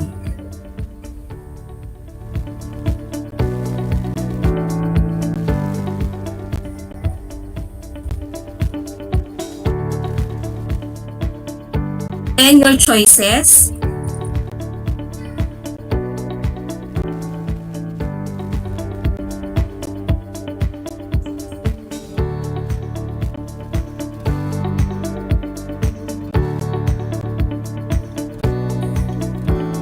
And what is the answer? Then after na ma-type lahat ng questions, choices, and answer, click Save or Control S. Then click Continue. Then let's go back to Simple. Click Import the quiz. choose the file that we are going to import, QMC3, then click Open. So this is the question na ginawa natin sa template. Enter the answers, keyboard. Then click Preview Quiz. A dialog box will appear. Are you sure you want to proceed? All your data will be uneditable after preview. Click OK. Then save quiz. Click OK. The quiz has been successfully created. Click OK. So for the quiz number 7, ito yung ginawa natin. Let's view.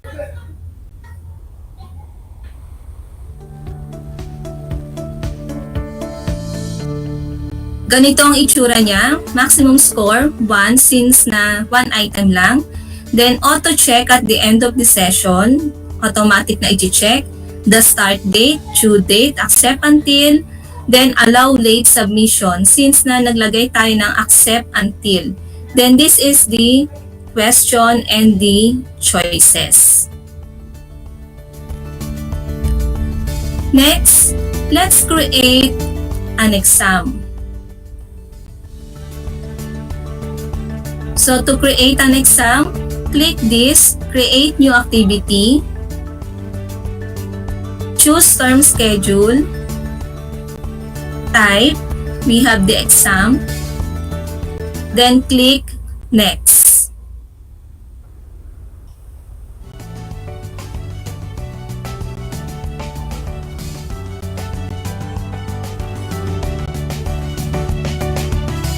Okay, so we have parts. So the task number is 2. So ibig sabihin pangalawang exam na ito na ginawa ko. So for the parts, ilang part yung exam? So we have 3. Exam title. For example is summative test. Grade type, raw score, can view, teacher only view, case sensitive, show answer after checking. Then we have the start date, due date, and accept until. Then proceed to parts.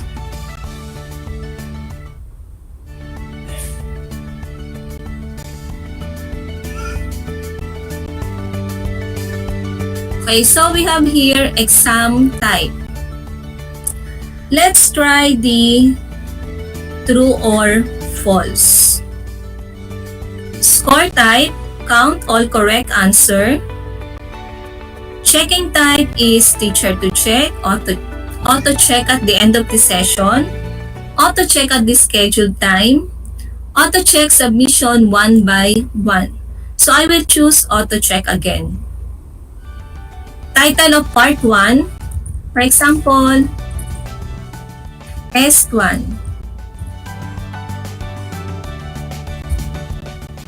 True or false.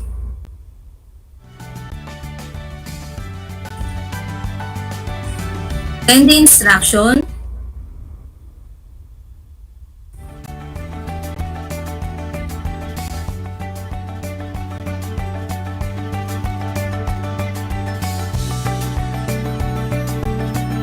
Randomization.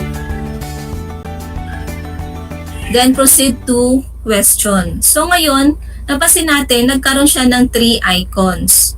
So pwedeng manual, pwedeng get template, or i-upload na kung meron ng existing. So since na wala pa, pwede tayong pumili dito sa get template or manual. So for the get template, mas preferred ko to since na yung mga question natin nakasave na. For example is gumagawa tayo ng mga question, meron na tayong copy.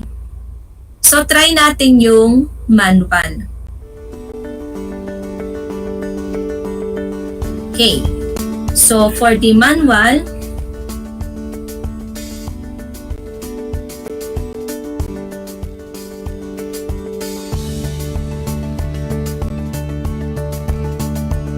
type your question.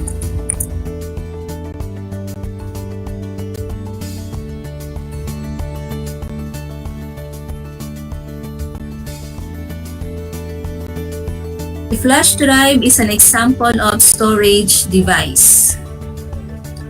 Kapag gusto pa nating mag-add ng additional question, we can click this one.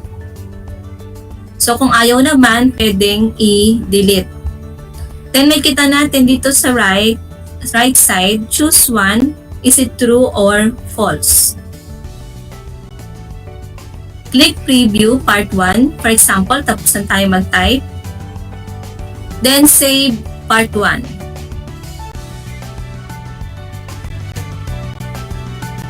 Click OK.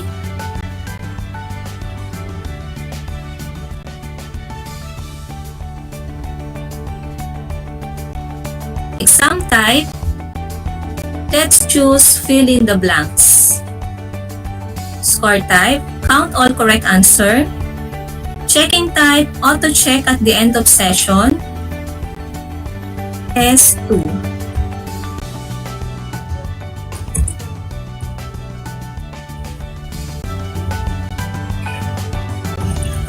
Fill in the blank. Write the correct answer. Proceed to question. Ayan na naman. May manual, get template, and upload or import. So, I will choose the template. Click download file.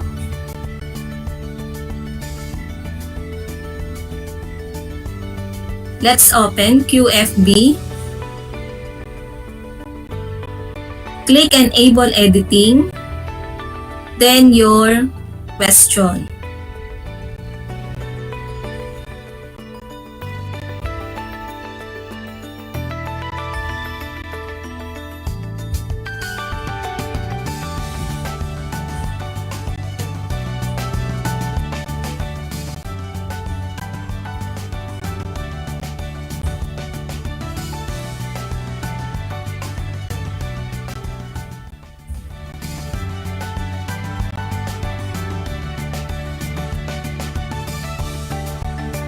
So it is an output device that displays the content of the computer. So the answer is monitor. Control S. Click continue.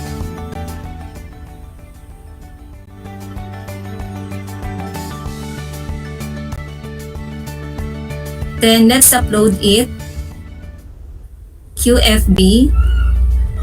Then open. So monitor, the question, the answer, preview part 2. Click OK. So this is the preview. Save part 2. Click OK. Click OK.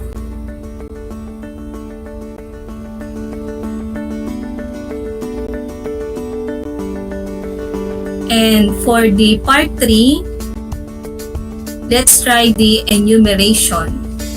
Okay. So when we select enumeration, a dialog box appears. By selecting enumeration, you can select randomizer. Click OK. At napansin natin, score type, manually assign score. So ibig sabihin, si teacher ang magbibigay ng score at mag-check. S3,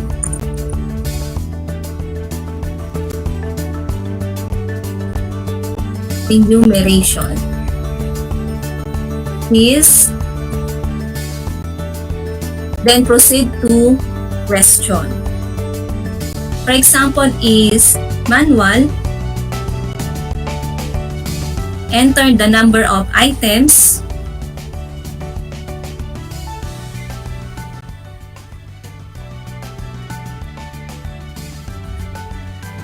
Example is input devices. Kung bagad ulit ng question, ilalagay natin dito. Kung hindi naman, we are going to delete. So for example, 5 again for output devices. Then preview part 3. Click OK. Click OK.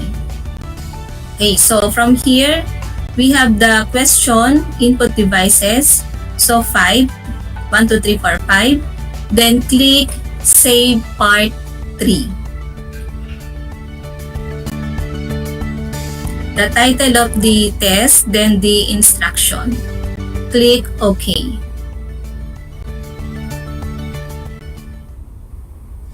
Exam part has been successfully saved. Click OK.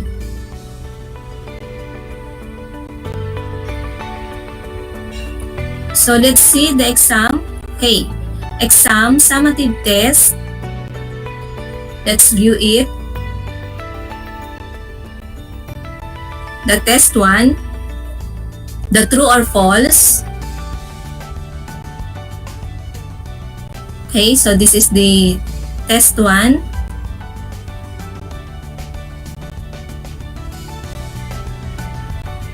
We have the test 2.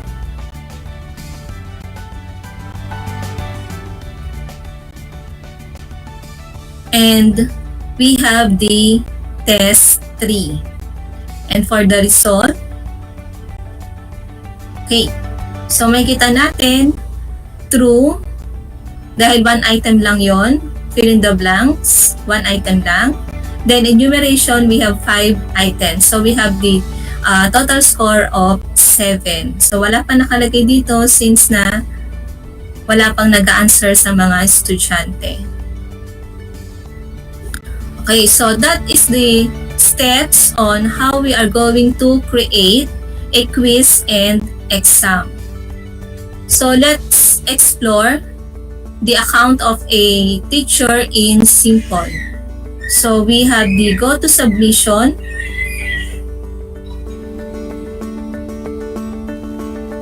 So these are the submitted project, lessons, quizzes, and exams of the students together with the score. So yung mga nasa dulo, yun yung score nila.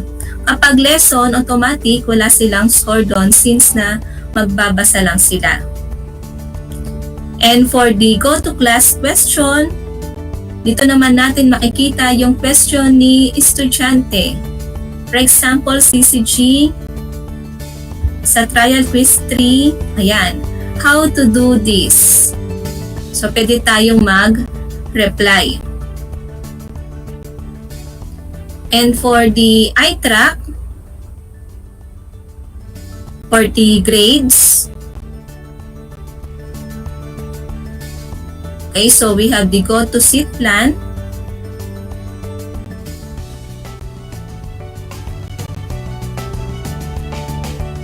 We can select how many rows and how many columns, and then click set. For go to class grades,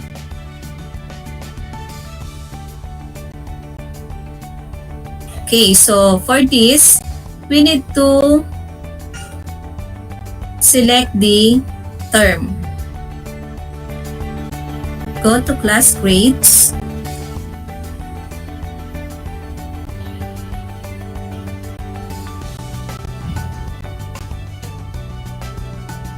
Okay, so we have this list of the students, the exams, lessons, and quizzes. Since yung quiz natin kanina is nasa 7 na, kaya 1 to 7. The exam is 1 to 2, nasa task number 2 na siya, kaya hanggang 2 ay nakalagay dito. Then for the lessons, we have 8. So ito yung mga example natin kay CCG. Meron siyang sagot hanggang mula quiz 1 to quiz number 3. And for the student list, okay, so it is shown in by 10.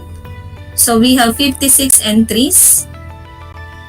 The ID number, last name, first name, middle name of the students, and the gender.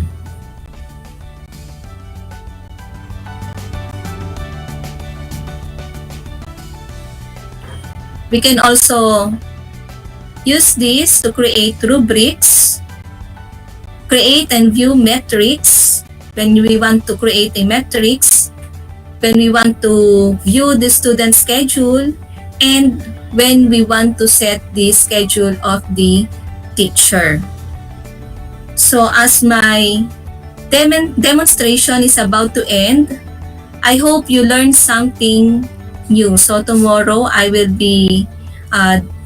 demonstrate how the student will answer the question or how the student will use the project simple. So once again, I'm Jo Angie Lopez na nagsasabing keep safe always and have a good day. Thank you.